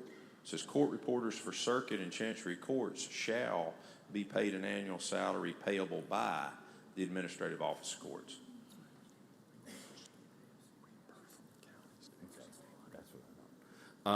Yeah, so 2 things. If you see line 17 and 19, it says, and by the way, this is current law, no amount of increase shall be paid from the state general fund. And then speaking with council, how that works is the money is sent from the locals to AOC, and then AOC sends it to the court reporters. Okay, I just don't want to pass something that's equivalent of an unfunded mandate because that's not very helpful to the court reporters. Well, since you're bringing that up, that was the debate that happened a number of years ago with the supervisors. And working with Senator Simmons, who's county chair, it's been related to me that objection is no longer there as it pertains to the court reporters. And so, yes, if you see in line 9, it says shall. And so, but through working with Senator Simmons and others, my understanding is the supervisors, they understand the need that we have. You can't have a court system without court reporters, and so they're in agreement. I don't want to put it on that. They do not object to what we're doing here. Okay, because I've had court reporters reach out to me in support of this. I just want to make sure we didn't pass something that didn't actually meet what we wanted to meet.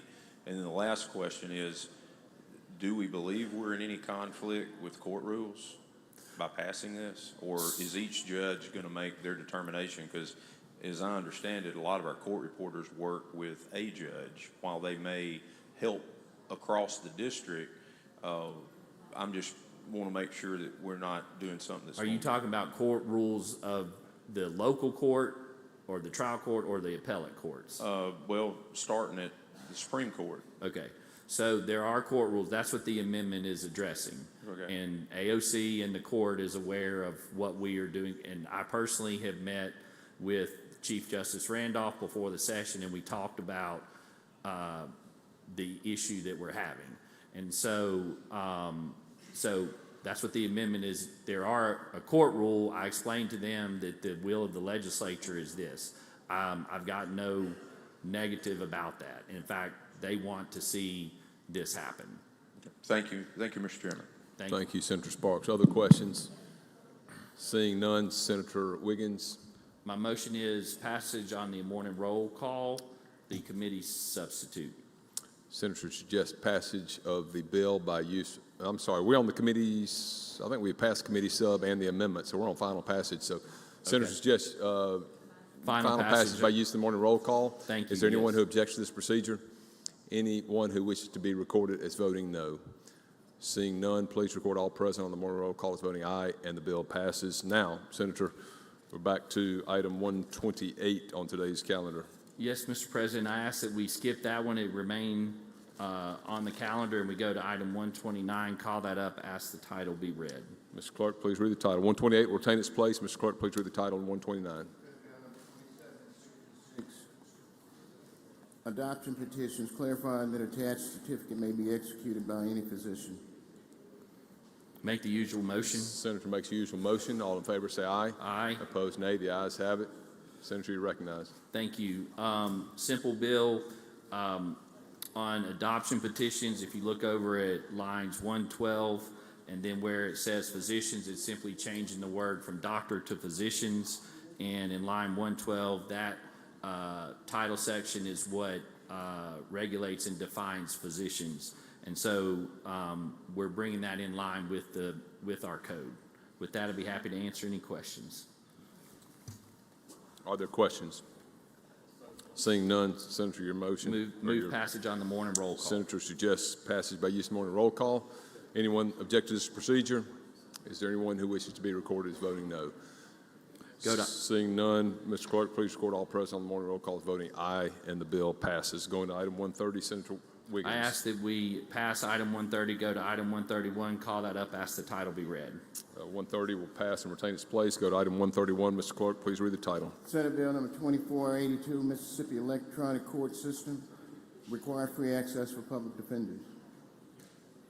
Make the usual motion. Senator makes the usual motion. All in favor say aye. Aye. Opposed, nay. The ayes have it. Senator, you recognize. I ask that be allowed to explain the committee substitute. You recognize. Explain the committee sub. Thank you. Short, for those that may not know, MEC is the statewide electronic court system, and what this bill is doing is, if you look at starting at lines 16 to 18, allowing public defenders access to the MEC system, where it's involving indigent defendants. In committee, we had discussion, and the discussion was to allow county prosecutors that access as well.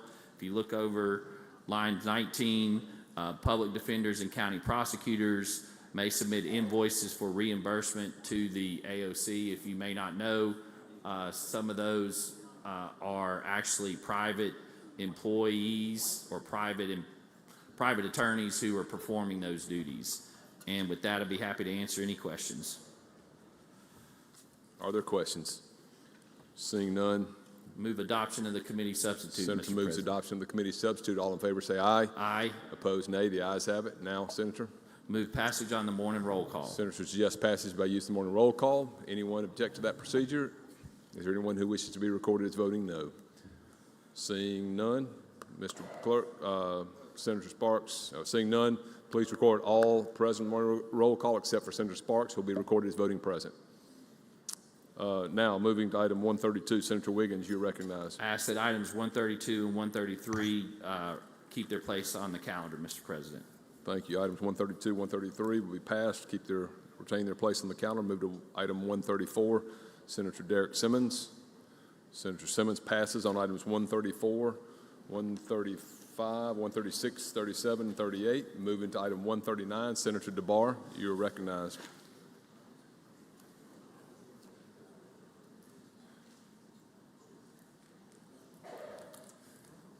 Thank you, Mr. President. I'd like to skip items 139 and 140, have them retain their place on the calendar, and call up item 141, have the title read. 139 and 140 will be passed and retain their place on the calendar. Go to item 141. Mr. Clerk, please read the title. Senate Bill 2247, 16th Section Land, authorized local school board to grant an extension to holder of a long-term lease in good standing. Make the usual motion. Senator makes the usual motion. All in favor say aye. Aye. Opposed, nay. The ayes have it. Senator, you recognize. Thank you, Mr. President. This is a bill involving 16 section land. Specifically, the bill applies to the 16 section land in and around Hattiesburg area. What it is if you recall, there can be 99-year leases for 16 section land. And in this case, there is one. And this bill would allow the district in Hattiesburg area to extend the lease. Currently, there's about 20 years left on the lease. There is potential for economic development to occur on this 16 section parcel.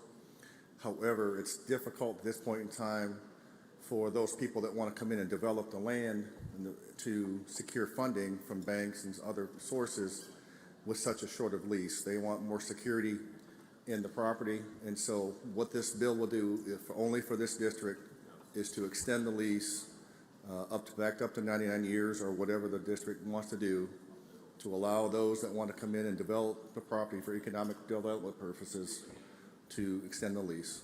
And that will help them secure the funding for further investment into the property. That's the explanation of the bill, Mr. President. I'll yield for questions. Are there questions? Senator Seymour, for what purpose? Question, Mr. President. You yield, Senator DeBar? I do. You're recognized, Senator Seymour.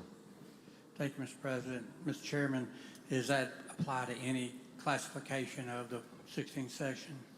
Any classification?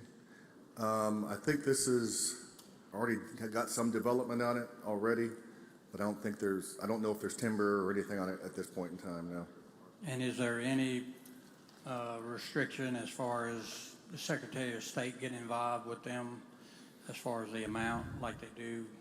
Well, the Secretary of State is the repository for all 16 section leases, and I think they have to be filed there and approved by them, so they're going to be aware of this, obviously. So yes. they still have approval of it? Yeah, we're not eliminating the Secretary of State from the process. Thank you, Mr. Chairman. Thank you. Thank you, Senator Seymour. Are there other questions? Seeing none, Senator DeBar, your Ask for motion. passage by use of the morning roll call. Senator suggests passage by use of the morning roll call. Is there anyone who objects to this procedure? Is there anyone who wishes to be recorded as voting no? Seeing none, Ms. Clerk, please record all present on the morning roll call as voting aye, and the bill passes. Moving to item 142, Senator DeBar. Ask for that to be called up. My title read. Mr. Clerk, please read the title. Senate Bill 2162, Cardiac Emergency Response Plan revised to include airway clearance devices. Make the usual motion. Senator makes the usual motion. All in favor say aye. Aye. Opposed, nay. The ayes have it. Senator DeBar. Thank you, Mr. President. This is a bill to amend the cardiac emergency response plans within our school districts. It involves choking, their plans on choking and so forth. It's going to amend it to require them to include a plan. This includes all public schools to integrate airway clearance devices, ACDs, into these plans. The districts will have to use a medically FDA-registered medical device to remove obstructions during choking.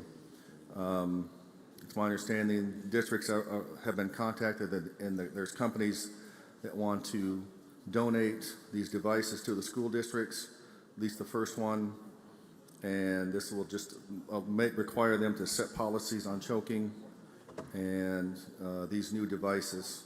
There is a fiscal note of roughly, at most, $300,000 throughout the state. In talking with Senator Ladner, when he explained the bill, I think it might even be less than that ultimately. So it's just updating their plans regarding choking and how to handle that and these devices. So that's an explanation, Mr. President. I'll yield for questions. Are there questions? Senator Polk, for what purpose? Question, Mr. President. Question. You yield, Senator DeBar? I do. Senator Polk, you're recognized. Thank you, Mr. President. Thank you, Chairman. Do you know how many companies that would be making these devices that possibly would be sent to the schools?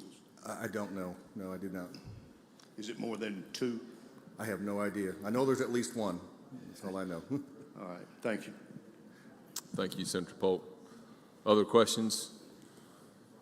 Seeing none, Senator DeBar. Move for passage by use of the morning roll call. Senator suggests passage by use of the morning roll call. Is there anyone who objects to this procedure?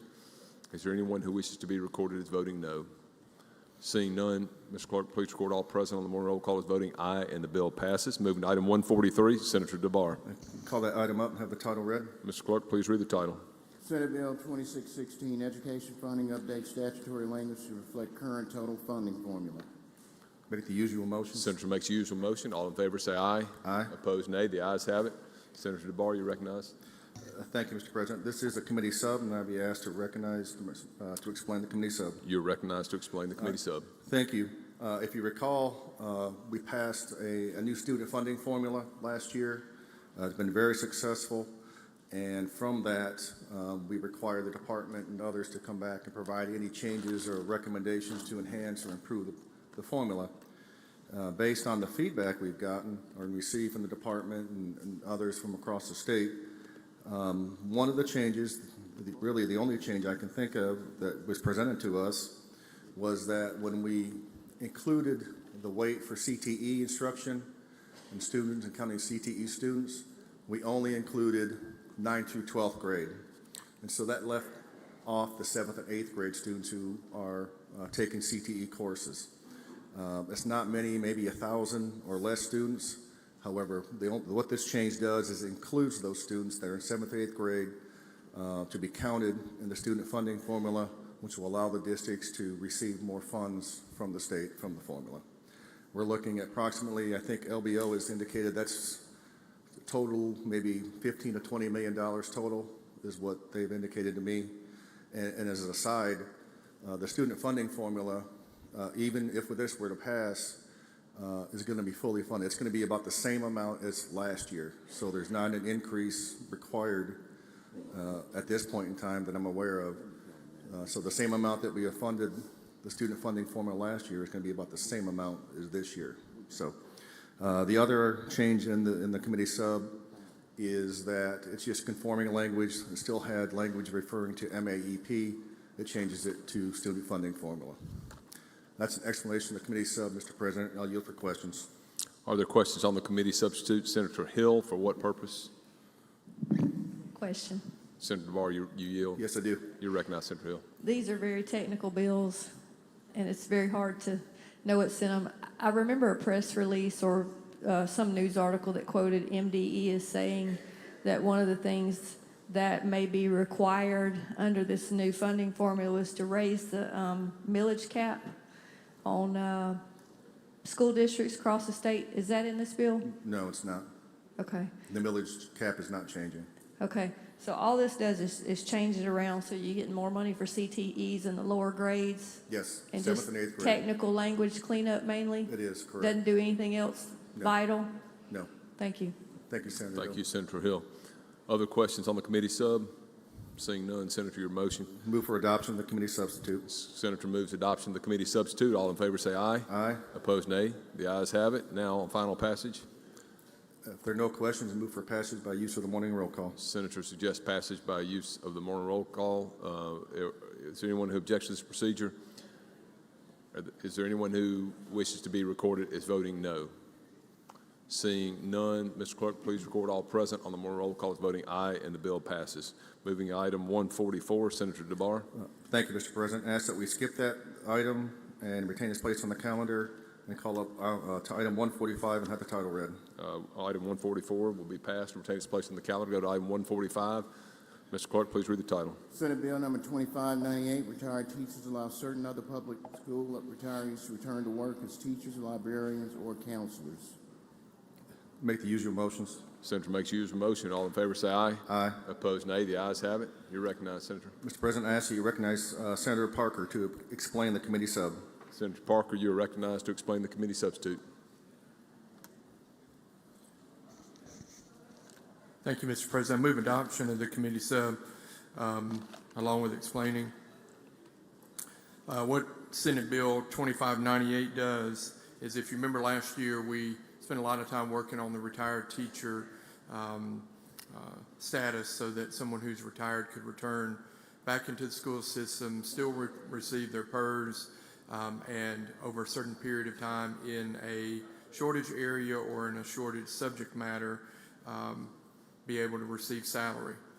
We have, much like we did with the school funding formula, we have a couple of technical amendments to that bill. that have been brought to us by MDE that will increase the number of people who can use the program. One thing we're doing is that we are removing the criterion that said that you have to retire with 30 years of service. What we found is that some teachers might start teaching, say at a later age, at 45. They might retire at a typical age, but have not completed 30 years of service. The second thing we're doing is last year we set a maximum of the 4-year average at time of retirement to be a calculated base for a potential supplemental salary. What we said was that up to 125% of that salary could be used and contributed towards this new employee by the school system. Of that 125%, half went to PERS, half went to the new school teacher. We're upping that 125% to 150% in this bill. And then the final thing we're doing is from our school systems, we found that a number of returning teachers have the need for health insurance premiums. That's actually something that might entice them to come back and teach again. And so this gives, at the discretion of the local school district, they may use their own funding to pay for health insurance for the retired teachers. In the original bill that was introduced, we tried to include some extra librarians and counselors. I didn't get a good chance to talk with the chairman about this, and so at this point, the committee sub does not include those. I know some of you have had concerns about other groups that might be needed to be included in this. I know I've had detailed discussions with Senator Sparks about that. He may have a comment about that in a moment. But I do think as this moves along in the future, we might be able to bring some other school personnel other than teachers into this same program. But essentially, that's a brief explanation of the amended changes. I yield for questions. Are there questions on the committee substitute? Senator Sparks, for what purpose? A question, very brief. Do you yield, Senator Parker? Certainly. You're recognized, Senator Sparks. Thank you, Senator Parker, for your work that you're doing on this. The question particularly, and I recognize it's not in the committee sub, was bus drivers, that the school districts are having trouble hiring bus drivers because of the hard cap as it relates to the retirement system, because the pay is going up for the route. But I do appreciate your consideration of that, and maybe as we work through the process, that can have a possibility. Right, and I hope, as I mentioned, that we can look at adding some other groups into this in the future as we give this more discussion. That's certainly one group that certainly deserves attention and deserves the recognition you described. So thanks for your work on that.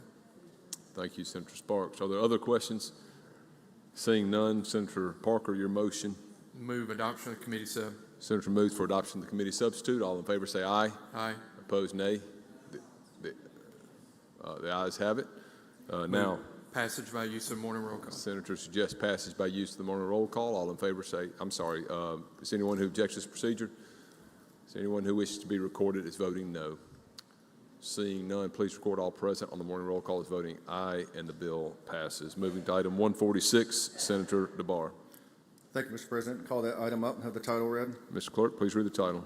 Senate Bill number 2596, Mississippi K-12 and Post-Secondary Mental Health Task Force, extend operation of. Make the usual motion. Senator makes the usual motion. All in favor say aye. Aye. Opposed, nay. The ayes have it. You're recognized, Senator. Mr. President, I ask you to recognize Senator Parker to explain the bill. Senator Parker, you're recognized to explain the bill. Thank you, Mr. President. This is a simple bill. We will get into more detail about the task force itself a little later in the calendar. But over the summer, we had the opportunity to establish and work on the mental health task force. I want to thank Senator Boyd for her hard work on that. I thank the chairman for allowing me to serve as his designee on the committee and chairman of the task force. We got a lot of work done that I will describe in a bill coming up a little bit later. But we want to be able to check back on some of the things we've accomplished and see what needs have been met and what we might need to do further. And so this bill just simply extends the task force for one more year in lines 132 and 142 and 143.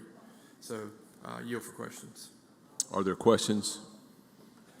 Seeing none, If there are none, I move passage by the use of morning roll call. Senator suggests use the morning roll call for final passage. Is there anyone who objects to this procedure? Is there anyone who wishes to be recorded as voting no? Seeing none, Mr. Clerk, please record all present on the morning roll call as voting aye, and the bill passes. Moving to item 147, Senator DeBar. Thank you, Mr. President. Call that item up and have the title read. Ms. Clerk, please read the title. Senate Bill number 2612, Standard Educator License and Revised Requirements Board. And make the usual motion. Senator makes the usual motion. All in favor say aye. Aye. Opposed, nay. The ayes have it. You're recognized, Senator. Mr. President, I ask that you recognize Senator Boyd to explain the bill. Senator Boyd, you are recognized to explain the bill. Thank you, Mr. President. This bill comes before us from the State Department of Education and the Commission on Teacher Administrator Education Certification and Licensure Development. They are asking for some changes to the present language that they have.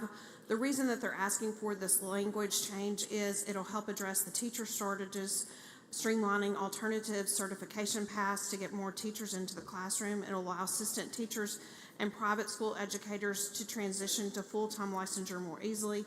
It'll ensure higher standards for new teachers. It'll increase coursework requirement for non-traditional teachers, ensuring better preparation.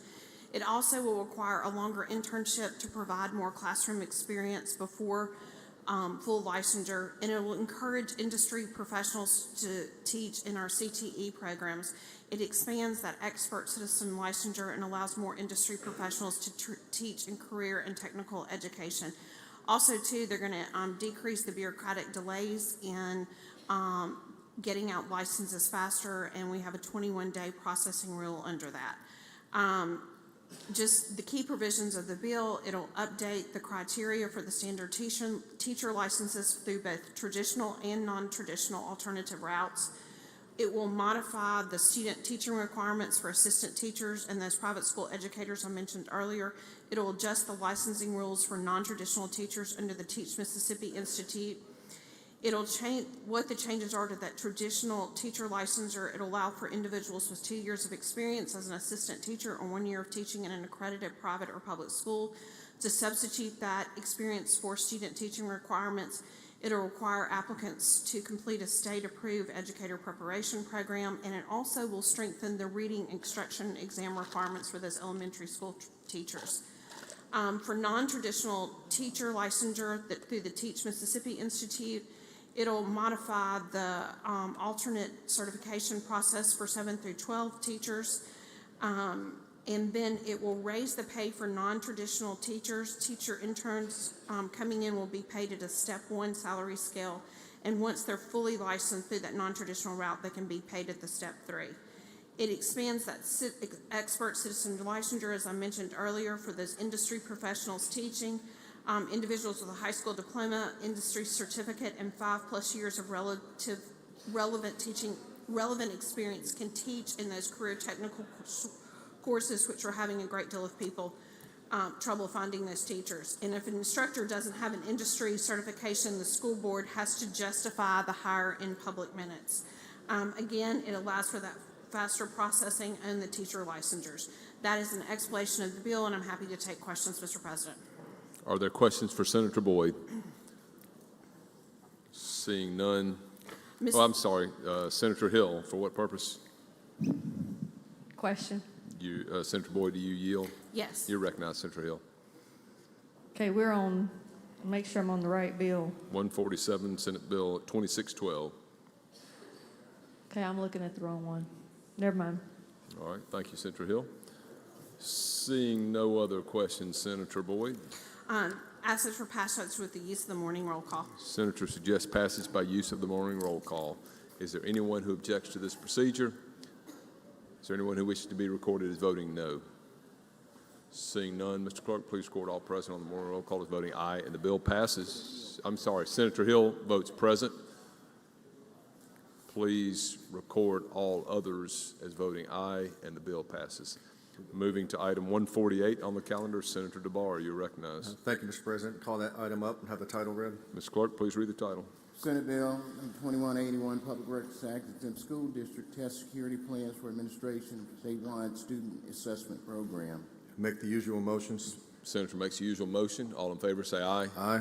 Opposed, nay. The ayes have it. You recognize Senator DeBar. Thank you, Mr. President. All this bill does is exempt test security plans from the public records request. Currently, districts are required to develop test security plans for the administration of their statewide student assessment program. This bill exempts those plans from public records requests, the Public Records Act. The bill adds test security plans as a list of documents that are protected from public disclosure. This is requested by the department to help prevent cheating and protect integrity of the tests. This would align better with national best practices, and it protects sensitive education data from malicious actors. That's an explanation of the bill, Mr. President. I'll yield for questions. Are there questions? Seeing none, I'm sorry, Senator Hill, for what purpose? All right.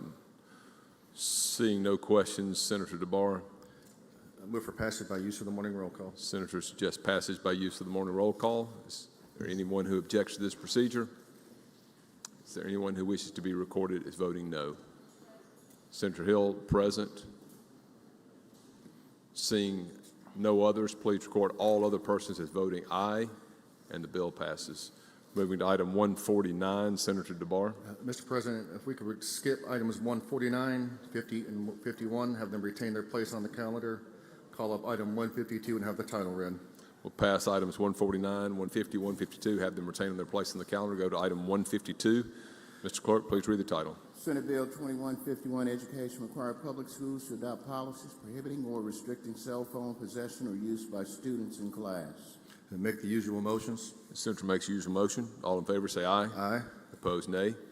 The ayes have it. Senator, you're recognized for the Thank you, committee Mr. substitute. President. This is a committee substitute, and this is a bill that you may have heard about in the press and so forth.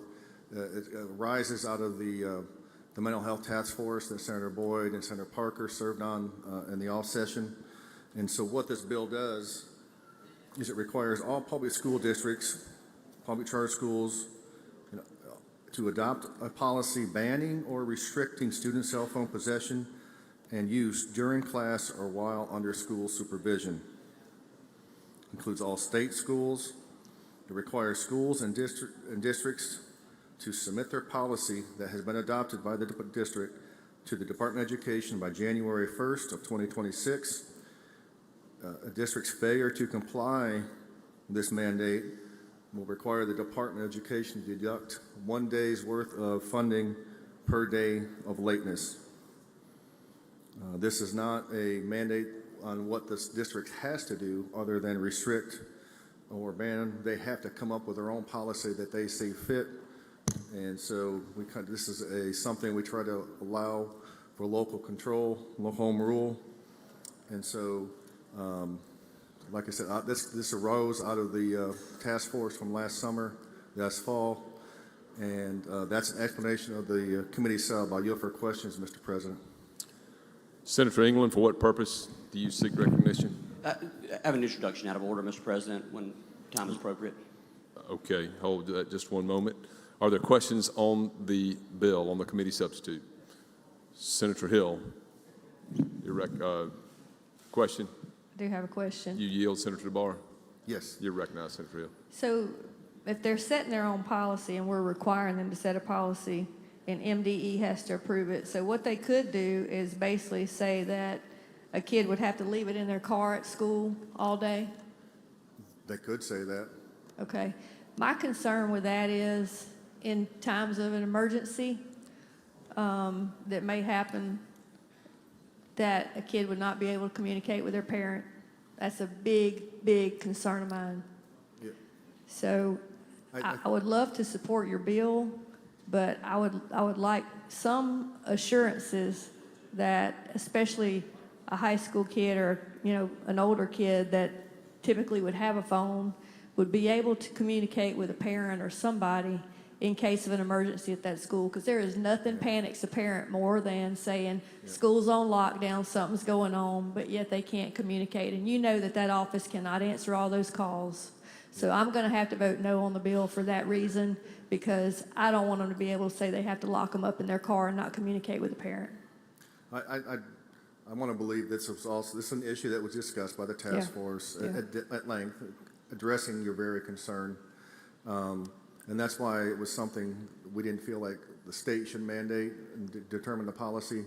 We feel like the local districts know their district better than we do, obviously, so that's kind of why we left it open like it is. So, you know, I understand your position, but however, that's kind of what we're at. And they could do it now if they wanted to. They could. But I think forcing them to do it, and forcing MDE, I would like to see some parameters that MDE would approve or disapprove before I would vote for it, I guess. In my discussions with the department surrounding this bill, I would find it highly likely the department will work with their attorneys and so forth and come up with a standard form that they might distribute it to their districts throughout the state that they would use. And so, you know, which they could modify at their discretion, but hopefully that it will be addressed at that. Yeah, at that I mean, point. I don't want them sitting there on the phone any more than you do when they're, you know, when they're supposed to be having instructional time. And I know some teachers have a box or whatever, and they come put their phones in a box when they come into class. But, you know, if something happens at that school, they can get in that box and get their phone. But they can't get it if it's locked up somewhere in a locker or in the car. So that's just my concern. I understand, Senator Hill. Times just aren't what they were when I was in school, unfortunately. Thank you. Yes. Mr. President, I would like to further explain, there are exceptions. You know, districts, if they may allow students to possess cell phones if there is an emergency or perceived threat to safety, if there's a medical necessity as determined by a doctor, nurse, or other surgeon, and for those students that do have an IEP plan. So there are limited exceptions that we're spelling out in this bill. However, as you heard with my discussion with Senator Hill, they're really having the discretion to do as they see fit within their local district. So. Okay, Senator Chisholm, for what purpose? Thank you, Mr. President. Question? You, Senator Barr, do you yield? Yes, I do. You may You're have just recognized. answered my question somewhat, but there are children that are diabetic and they have apps on their phone that their doctor or whoever they send messages if their blood sugar is going up or down. So are we going to have an exception for Yes, those? that was one of the exceptions I just listed off. I failed to include the very first. But if there's a doctor, nurse, or some medical professional that says they need to have their cell phone, that is an exception as stated in the bill. And also, I'd like for it to be noted that in the schools in my district, they have the children to drop their phones in a box when they go into the classroom and then get them out. So as to what Senator Hill said, that would be wiser because they could get to their phone. Well, there have been some districts in this state that have been proactive in establishing their policy. Not all districts have done that, and so that's why we're here today to bring forth this legislation. Thank you. Thank you, Senator Chisholm. Thank you, Senator Chisholm. Seeing no questions, Senator, your motion now on the committee substitute. Move for adoption of the committee substitute. Senator moves for adoption of the committee substitute. All in favor say aye. Aye. Opposed, nay. The ayes have it. Now, final passage. Move for passage by use of the morning roll call. Senators, yes, passage by use of the morning roll call. Is there anyone who objects to this procedure? Is there anyone who wishes to be recorded as voting no? Please record Senator Hill as voting present. Please record Senator Chisholm as voting no. Please record all others on the morning roll call as voting aye, and the bill passes. Senator England, you are recognized now for an introduction. Thank you, Mr. President. Senators, please help me make welcome in the South Gallery Supervisor from Jackson County and hailing from the city of Moss Point, Mr. Enoch Morris, and his wife, Antoinette. Thank you all for being here today. Welcome to the Senate. Thanks for being here. Okay, moving to item 153 on the calendar. Senator Barr, you are recognized. Call that item up and have the title read. Mr. Clerk, please read the title. Senate Bill number 2178, School Boards, authorized to vote on providing members and their dependents with health insurance paid for by local funds. Make the usual motions. Senator makes the usual motion. All in favor say aye. Aye. Opposed, nay. The ayes have it. Senator, before you proceed, I'm going to recognize Senator McMahon. I think he's got an introduction. Senator McMahon, you are recognized for an introduction out of order. If we can get your mic working here. Thank you, Mr. President. In the North Gallery, on behalf of Senator Hobb Bryan and myself, we would like to welcome two Lee County Supervisors, Tommy Lee Ivey and Barry Parker. Ask them to stand. Ask the Senate to make them welcome.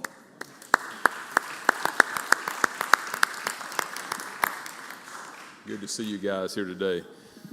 glad to have now Senator Barr back to item 153, and you have been recognized to explain. Thank you, Mr. President. Senate Bill 2178 authorizes and gives all school boards in Mississippi the authority to vote on whether to provide health insurance coverage for their school board members and their eligible dependents. Requires that all costs be covered by local funds, meaning no state funds can be used for the purpose. Each school board must vote on this decision. It's not automatic. And school boards have the full discretion in determining the coverage options and funding methods. This is something that has come to me. We allow this for supervisors. It was thought of that we should also apply this to school boards. School boards, in some cases, especially in rural areas like mine, are handling budgets that are just as much, if not more, than boards of supervisors in some cases. This may attract higher quality candidates for the office as well. And so this is the legislation. You'll see on line 492 is the text of the legislation. So that is an explanation of the bill, Mr. President. I'll yield for questions. Are there questions? Senator McClendon, for what purpose? Question, please. Do you yield, Senator DeBar? Yes, I do. You're recognized, Senator McClendon. Thank you, Mr. Chairman, and thank you for your work with the education. Have we talked with Department of Finance that how much this could impact the state health plan? No, I have not. Not that I don't want school board members and their families on it, I really do, but with the increase of the health insurance that continues to rise, adding more people to it, depending on age and the condition of their health, could be another strain. I'm just throwing that out there. Did you realize that? The question is, did I realize that? I realize there's lots of factors that have gone into the increases healthcare crisis in our state. I don't believe that adding school board members is going, if they so choose, is going to crash the system, as so to speak. I filed this bill for several years now.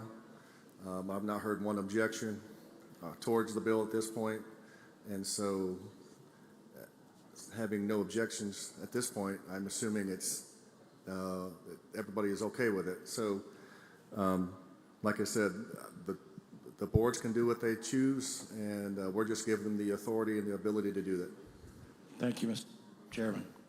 Thank you. Thank you, Senator McClendon. Other questions? Seeing none, Senator, your motion. A move for passage by use of the morning roll call. Senator suggests passage by use of the morning roll call. Pardon me, Senator Horn, are you seeking recognition? Oh, I'm sorry.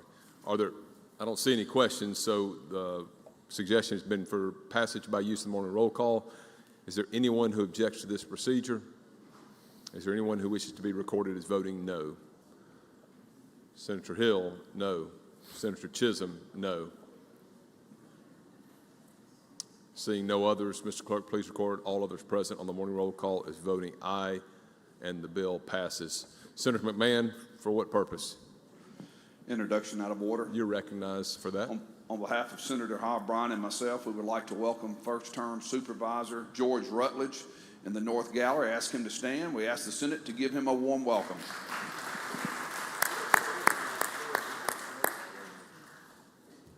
Good to have you at the Capitol today. Now moving on to Senate Bill 2597, item 154 on the calendar. Senator DeBar, you're recognized. Thank you, Mr. President. We'll call that item up and have the title read. Mr. Clerk, please read the title. Senate Bill 2597, Mississippi K through 12 and Post-Secondary Mental Health Act of 2025, enact and establish Executive Committee of ICCCY. Make the usual motion. Senator makes the usual motion. All in favor say aye. Aye. Opposed, nay. The ayes have it.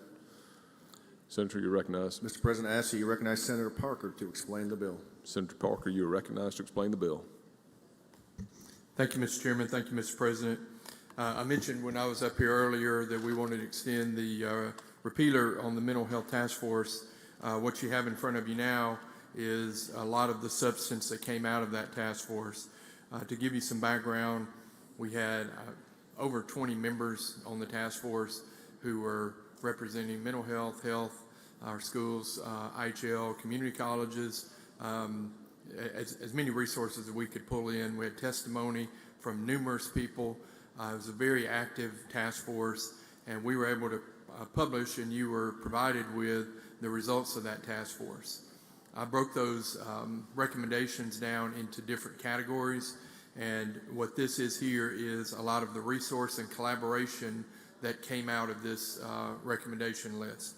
And so I want to acknowledge that in first looking at this, the thought was we would go into mental health statute, IHL statute, education, and in each one of those statutes, we would find a way to change their statute to require collaboration. But fortunately, we still had on council at that time, Leah Rupp-Smith, and she found a much more creative way to achieve this. So she was able to find this, what I'm going to call the ICI board. The ICI board is the Interagency Coordinating Council for Children and Youth Board. This is a board that's been around for a while, but it has not been active, not because of their name, but just because the inactivity here lately. And the suggestion here is to create a new executive committee at the top of this council to kind of create this collaboration. So what this would do is within the existing ICI statute, we would have new executive council, including the representatives from MDE, IHL, community colleges, Department of Mental Health, and Department of Health. And then under this, they would have the responsibilities to evaluate school mental health personnel, identify key personnel for mental health first aid training, develop age-appropriate mental health materials for student orientations, school assemblies, and parent resources, provide mental health screening resources, including a 988 suicide and crisis hotline information, create partnerships between schools, community health centers, and crisis teams. And then they would actually create a resource guide by August 1st of 2025 that's online for mental health resource navigation. In addition, by the 2025 to 26 school year, all school district websites will be required to have a mental health resource link on their home pages. Again, this is called the Mississippi K through 12 and Post-Secondary Mental Health Act of 2025. I was asked last week, what the legislature is working on this year. And my response was that we have spent and are continuing to spend a dramatic amount of time on mental health. We've recognized that that is a crisis in our state, and whether that be adults, children in the K through 12, or in the secondary or post-secondary school apparatus, I think this can make a difference and create some changes in how we do things. So I yield for questions. And one more thing, and I'll acknowledge again, Senator Boyd. I can't thank her enough for her help on this legislation. So yield for questions. Are there questions? Seeing none, Senator Parker, your motion? My motion would be passage by the use of morning roll call. Senator Parker suggests passage by use of the morning roll call. Is there anyone who objects to this procedure? Is there anyone who wishes to be recorded as voting no? Please record Senator Hill as voting present. Mr. Clerk, please record all others on the morning roll call as voting aye, and the bill passes. Senator Delano is going to pass on item 155, moving to Senator Williams, 156, 157, 158, 159, passes and retaining their place. Senator Barnett, item 160 on the calendar, you are recognized.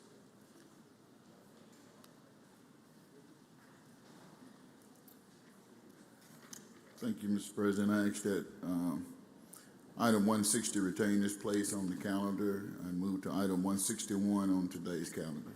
Item 160 pass and retain its place on the calendar. Move to item 161. Mr. Clerk, please read the title. Senate Bill 2360 escapes. Requires notification to MDI and local law enforcement. Thank you, Mr. President. I asked that we be explained, that I be allowed to explain the committee's, Use your motion first, Senator. I'm sorry, Senator makes the usual motion. Senator makes usual motion. All in favor say aye. Opposed, nay. The ayes have it. Now, you're recognized to explain the committee sub. Thank you, Mr. President. I'd like to ask for Senator Barrett to explain the committee sub. Senator Barrett, you are recognized to explain the committee sub.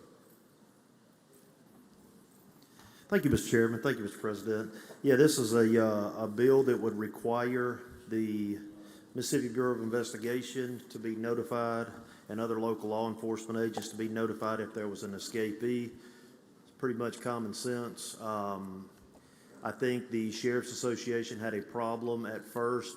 In the committee, there was a fine associated with if a sheriff or other agency did not report an escape inmate, but we removed that portion. So now what this does is requires an inmate to be reported that is escaped to be reported to local law enforcement. I'll yield for any questions. Are there questions? Seeing none, your motion, Senator. Yes, Mr. President. I ask that it be passed on the morning roll call. First, we have a motion for passage of the committee substitute. Yes. All in favor say aye. All in favor say aye. Aye. All opposed, nay.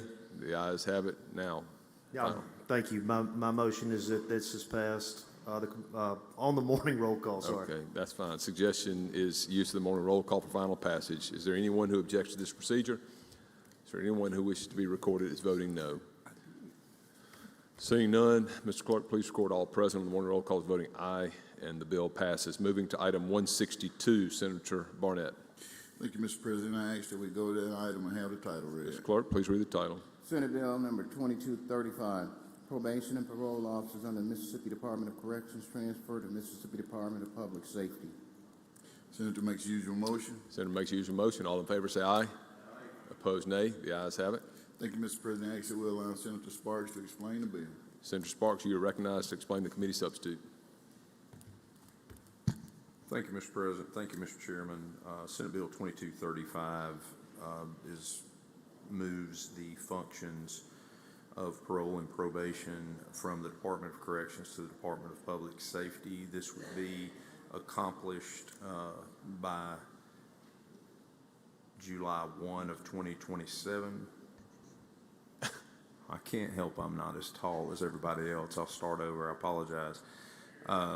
Senate Bill 2235, number 162, would move the functions of probation and parole officers from Mississippi Department of Corrections to the Mississippi Department of Public Safety as of a date of July 1 of 27. The DOC and DPS are tasked in this legislation to develop a transition plan over that period of time by January 1st, 2026. One of the key functions of probation, or distinctions, if you will, of probation and parole officers is that they are sworn law enforcement officers and would be more akin to the services that are provided under the Department of Public Safety. Over the last several years, we have worked to increase pay for several pieces of the puzzle over at the Department of Corrections.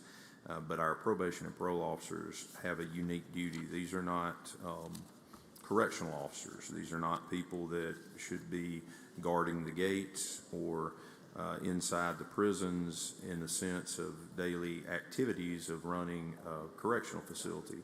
The parole and probation officers are the people outside of those facilities that are protecting the public and making sure and keeping track of those who are on probation and parole. So there is several pieces of amendment in this legislation that is simply changing the name to probation and parole officers under the vision of community corrections. This does not do anything to change how parole is obtained or how probation is obtained or violations thereof. This is simply moving the function as it exists in community corrections in the Department of Corrections of parole and probation officers under the Department of Public Safety, and the Community Corrections Division would operate in that capacity as of July 1 of 2027. That is a brief explanation of the bill, Mr. President, and I would yield to any questions. Questions? Senator Derek Simmons, for what purpose? Question, Mr. President. You yield, Senator Sparks? I yield. Senator Simmons, you recognize. Thank you, Mr. President. Thank you, Senator, for yielding. How many probation and parole officers are we talking about? The entirety, all of them. And what's the total? I do not know that off the top of my head. I do apologize, but it would be the entirety. So each county has X number. Sometimes that's hard to track because, they have districts, they have regions. But I do not, I'd be glad to try to get that number for you, but I do not have a number of pens that this would affect. And I'm sorry if I did not remember what you said in your presentation of the bill, but will they now become DPS officers? They are sworn law enforcement officers, and it would be akin to how Capitol Police are under DPS, how other CTED that we moved over in the last few years, but they would simply be state employees, but they would be state employees like those other functions that we've moved under DPS. And so those pens, I guess, for budget purposes, will move from MDOC to DPS? Most certainly. And again, MDOC and DPS are tasked to report back to us a lot of these details, because certainly we cannot transfer the function and not transfer the funds to pay for that function. So the money would follow the pins, what admin that there would be. There's several things for them to work out, but that's why we're asking them to come back in January of 26 and for this not to go into effect to July of 27, so that in those specifics can be addressed. Thank you. Thank you, Mr. President. Thank you. Thank you, Senator Simmons. Senator Suber, for what purpose? Question. You yield, Senator Sparks. I yield. You recognize Senator Suber. I just have a couple questions. So a lot of these in-house, house arrest, intent supervision. So someone that's in MDOC custody, they have an MDOC probation officer currently. So will you still be in MDOC custody with these probation officers moving to DPS? It's a supervision issue. That's correct. It's a good question. You're still responsible to the same rules, regs, incarceration. The legislation speaks to DPS and the Department of Corrections working together to make sure that they have smooth rules as it relates to that. But as far as, again, someone's calculation of time or the different things of that magnitude they would do. But as you well know, and sometimes we get it confused when we talk about parole and probation officers, those aren't two different people. It's the same officer. They are monitoring two different classes of individuals that are in the custody of MDOC. One is someone who's on parole, who is completing their sentence. The other is someone who is on post-release supervision, which is probation. So when we get the probation and parole distinction, one is generally under the judge's decision in probation, and parole under the parole board. Then there's the unique category you mentioned of house arrest, ISP. They are also monitored, but those folks are in fact in custody. They are just in custody at their own home or house arrest. And part of my question is, a lot of these, I've never been able to figure out exactly how MDOC figures when someone's eligible for parole or when they grant parole or how they figure their time, because it seems like it's kind of bounces all over the board sometimes. So these officers are going to still rely on a time frame from Department of Corrections, or are they going to have their own? Yeah, I'm just kind of worried about the transition part. A lot of these individuals, how they going to calculate the days? Is Corrections still going to calculate exactly when they'd be able to be released? And would they just rely or relay that information back to the Department of Public Safety? I don't think it's much different than what it is today. In other words, they're having to rely on that information today, whether it is accurate or not accurate. Unfortunately, this bill doesn't address. If I could drop a bill that required them to be more accurate, I would do that. But they would have to communicate with one another as they currently have to, and hopefully as we move into whichever century of technology we are in this state, that hopefully these agencies will begin to be able to communicate with one another. And I think some of our colleagues have some cloud-based computing requirements that would help us to communicate better. But I do understand that even if they're moved over to DPS for the function of supervision, there has to be some reliance on the department as far as calculation of some of the things you're mentioning.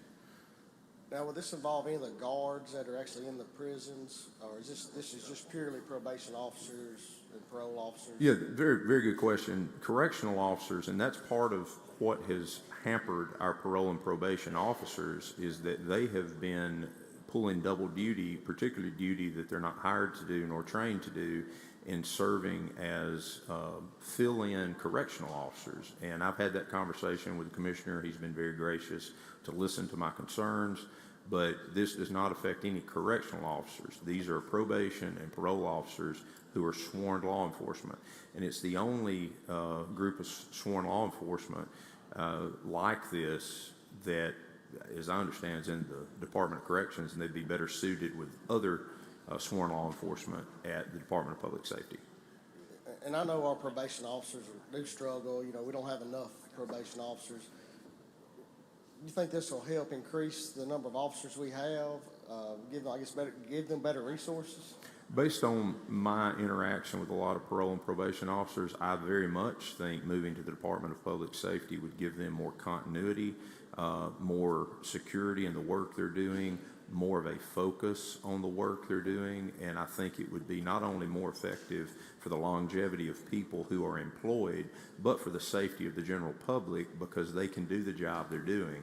Because if I'm pulled to cover a shift at a correctional facility 3 or 4 hours away from my home location, and I drive all day, go down there, pull a 12-hour shift and drive back, as much as I want to be good at work the next day, I'm probably not very good at work the next day.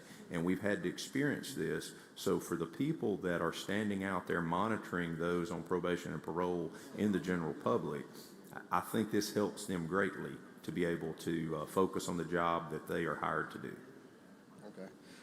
Like I said, my only concern is kind of based on my first question, just whether or not, you know, how the days going to be calculated, and whether Department of Corrections is going to have to give them a time frame, or, you know, that's the only concern, but I appreciate it. Thank you. Thank you, Senator. Are there other questions? Seeing none, Senator, your motion. To adopt the committee sub, Mr. President. The motion is to adopt the committee sub. All in favor say aye. Aye. Opposed, nay. The ayes have it. Now, Senator. If there are no questions, I'd move for passage on the morning roll call. Senator suggests passage by use of the morning roll call. Is there anyone who objects to this procedure? Anyone who wishes to be recorded as voting no? Seeing none, Mr. Clerk, please record all present on the morning roll call as voting aye, and the bill passes. Moving to item 163, Senator Barnett. Thank you, Mr. President. Okay, I'm sorry. Thank you, Mr. President. I ask that we move to item 162 on today's calendar.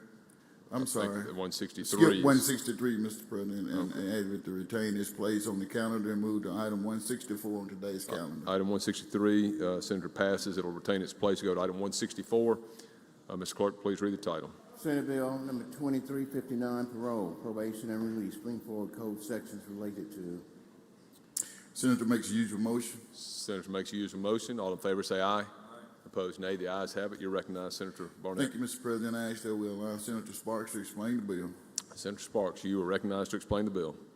Thank you, Mr. President. I believe there's an amendment that has been provided.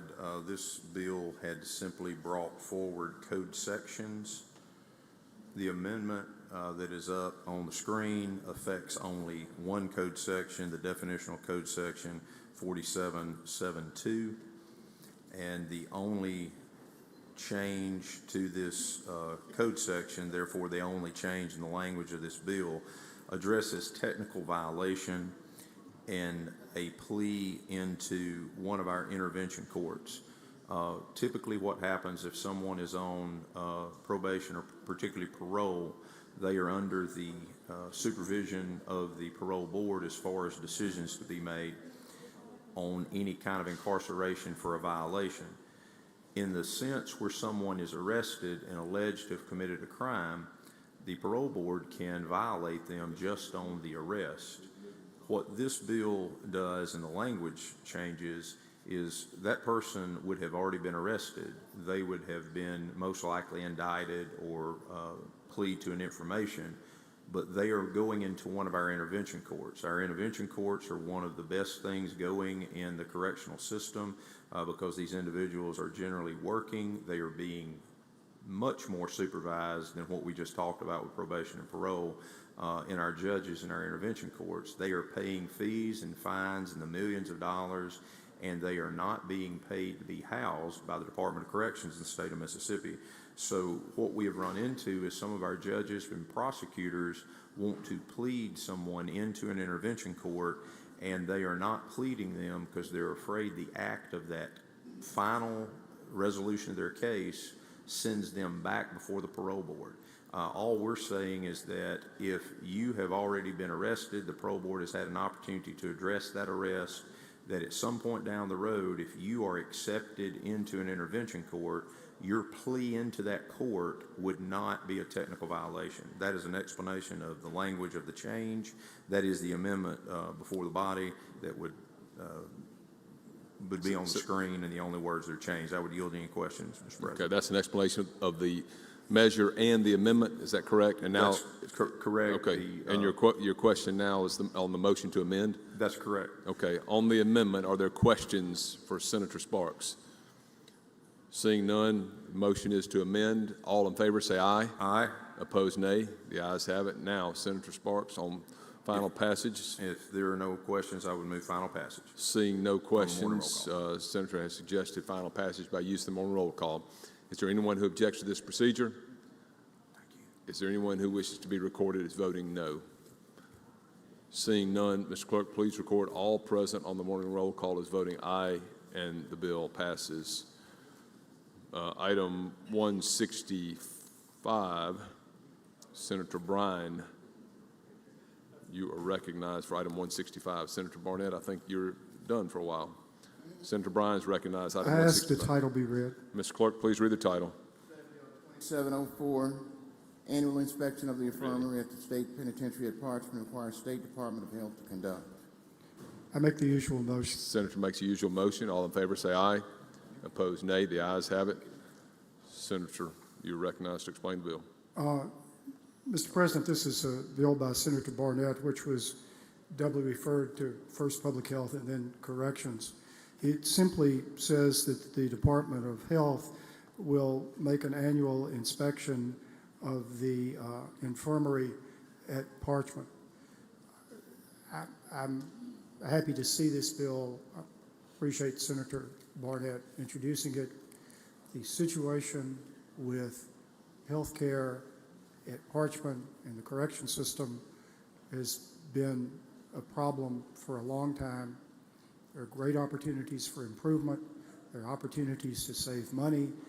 There are opportunities to have better health care for the inmates, and also to improve the situation for the rest of the folks of the state by refocusing the delivery of the health care. So it's a bill which is part of a process that I'm very happy to see happening.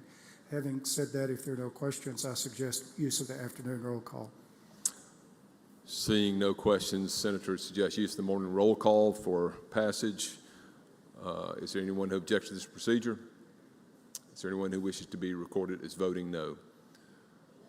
Seeing none, Mr. Clerk, please record all present on the morning roll call as voting aye, and the bill passes. You want me to do one more? You ready? Just finish that one. We're on item 166 to bar. Senator Barr, thank you, Senator. Senator Barr, pass and retain. 166, 167, Senator Boyd. We're on 168, Senate. I'd ask that we skip number 168 and retain in the calendar. Go to item 169, SB 2515, and ask the title be read. Mr. Clerk, please read the title. Senate Bill 2515, Refocused Act, enact. Make the usual motion. Senator makes the usual motion. All in favor signify by saying aye. Opposed, no. The ayes have it. Senator Boyd, please proceed. Mr. President, I'd like to ask Senator McCon to explain the bill. Senator McCon, you're recognized to explain the bill. Thank you, Mr. President. There is a committee sub, Madam Chair, I believe. So we would move for adoption of the committee sub at the proper time. You're recognized to explain the committee substitute, sir. This is the Refocus Act that has come through the Universities and Colleges Committee. It was discussed there ad nauseum. Essentially, the act itself establishes the Mississippi University System Efficiency Task Force. It's the first half of this bill. It's to examine the efficiency and effectiveness of the public university system in Mississippi. This part of the bill at this time does not include community colleges as they are under a different board. We were trying our best to start with the universities to see that. The mission is to enroll and graduate more degreed Mississippians. If you look in the statistics right now, we have a lot of Mississippians who have started their degrees and unfortunately never finished their degrees. We want to figure out the best way to make that a successful student who's gotten their degree. Currently, there's also a cliff imminent. If you've heard from the universities and colleges, you hear that student numbers are going down as we're not having as many children who are entering the system as a whole. We want to see what the eventual goal and the recommendations for the legislature to increase the efficiency of the public university system as we plan for those shifts and the possible declines. Very simply, the members of this committee are going to be, or this task force, are going to be the chairs of the House and Senate Universities and Colleges Committees, the chairs of the Senate and House Appropriations Committees, the chairs of the Senate and House Finance and Ways and Means Committees, the Director of University Research and the State Economist, one speaker appointment who has to be of the undergraduate degree holder from one of the 4 public regional universities, one governor appointment who's got to be an undergraduate degree holder from one of the 3 historically black colleges and universities, one lieutenant governor appointment who's got to be an undergraduate degree holder from one of the 4 public research universities, one member of the Board of Trustees of Higher Learning appointed by the Speaker, one member of the Board of Trustees of Institutions of Higher Learning appointed by the Lieutenant Governor, and then one appointed by the Governor. And lastly, I don't know if it made it in this committee but there was some discussion of putting the chairs of Senate and House Workforce and Economic Development Committees, as the eventual goal is to increase our workforce, as has been the goal of this body over the last few years. One thing that's very, very crucial for you to understand, nowhere is this committee aimed at going and trying to close institutions. This is only about what we can do as a body to get graduation rates up and being sure that our Mississippians have those degrees and can be successful in the workforce. It's very crucial, and I want you to hear that right now. If you move to Section 3 of this bill, you'll find a purpose statement, and the purpose here is to prohibit institutions of higher learning and community colleges. This does include community colleges from taking certain actions and engaging in discriminatory practices. This act seeks to ensure that employment, academic opportunities, and student engagement are based solely on individual merit qualifications and academic performance without consideration of an individual's views on diversity, equity, and inclusion. Section 4 goes into definitions. Diversity, equity, and inclusion includes any effort to promote differential treatment or provide special benefits to individuals in employment or admissions on the basis of race, color, and ethnicity. Number 2, the Roman numeral 2 under there goes on to say any effort to promote differential treatment of or provide special benefits to individuals in employment or admissions is prohibited on the basis of race, color, and ethnicity.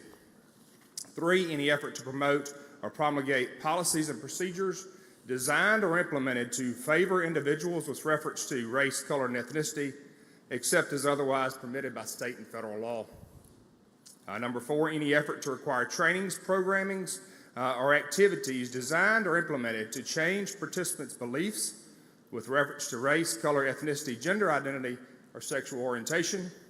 And 5, any effort to promote as the official position of the administration, the college, the university, or any administrative unit thereof, a position that 1, race, sex, color, ethnicity, gender identification, or sexual orientation is inherently superior to any other.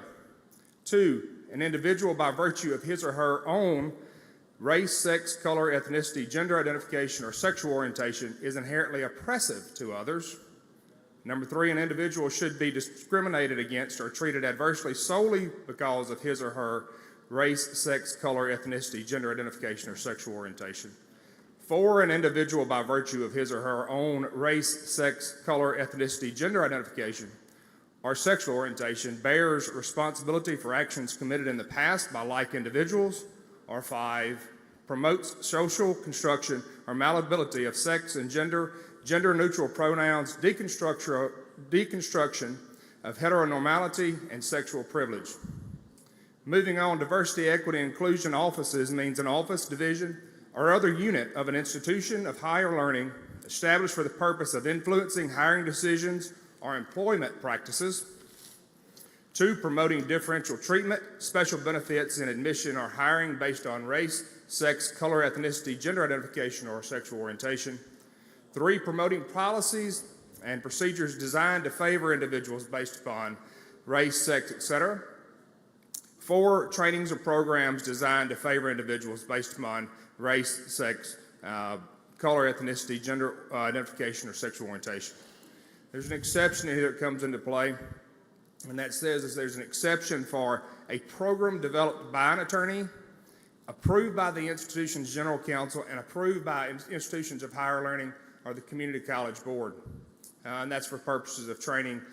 You'll see some sexual discrimination trainings that go on and things of that nature. So if it's approved by the board, that's where the trainings are implemented. And then lastly, we define the institutions of higher learning in community colleges. It's pretty self-explanatory, as you'll see the listing within the bill. Now, once that happens, the Board of Trustees and the Mississippi Community College Board shall ensure that each unit of the institutions and colleges do not expend any funds derived from government appropriations, deposits, donations, endowments, fees, grants, gifts, income, receipts, tuition, or any other source, except as required by federal law to establish and maintain a DEI office, hire or assign an employee to perform DEI duties, compel any person to give a DEI statement, or give preferential consideration to any person based on a DEI statement, give preference on basis of race, sex, gender, ethnicity, or sexual orientation, require as a condition of enrollment any person to participate in a DEI training, or include a training or activity designed or implemented in reference to race, sex, color, ethnicity, gender identification, or sexual orientation, and it does not include written approval by attorneys or the IHLC, Community College Board, for the sole purpose of compliance with federal or court orders, or penalize or discriminate against any individual student or contractor or faculty member on the basis of refusal to support or otherwise assent to diversity, equity, or inclusion concepts.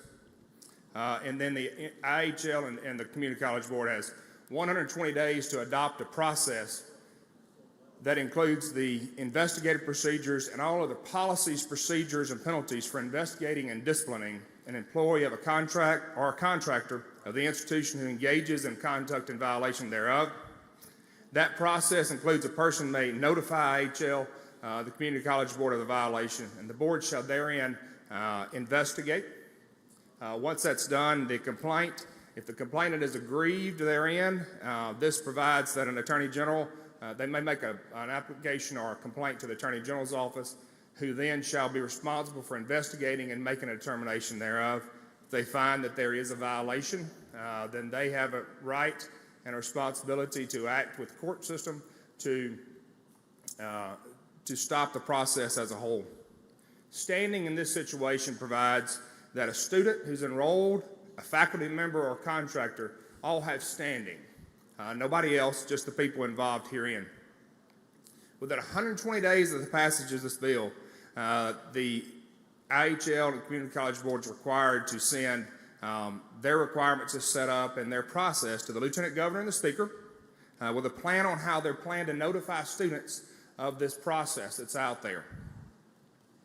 Annually, they're required to give a report of all incidences and the eventual outcome of those incidences and complaints. Nothing shall prohibit the institution from some self-certification in there. There are some exceptions to this bill, and I want to be clear on that you'll find that veterans, students with disabilities, and students under CPS orders are going to be exempted from this. Scholarly research and creative work is going to be exempted from this. Activities of a registered student organization are going to be exempted. policies, programs, and programs to enhance student academic achievement, academic coursework, or postgraduate outcomes that are designed without regard to race, sex, gender, ethnicity, gender orientation, or gender identification. Data collection is going to be exempted. Programs for campus activities or certifications with compliance to federal and state law. And there's a prohibition in institutions that are using pathological approaches and experiences with students with mental and physical disabilities. They're going to be exempted from this. And then finally, to affirm fidelity to and provide an oath to uphold the Constitution and the laws of the state of Mississippi and the United States. That's the bill. It's pretty simple, straightforward. I would entertain questions at this time, Mr. President. Okay, we're on the substitute. Senator McClendon, for what purpose, sir? Question, please. Will you yield for a question, Senator I will. McCon? Senator McClendon is recognized for a question on this substitute. Would University of Mississippi Medical Center, the college over there, be included in this? It's a university within the system that's defined by the state of Mississippi, so it would be. So the Medical Center College will be included? It's part of the University of Mississippi. Also, will there, that's it. Thank you very much. Thank you. Thank you, Senator. Senator Simmons, for what purpose, sir? Mr. President, I'd like to speak on final passage. Speak on final passage, Senator. We'll call you up in a moment. We have a couple of others. Senator Horn, for what purpose, sir? Jeremy, lean up a little bit, Jeremy. Thank you. Question? You for a question, Senator? I will. Senator Horn, you're recognized for a question on the substitute. Thank you, Mr. President, and thank you, Senator McCon. Senator, what exactly are we doing with this bill? Are we creating a study committee for consideration of the elimination of DEI programs in Mississippi higher education, or are we implementing an elimination of DEI programs at our higher education institutions, and also establishing a study committee? So let me just clarify. The task force created on this has nothing to do with the DEI aspect of this bill.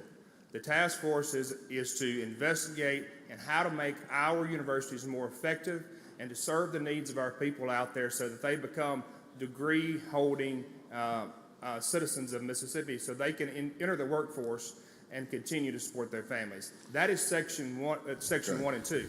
Section 3, 4, and I believe it's 5 does implement an elimination of DEI within the state of Mississippi in the public university and college system. Okay, and you may recall that a lot of the diversity, equity, and inclusion programs that have been implemented not only in Mississippi, but in other parts of the country to address past wrongs that were done to minorities, in some cases women and other specialty groups. So what you're saying now is that this bill will eliminate all of those programs from our higher education institutions. Is that correct? This will eliminate diversity, equity, and inclusion programs across the board. So if we have programs where someone is going to college and they're the first one in their family to ever get to college, with this bill's passage, eliminate any special programs for first generation college attendees? If those programs provide preferential treatment, it will remove those programs. It will not take out the support system that's in place in these institutions. I, too, was one of those people that did what you're talking about, was first generation to go and get a law degree. My dad went to a junior college and got a certificate. So I had nothing else with regard to that. So that's what we're talking about here. So any programs that will target, say, minorities and going to medical school. We have so few doctors in our state that there are programs that are put in place by the medical center to improve the numbers of doctors, say, who go into rural areas and practice, or the fact that we have a large, disproportionate number of what we have a great underrepresentation of blacks in medicine in rural areas, for example. So if we wanted to attract African Americans to become doctors, to be able to go into rural areas to serve patients in those rural areas, there cannot be another program like that if that bill is passed. If this bill passes, is that correct? I do not agree with your position there. As a whole, our admissions are out there. What this is saying that people will be on a level playing field. If you are an African American, Asian American, Hispanic American, Caucasian American, and you make the score on there, then that's going to be what determines whether you get in medical school, not your race, gender, or anything of that nature. But if we acknowledge the fact that we have an underproduction of black doctors in Mississippi, you're saying that we can't address any kind of through a policy or through the use of state funds, any kind of program that might address getting those numbers up. Is that correct? Senator Horn, I believe you started with the fact that we have a lesser number of doctors in the state of Mississippi. And at the end of the day, our goal should be to step out there and do what we can to increase doctors in the state of Mississippi. Not any color, any race. I've been to African American doctors and they've never asked me anything else about my preferences. They ask, "What's wrong with you, sir, and what can we do to help you?" The point I was trying to make is, and the question I was trying to ask, is that I think the facts show that we have a low number of doctors, say, in rural areas. The facts will also show that there are even fewer black doctors serving patients in rural areas. So if we want to increase the number of black doctors, all other things being equal, they score the same, they have the same performance on tests and whatnot. But if we're trying to address getting more black doctors in Mississippi, we can't do that anymore because we're pointing out that, well, this is a black individual who may meet all the other requirements, but we want to get more black doctors involved in these areas. And as a consequence of this bill's passage, we wouldn't be able to do that. Isn't that right?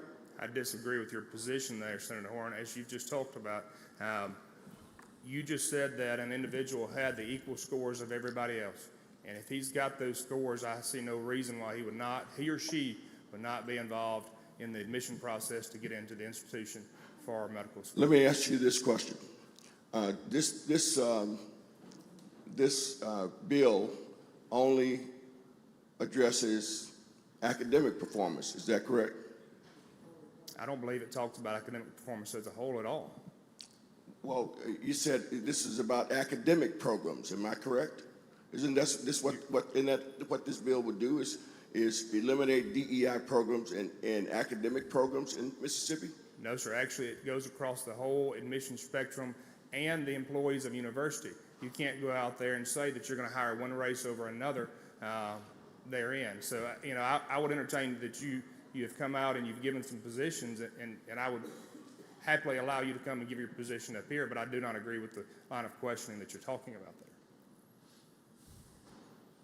Okay, let me try to, this is a very complex question. It's very complex, Senator, and I'm trying to work with you on that. I'm trying to get to the elimination of DEI only is with respect to, as it relates to students. It only affects academic performance. Is that correct? No, sir, I'm still not holding with you on that. This is talking only about the DEI as a whole, the race, gender, ethnicity. That's what we're talking about here. I understand that. But most of the programs that speak to students and whatever programs might be put in place to attract students is all about academic performance. Isn't that correct? Not necessarily. We have, if you're a Mississippi student wanting to come to a Mississippi university, I don't see why that couldn't be addressed in there. I don't see why we couldn't be talking about the fact that you have your medical entrance exam, you've got your academic performance through your college career, and that's what they're looking at now. Okay, let me ask you this. does this program eliminate special treatment given to college athletes?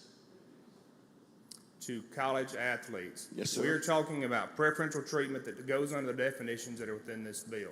So I don't see anything in here on the athletic side of that, Senator. and that's my point too. If we give special treatment to athletes who demonstrate certain athletic prowess, and they get a leg up in terms of being able to be a member of a team or to participate on that team, is that not right? It's based on athletic performance and prowess, athletic abilities. Is that right?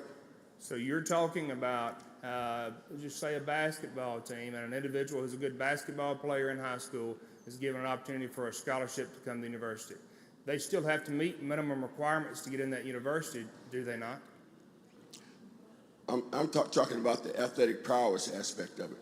They might meet every other criteria of it, but they're going to make the team and be a star on that team based on athletic prowess. Why are we not addressing that in this bill? Senator, I think you have every opportunity to do that in any bills that you wish to do. At this time, this bill is before the body as it's written, and it's not talking about anything with athletic prowess, but I still do not agree with your line of questioning there as saying that that's what this is. What we're talking about is if you hit the guidelines to get in a university in Mississippi, we're going to let you come to college.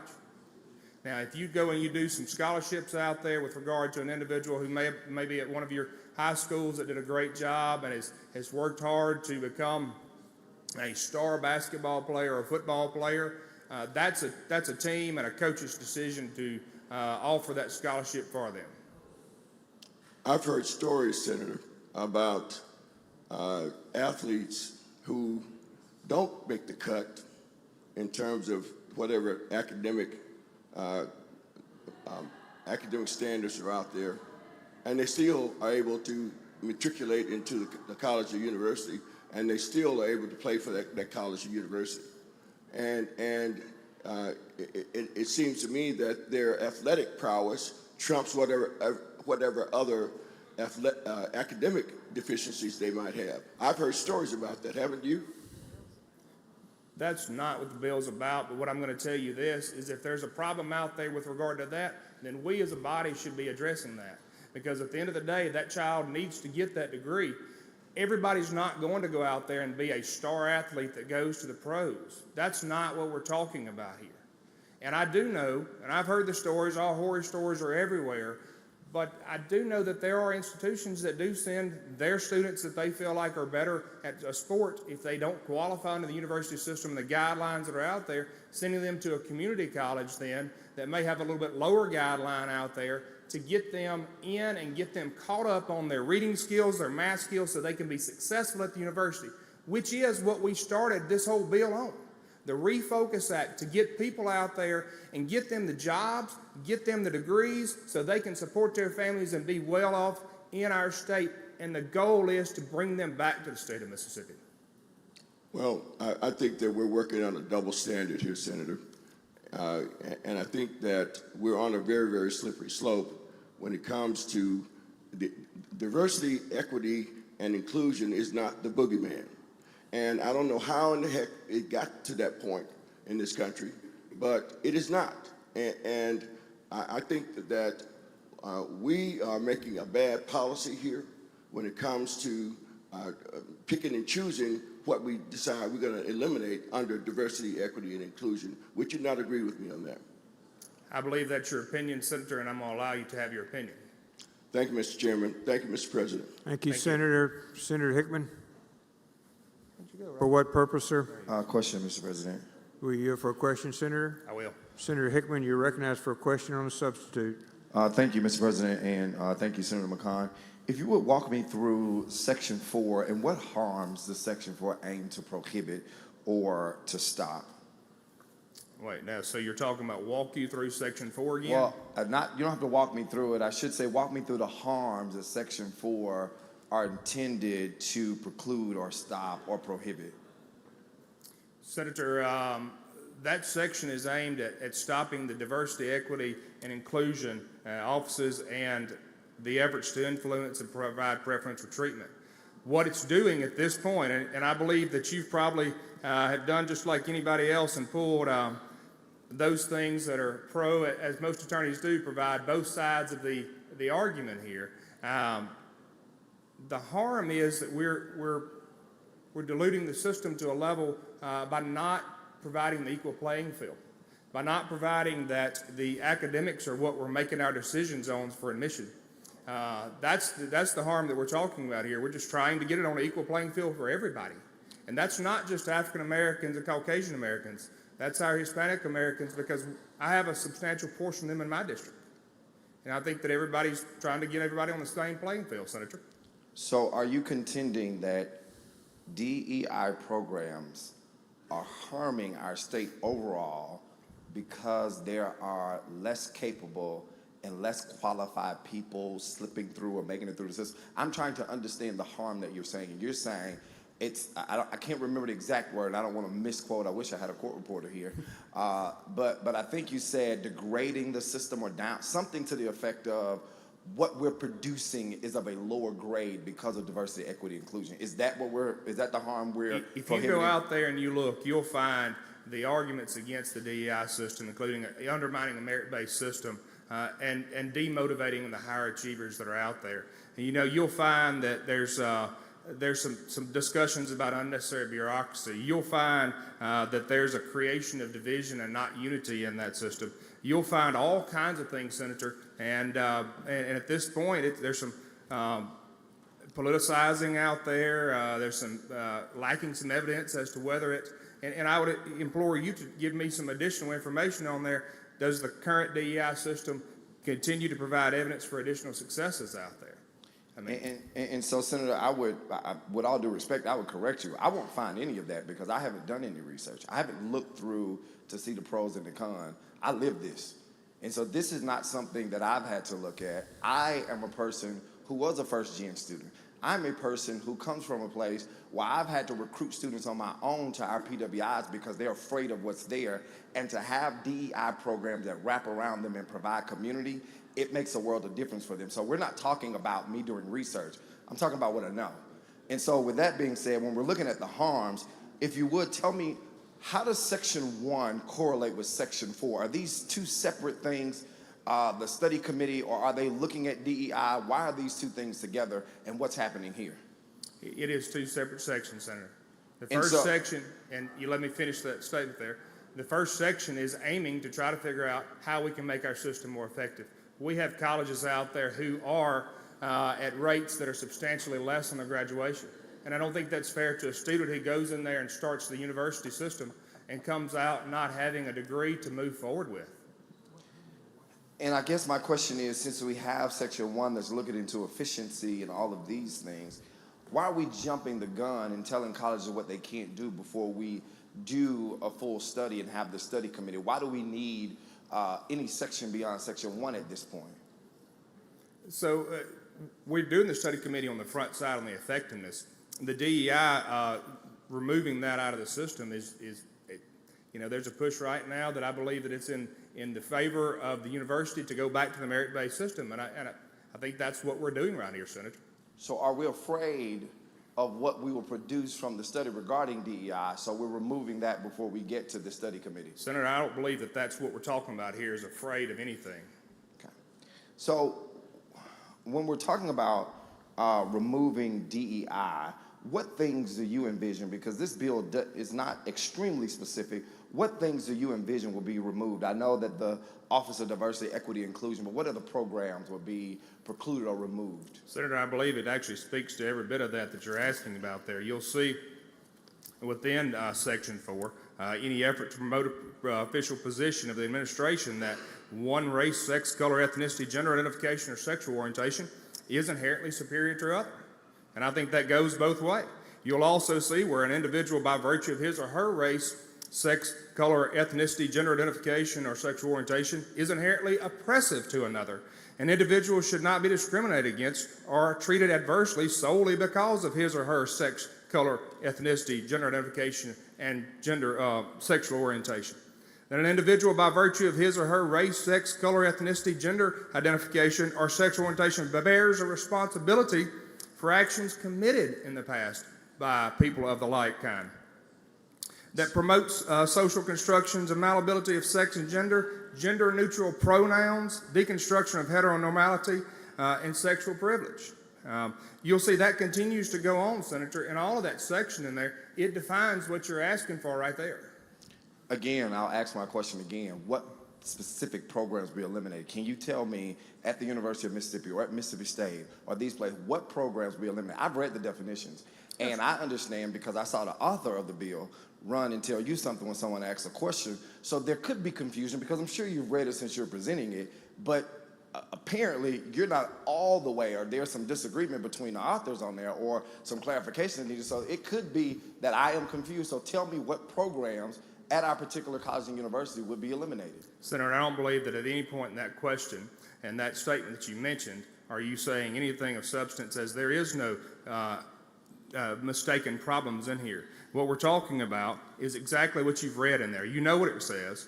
You are a learned attorney just like anybody else in here. You will find now that the university systems have started taking away and totally eliminated their offices of DEI.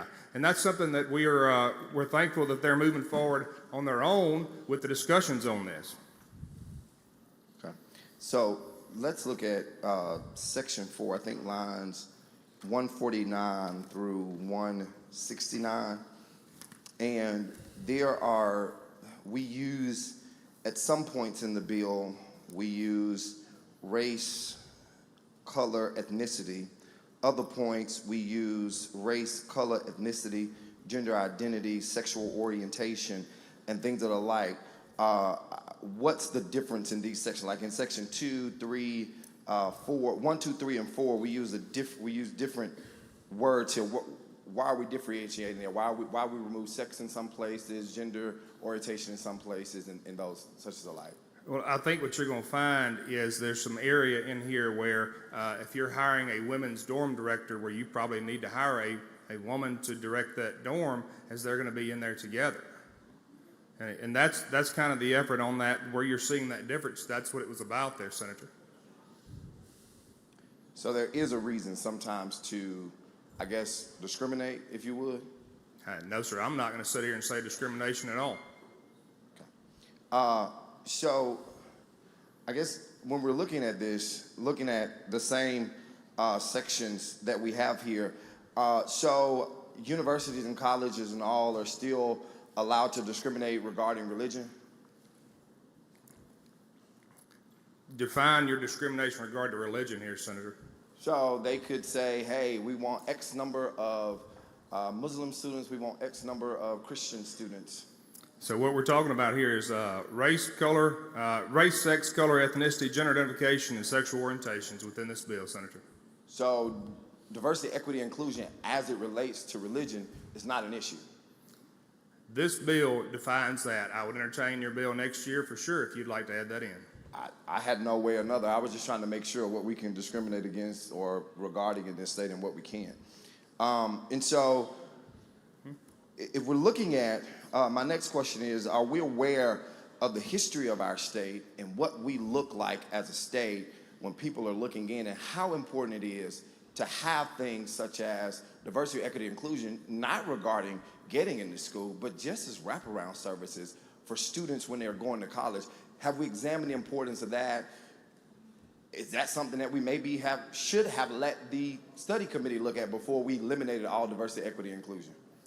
Senator, as I've said before, I would entertain your study committee bill, but at this time, this is what's before this body. Thank you, Senator McConnell. Thank you, Mr. President. Thank you, Senator. I'd like to speak on the bill, Mr. President. Speak on the bill. Senator Hickman to speak on the bill. Senator Barnett, for what purpose, sir? To speak on the bill at the proper time, Mr. President. Thank you, Senator. Senator Blackman, for what purpose, sir? Question, Mr. President. Are you for a question, Senator? I will. Senator, you're recognized for a question on the bill. So I believe you stated that the purpose of this is to level the playing field for all. Is that correct? Yes. Would you agree with me that in our institutions of higher learning, the playing field has not always been level? That's the reason we're doing the bill, Senator, so it becomes a level playing field.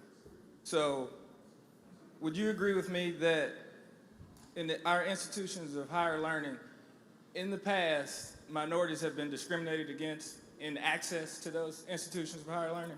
Senator, I can't, I'm not an individual that has experienced that. If you would like to say that in your speech, I have no problem with you doing that, but I'm not gonna sit here and say that I know anything about that because I can't do that. It's not a personal experience I've had. Okay, well, thankfully for me, it's not a personal experience I've had, but thank the Lord my parents are still alive. Both of them were alive when there was still segregation going on, and they went to segregated schools for a solid portion of their life, and my father for the majority of the portion of his life. The first time he felt welcomed at a school that was not all minority was when he left the state and went to GW for law school, because he felt that there was a community around him that allowed him to do that. And that is what Senator Hickman was talking about in DEI programs at the school, not in getting someone to the school and allowing them, I guess, some sort of upper hand to get admitted. But once they are admitted, having the services so that they feel welcome. It was not too long ago that there were images circulating from the University of Mississippi where there was an individual shrieking like a monkey at a black woman. And that went viral across the nation. The DEI programs are things like that that provide minority students help so that they can feel welcomed at our institution of higher learning. Mississippi has had a sordid history. James Meredith integrated Ole Miss, and he has a statue on campus that has been consistently wrapped with a noose because of the history that our state has. And I'm just trying to figure out why we need to eliminate programs that help minorities feel welcomed at our institutions of higher learning. And if you can help me understand why we need to eliminate programs that are already there. I'm not talking about in our admission practices.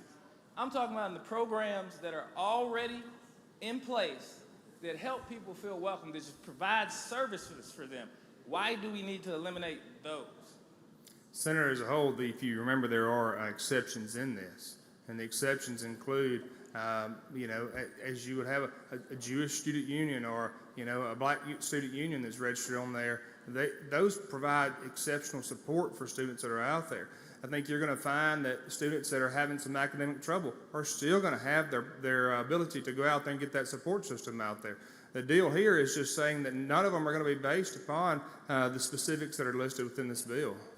Well, student unions are just that, like students are helping with that. I'm talking about programs that the universities institute themselves to provide these services.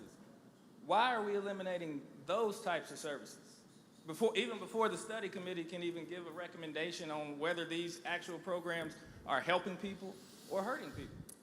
Senator, I think you'll find that there will still be the ability to help students across the board. The only thing we're saying is we're not going to provide that they're going to be restricted to one race, sexual orientation, anything of that nature. That we're trying our best to be sure they're available to all students. And do you know when the DEI programs started? I have no idea when they started at each institution. If you've got that knowledge, I would love to hear it, but I don't think that's pertinent to the eventual bill here.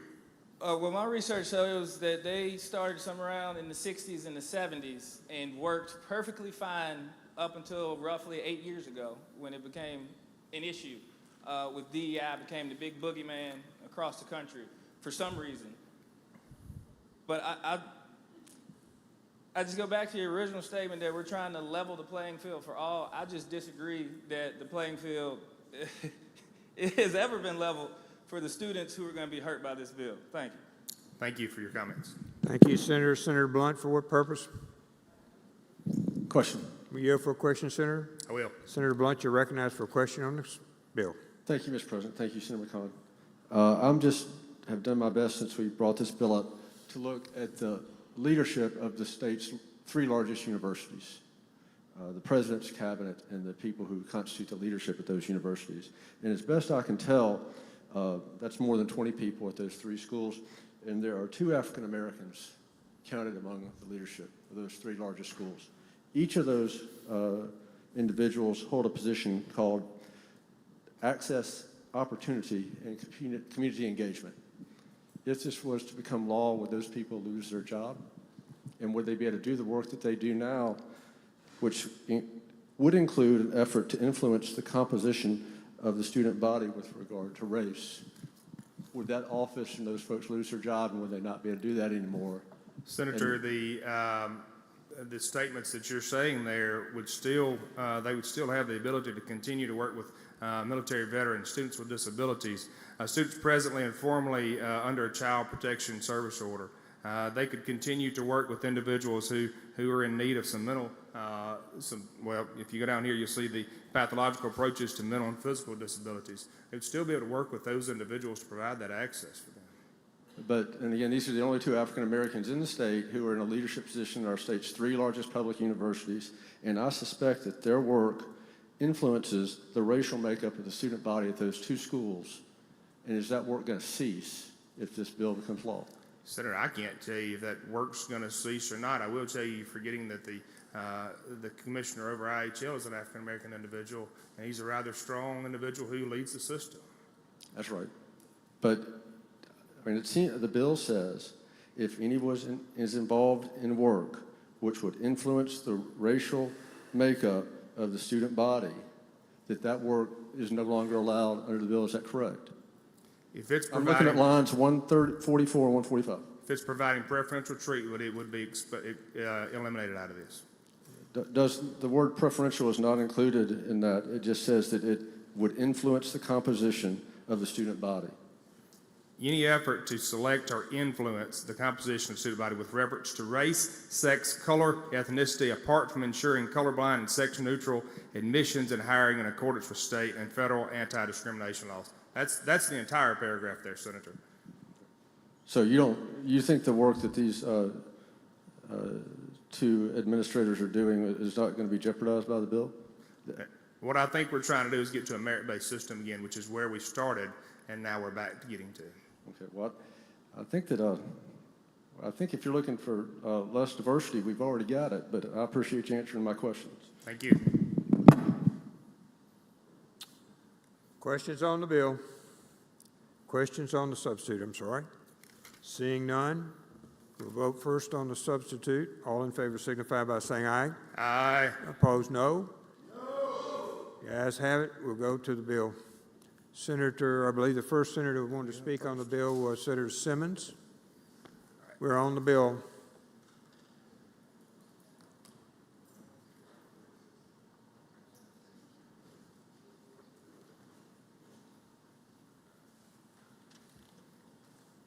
Thank you, Mr. President. Members of the Senate, I had a long speech prepared that dealt with the history of America. And the history of America is certainly, Mississippi is part of that history. I was going to talk about from the ships of 1619 to white landowner independence and talk about that for a minute. And then I was going to talk about from white landowner independence to freedmen, and then freedmen to Reconstruction, and then from Reconstruction to the establishment of the NAACP in 1909, and move from there and talk about the civil rights struggle in the 1950s and 60s. I thought it would be appropriate to talk about the killing of Emmett Till in the Delta, but I don't want to talk about that. And then I thought about more contemporary struggles, like the unarmed killing of black men, but I don't want to bore you with that. I'll just start at 2020. It was a time where we talked about love and not hate. It was a time where we talked about unity and not division. It was a time where we talked about moving the state of Mississippi forward regarding progression and not oppressing. It was a time where we came together and we changed a symbol. We changed our state flag. And if you could just go back with me to 2020, I mean, it was a time where the world was watching. Mississippi had finally got in a car and put that car in drive and started to move forward to represent not just a part of Mississippi, but all of Mississippi. But then in 2022, we had the critical race theory bill. And then people start to wonder, are we trying to move forward as a state? Have we stopped this car, put it in reverse, and started to move back just 2 years after we passed one of the most historic pieces of legislation in our state's history in 2020? But here comes this bill. And now the world is watching again, and the question always is, for a state that has a history as dark as Mississippi, can we afford to get involved in the national politics? Can we afford to do what other states are doing in this union? No, we cannot. Every opportunity we get, we need to stay in that car and keep our feet on the gas like we were doing in 2020. So I'm very concerned about this bill, and I certainly don't want to bore you with the history of 1619 to 2025, or talk about all of the dark history in the state of Mississippi. It's no longer about a symbol. It's based off policies that we are considering and passing right here on Hatch Street. We do not need this bill. I don't care what the other 49 states are doing in the union. I don't care about policies coming from a change of an administration. As a state, and as where we were in 2020, we do not need this bill. And I ask you and I urge you to vote no on this measure. Thank you, Mr. President. Thank you, Senator Simmons. Senator Hickman, you're recognized. 20 minutes, sir. Thank you, Mr. President. Ladies and gentlemen of the Senate, while Senator Simmons chose not to bore you with history, I don't think we can discuss this type of legislation without talking about history. I don't think I can avoid telling this body how there are individuals and races of people that got a 400-year head start in a race. They got free labor off our backs. They got free land from a country that already had inhabitants, but they discovered. And with a 400-year head start, you find a group of people that didn't immigrate here voluntarily. We were brought here in chains and on ships. And when finally we get free from that, we're made promises that do not come to fruition, and we're told to pull yourself up by your bootstraps when we didn't even have any boots on. And through constitutional amendment, through processes and laws, and thank God in the 70s through things like diversity, equity, and inclusion, we began to attempt to level that playing field. I want you to understand that when we talk about diversity, equity, and inclusion, it is not a matter of having unqualified people or you missing an opportunity. What diversity, equity, and inclusion does, it is the mechanism that opens a door for me that your fathers and your grandfathers or somebody down the road for you could open for you, but I had nobody that could open that door because we'd never walked into it before. That's what diversity, equity, inclusion is. And I've had to earn every single thing that I have ever gotten. I've had to earn my seat in every place that I have ever been. And the truth of the matter is, without diversity, equity, inclusion programs, you're looking at somebody who grew up in an all-black community, went to an all-black high school, and my people were terrified when I made the decision to go to the University of Mississippi because all they had heard was what they had seen on TV. And if it wasn't for the comfort level that having community and diversity, equity, inclusion provided me during those opportunities, I probably wouldn't be standing before you today. But if our attempts are to do that, throughout history, it is shown that America has wanted our black bodies, but not our black brains. And now we pass this type of legislation that allows us to continue that trend. You can work, You can play football, you can play basketball, you can do all these things, and we will recruit you for that. But we can't recruit you into our academic programs. Ladies and gentlemen of the Senate, this is not a piece of legislation that we need. There are no harms that this is preventing. And I would suggest that we just strike section 2, 3, and 4. Let's make the study committee, and if we can prove that diversity, equity, inclusion is producing this great harm, then you may get a yes vote from me. But at this point, we have only shown that this is semantics to put us in line with the rest of this nation and pass the most red-blooded thing that we can pass this session. And if that's what you were trying to do, congratulations. But if not, I actually vote against this. Thank you so much. Thank you, Senator Hickman. Senator Barnett, you're recognized to speak on the bill, sir.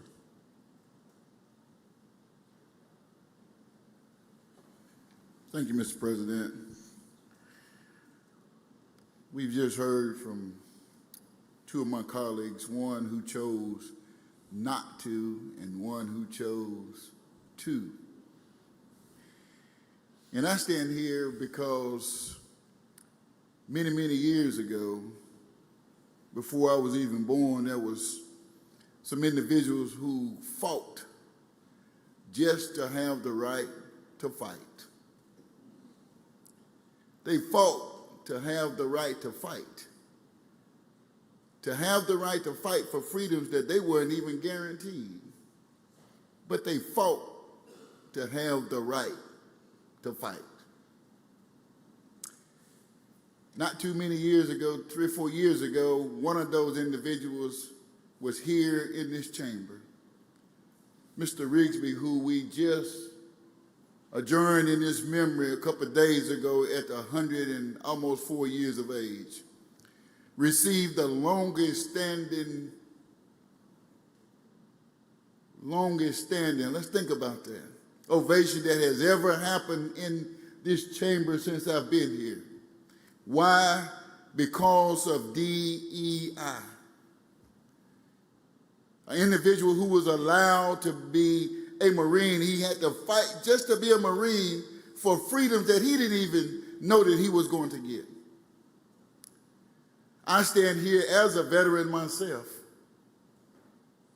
because of the fight that they fought. A lot of freedoms that we share today are because of individuals who this country decided to be allowed in our armed forces, our Navy, our Army, our Marines, our Air Force. We go back and we look at how this impacted World War II that has changed this country.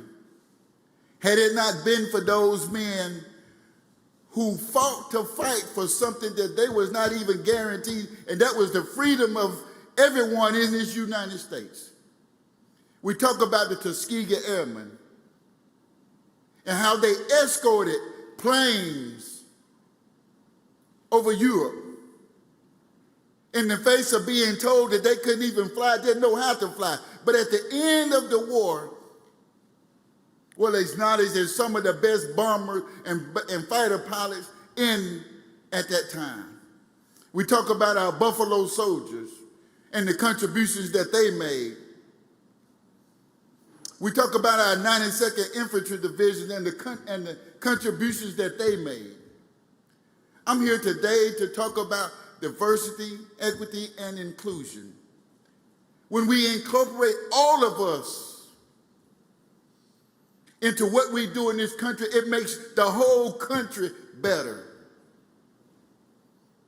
When we decide to leave out a single element, we see what happens in this country. Ladies and gentlemen of this Senate, let's think about what we're about to do here. Let's think about everything that we're about to take away. But let's think about the freedoms that we are all afforded here today. Because way back then, we had individuals that fought to fight for everything that we enjoy today. for every reason that we call this country great. They fought to be included in everything that we call great here today, in what we call America and what we call the state of Mississippi. And in closing, I would like to reiterate the same statement that I made when we voted on the flag. As a veteran fighting in a foreign country, for foreign people to have some of the same freedom that I have under a United States flag of America, but to only come back to a state of Mississippi where we had an undivided flag of the state of Mississippi. Let's not divide Mississippi again. We proved then by passing this flag that we can be together. We can be one state.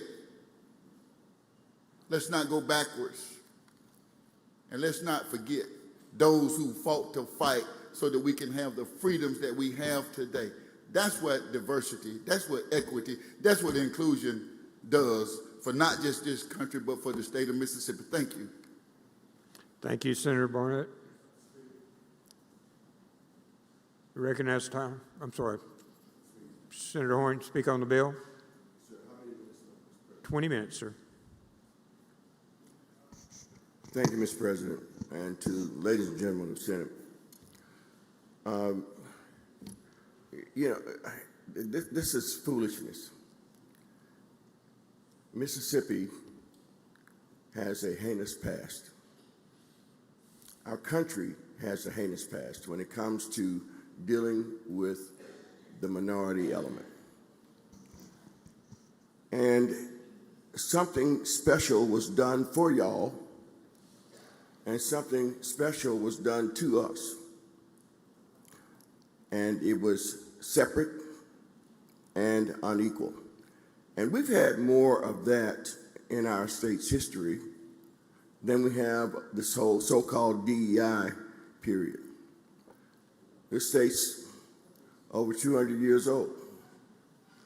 And for most of that time in this state, black folks have lived in misery, pain, and degradation. And for the last 50 years or so, maybe let's say, be generous and say 60 years, the state reared its head, looked up, and said, we're going to do something different. We're going to do something that provides remedy to these past injustices.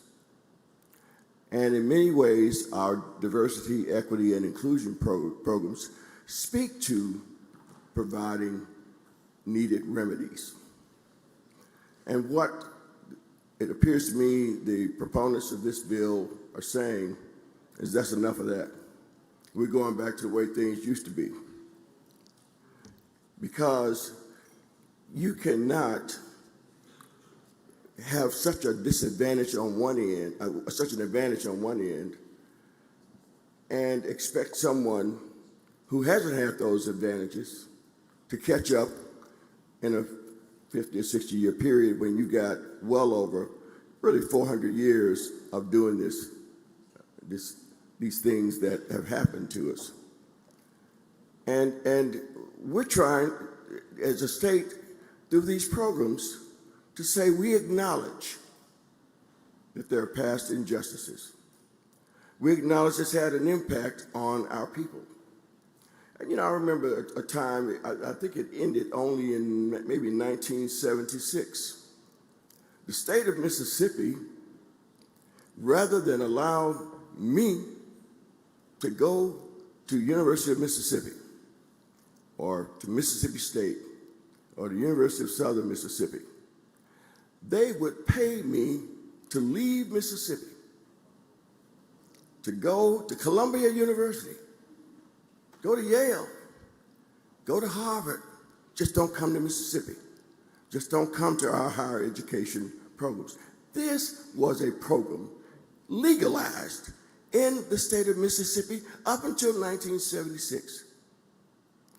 Those were policies that continued to fracture our community, that continued the process of separate and unequal. And it was our institutions that set these policies, that provided money for me to go to Columbia University, so long as I didn't go and try to matriculate at Ole Miss. We need these remedies even in 2025, especially in a place like Mississippi. And the fact that we're not even, and the point I was trying to make with Senator McCon, is there's no attempt to change the ball game as it relates to athletics. Y'all can come up here and play ball all you want, but any programs that we are trying to put together that help you with your academic success, your finding your place in the university other than on the playing field, we're going to get rid of that. There's a need for, if somebody's never been to college before, whether they're black, white, green, or purple, if they've never been to college, they're the first one in their family to have done so. You need programs to help make those folks get acclimated and comfortable as they're making this transition into a whole new ball of wax. We're going to cut those programs out. Folks that they might have promise, but they need a little something to get them up to a level playing field. We're saying we're going to eliminate those programs because you have the ability right now. You might be academically prepared, but you may not have the support mechanism that many folks come to appreciate and take for granted.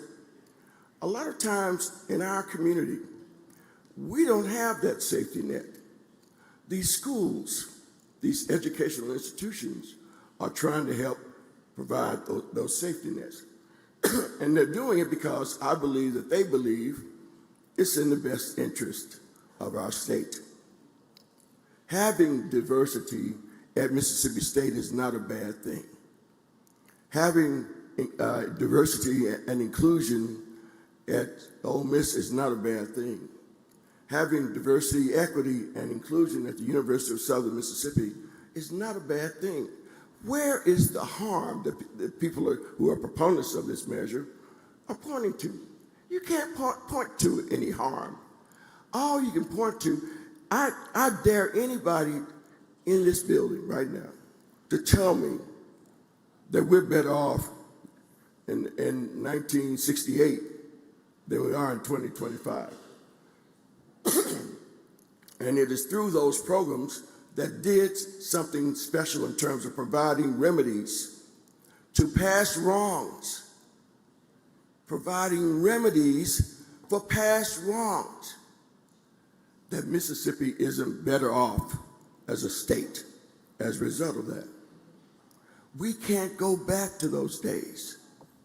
And this measure is a great nail in the coffin of putting the new Mississippi to rest and going back to the old Mississippi. And it's not in our best interest to do so. So I would implore you as men and women of the Senate who are supposed to provide leadership and guidance to our constituents and our fellow citizens in Mississippi. We need to do the right thing. And ladies and gentlemen, passing this bill is not the right thing to do.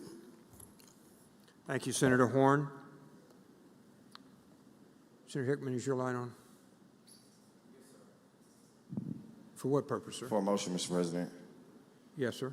Mr. President, I move that we recommit the bill. Motion is to recommit the bill. One moment, we have Senator McCon gets to speak on the bill before we take up the motions. Senator, you're ready to speak on your bill. Mr. President, were there, I thought there were others that were speaking on the bill. No, that's it. Those That were the four that asked to speak on the bill. You're up, Senator, as proponent.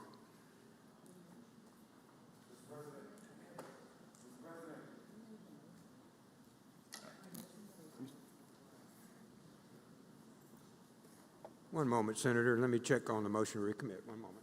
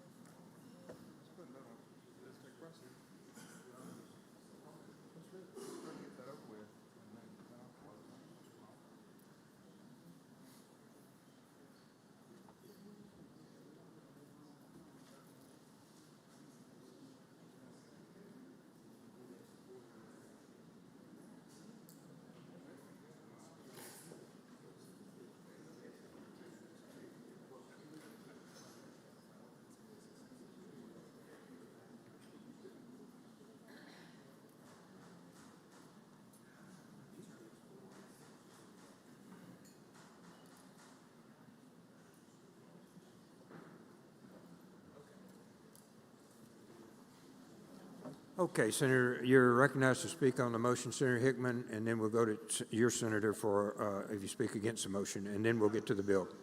Yes, sir. And then you'll have the opportunity to close. Senator Hickman, you have 5 minutes under the rules to speak. Thank you, Mr. President. I won't need 5 minutes. As I has stated in my remarks, I think that there's some work that needs to be done.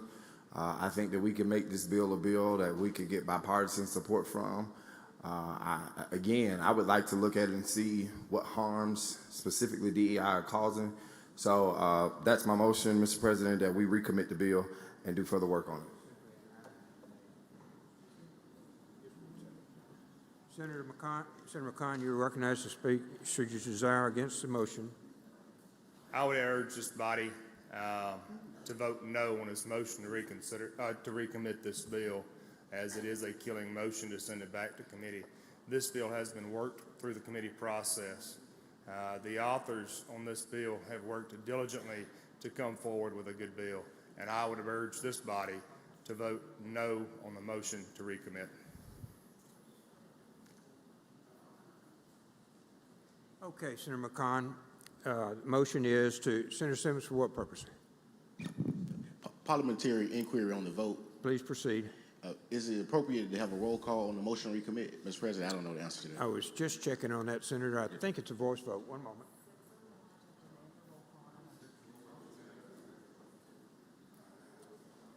You cannot, but 6 or more can demand a roll call. If we have 6, we need to stand 6. If you count with me, Senator, Secretary.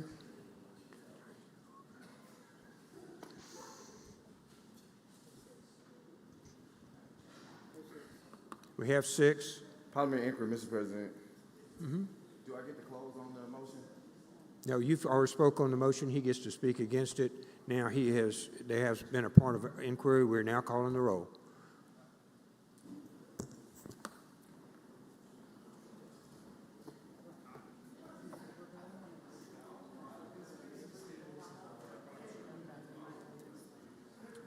Yes, the motion to recommit. If you're in favor of recommitting, you vote aye. If you vote no, it's against the motion to recommit, and then we'll go to the final bill. Okay, Mr. Clerk. Barnett. Barrett. Berry. Blackman. Blackwell. Blunt. Boyd. Brumfield. Bryan. Butler. Carter. Chazanall. Chisholm. DeBar. Delano. England. Fillingham. Frazier. Harkins. Hickman. Hill. Hobson. Horn. Jackson. Johnson. Jordan. Kirby. Ladner. McCon. McClendon. McMahon. Michelle. Norwood. Parker. Parks. Polk. Rhodes. Robinson. Seymour. Simmons of the 12th. Simmons of the 13th. Sparks. Suber. Tate. Thomas. Thompson. Turner Ford. Whaley. Wiggins. Williams. Younger.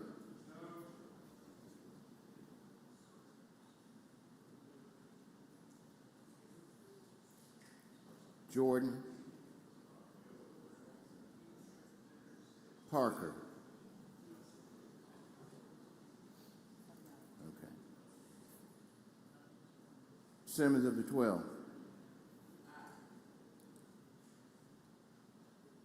McClendon. Wiggins.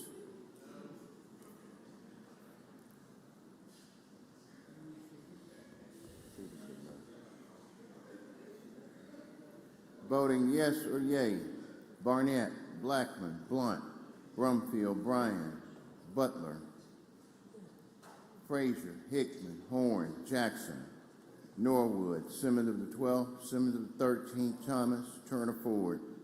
Voting no or nay: Barrett, Berry, Blackwell, Boyd, Carter, Chazanall, Chisholm, DeBar, Delano, England, Fillingane, Harkins, Hill, Hobson, Johnson, Kirby, Ladner, McCon, McClendon, McMahon, Michelle, Parker, Parks, Pope, Rhodes, Robinson, Seymour, Sparks, Suber, Tate, Thompson, Whaley, Wiggins, Williams, and Younger.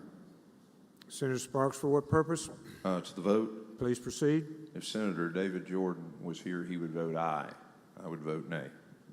Pear, Jordan, Sparks.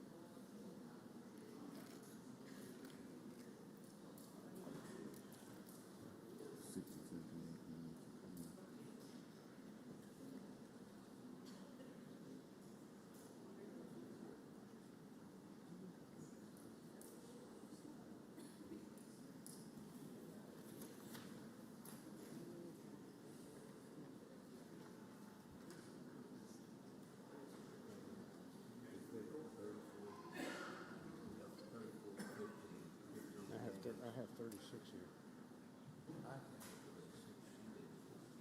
Well, we need to be right.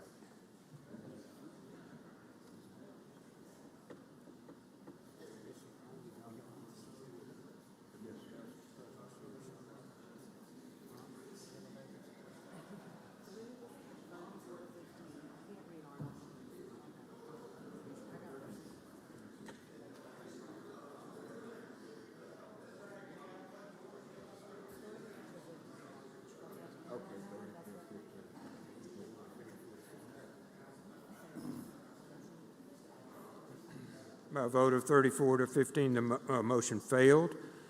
Senator McCon, you recognize? Thank you, Mr. President. We've had a great discussion today. It's not good to divide a body as a whole. For everybody in here has a story and a family, and within those families, you have more things than you realize that are in common. At no point is anybody here trying to destroy the successes of the state. And I've held my tongue And I've done everything I can not to get upset. But I'm going to tell you right now that I get upset when this body, the ones of us who love each other, for we all are one body, resort ourselves to the levels we resort ourselves to for different purposes. Is it good? I'm going to say it's not always good. I'm going to say, though, at the end of the day, that our differences make the policies that come out of this body so much better and so much stronger for the state of Mississippi. I've been here with many of you since 2020, and we've been through some hell. Just going to tell you. But we've come through and we've made sure that everybody's constituents and everybody's districts were better than when we all came in here. Many of you are here with institutional knowledge that is beyond reproach. As many on the other side seek members of this body who are of the opposite party for guidance, because at the end of the day, they know that we're in this together. I implore you to get to know your members, to get to know their families, to get to know who's in their family and what has come from that family. Because everybody here has that story. And at no point are we doing anything here, and there's not an attempt to destroy any successes of the state of Mississippi, for we're only trying to make it better. Abolishing DEI policies does not mean we're abandoning diversity. If you look at this body, we've done everything we can over the last years to be sure that our schools have the resources they need to prepare Black, white, Hispanic, Asian Americans to go and get to college and succeed. That's where we should be seeing the difference right now. We should be seeing that the students that are coming out of our schools are ready to go and succeed in our university system. It doesn't mean that we're abandoning diversity. It means that we're refocusing. We're starting to see our school systems succeed. We're seeing the reading gates and the successes from our committees and the things that have come out of education. We're refocusing on excellence because that's our goal. Our goal is to provide those students with an excellent education so that they're ready to go off to the New England states, to the Ivory states, Ivory League up there, to wherever they want to go and go to school so they can be successful there and come back. We want to provide the best qualified individuals for those businesses that we're bringing in here.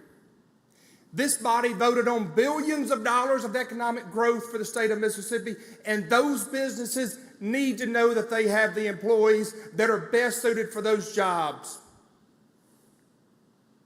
for every position they have. At the end of the day, we're trying to go back to a merit-based system, period. Mr. President, with that, I would suggest that we use a roll call vote for final passage of this bill. Senator Fraser, for what purpose, sir? To speak. Please speak, sir.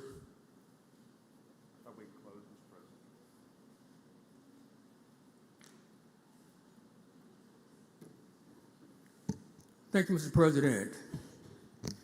History has a way of repeating itself. Follow me on this journey. Before 1863, Mississippi was one of the richest states in the nation. It was rich because it had a very strong economy. That economy was built on the backs of my people. We worked in the fields. We produced profits for the state of Mississippi, and those profits made Mississippi one of the strongest nations, one of the strongest states in the nation. after the Civil War was over, something happened. Prior to the Civil War, the white male, some white males, dominated the political landscape in this state. They voted. They determined policy in the state of Mississippi. But after the Civil War was over, after the black folks retained the right to vote, something happened. That white majority of males became the white minority because the newly freed blacks were able to vote. The newly freed black males were able to vote. They were able to vote for all positions in government. And because of that power they gained, the white male became a minority, but they feared that. But in the process, we elected blacks on the local level and on the state level. In fact, we elected 64 blacks to the legislature back in the 1870s, 9 in the Senate, the rest in the House. We had 3 of the 7 statewide positions because black males exercised their right to vote. They determined their new source of power. But because of that, the white male felt threatened. They thought they were in a minority position. They thought that the blacks would be very vindictive. So what they did back then, they said, we're going to have to regain our power. Way to regain that power was to come up with a plan to eliminate black participation. They wrote the 1890 Constitution, and it was designed primarily to, quote unquote, level the playing field for the white males. They said in order to vote in Mississippi, you must be able to read, write, and interpret the Constitution. In order to run for certain offices, you had to own land in the state. But those things were challenged, the Mississippi Plan. But the federal court said that that's okay to have those provisions in your Constitution, because if a white person couldn't read or write or interpret the Constitution, he could not vote in Mississippi. If a white male did not own land, he could not run for certain offices in the state of Mississippi. But the federal court said that was okay because those provisions were colorblind. But in the process of applying those provisions, blacks can participate, black males can participate. So we went from 64 black members in this body to 0. But the federal court said that's okay because those provisions you adopted were colorblind. It applied to everybody in the state. When I was first employed by this body in 1975, we only had 1 black member, and that was Representative Robert Clark. He had to fight very hard to regain that right to participate in the process. We went from 1 in 1975 to what you see today, about 53, 54. All because we decided to forget about the past and embrace each other. We decided to help each other.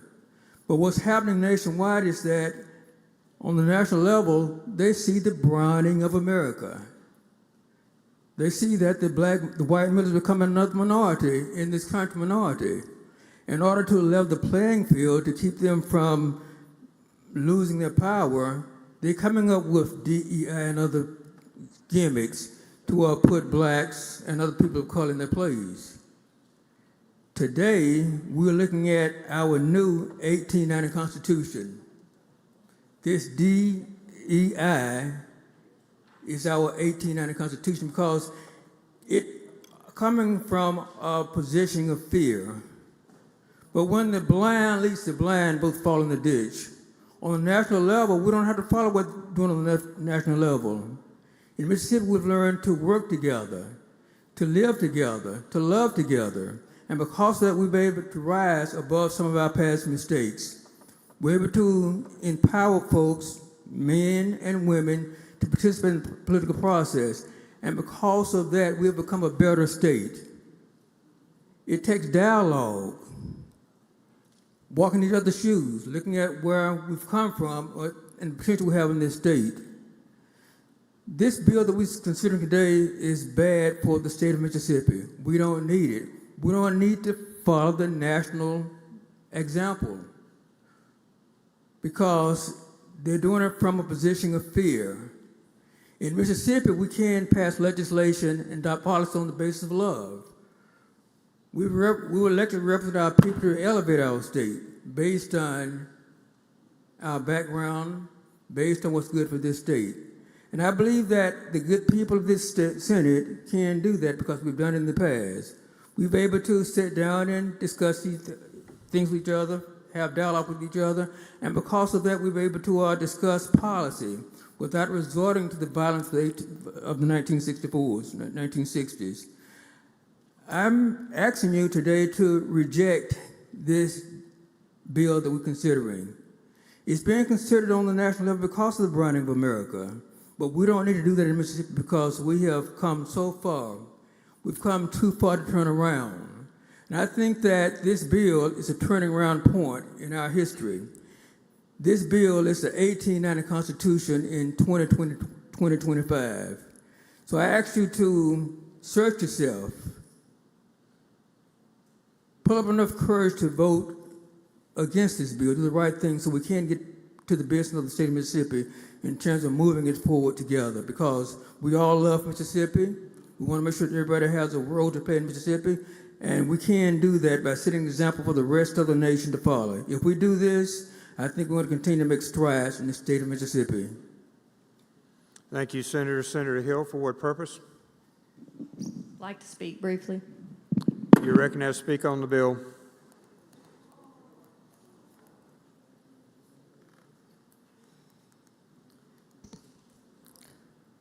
Some 11 years ago, I stood before you, and many of you were in here that are in here now, and I stood before you to present the third grade gate.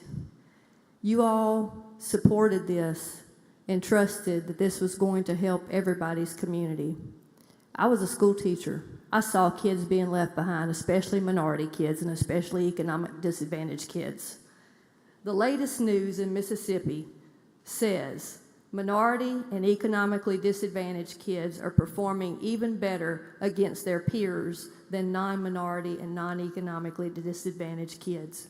Black fourth graders in Mississippi ranked third nationally against their peers in both reading and math. Economically disadvantaged children ranked first among their peers in reading and second in math. We are making great progress. Our minority students are outpacing the gains of our non-minority students. We want people to be seen on their merit and what they can accomplish and achieve as people. If I was afraid of minority success, I would have never written a bill that I knew was going to pull minorities up more than probably anybody else. And I'm so thankful that this body gave me the opportunity to do that. And I'm going to sit down and be quiet. But I am thrilled more than anybody. I can guarantee you more than the governor, more than anybody. Because I spent hours and hours and hours writing that bill to make sure. The federal government thought they could do no student left behind, but all they did was make it worse. But when we teach all our kids how to read, there's nothing that they can't accomplish. If they can read, they can do anything that they want. Thank you. Thank you, Senator. Senator McCon, to close or make your motion, sir. Mr. President, I believe the motion's been made, final passage, and I'd ask the roll be called. Mr. Clerk, please call the roll. Barrett. Berry. Blackman. Blackwell. Blunt. Boyd. Brumfield. Bryan. Butler. Carter. Chazanall. Chisholm. DeBar. Delano. England. Fillingane. Frazier. Harkins. Hickman. Hill. Hobson. Horn. Jackson. Johnson, Jordan, Kirby, Ladner, McCon, McClendon, McMahon, Michelle, Norwood, Parker, Parks, Pope, Rhodes, Robinson, Seymour, Simmons of the 12th, Simmons of the 13th, Sparks, Suber, Tate, Thomas, Thompson, Turner Ford, Whaley, Wiggins, Williams, Younger,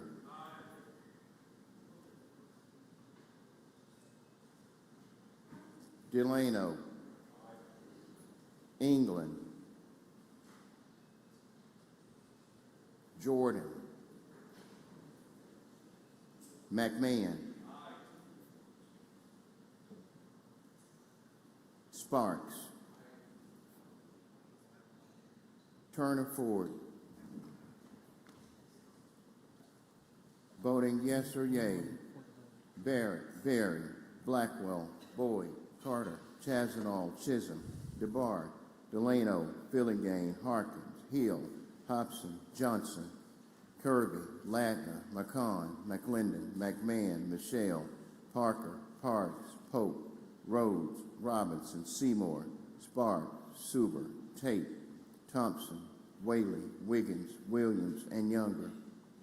Voting no or nay, Barnett, Blackman, Blunt, Brumfield, Bryan, Butler, Frazier, Hickman, Horn, Jackson, Norwood, Simmons of the 12th, Simmons of the 13th, and Thomas. Senator England, for what purpose, sir? To announce a pair, Mr. President. Please proceed. Mr. President, if my friend Senator David Jordan were here today, he would vote no. I vote yes. Pair, England, Jordan.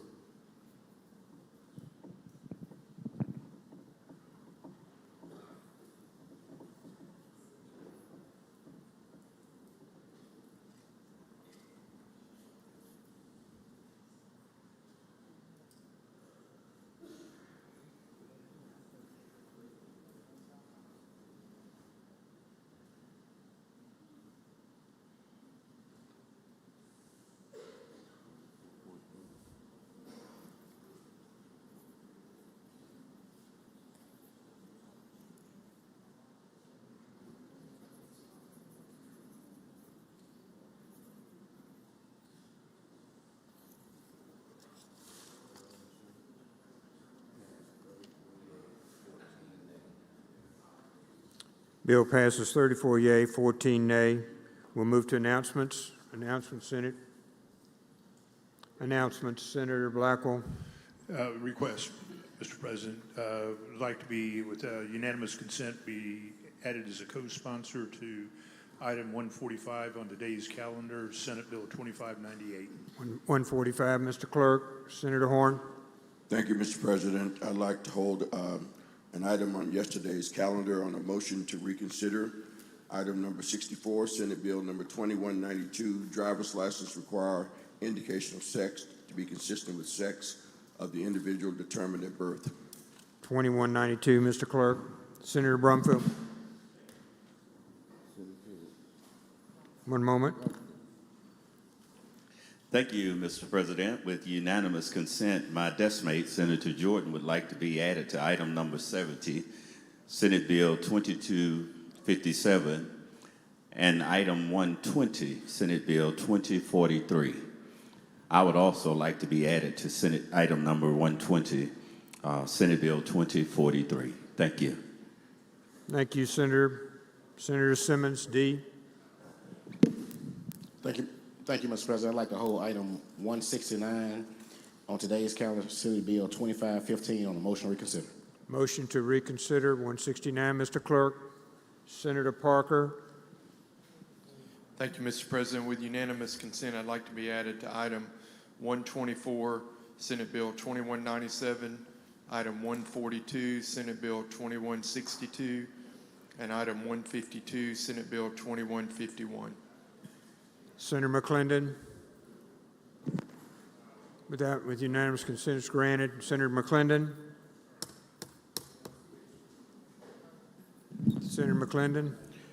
Thank you, Mr. President. By unanimous consent, I would like to be added to number 124, Senate Bill 2197, number 145, Senate Bill 2598, and number 153, Senate Bill 2178, please. 124, Mr. Clerk, 145 and 153. Without objection is granted. Senator Hill. Ask for unanimous consent to be added to number 169, Senate Bill 2515. 169. Seeing no objection, granted. Senator Blackman. Thank you, Mr. President. I request unanimous consent to be added to item 61, Senate Bill number 2202 as a co-author. 2202, Mr. Clerk. Senator Seymour. Mr. President, with unanimous consent of the Senate, I'd like to be added as co-author to item 124, Senate Bill 2197, and also 169, Senate Bill 2515. So no objection, granted. Senator McMahon.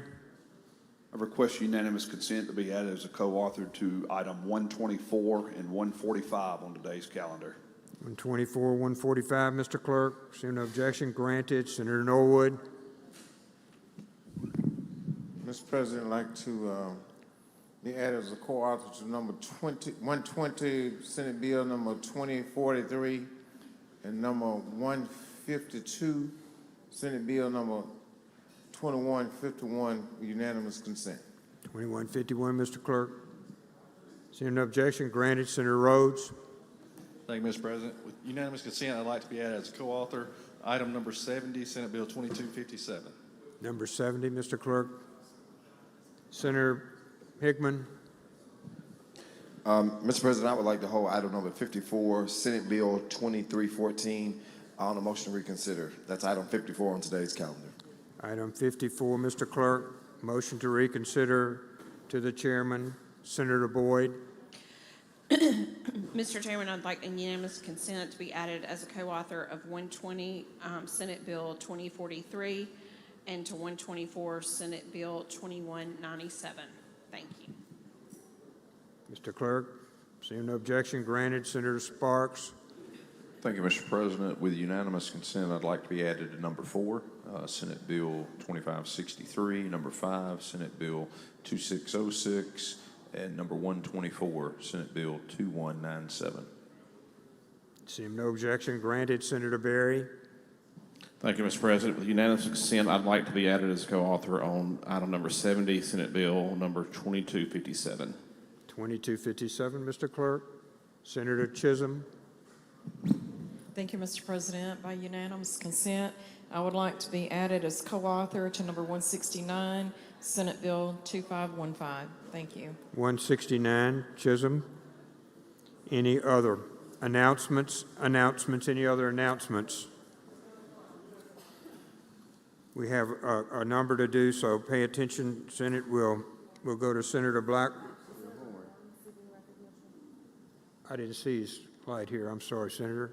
Senator Horn, for what purpose, sir? Thank you, Mr. President. I just want to remind, I want to remind members of the Senate that the Governor's Arts Award will take place at about 20 minutes from now at the 2 Mississippi museums, and all are welcome.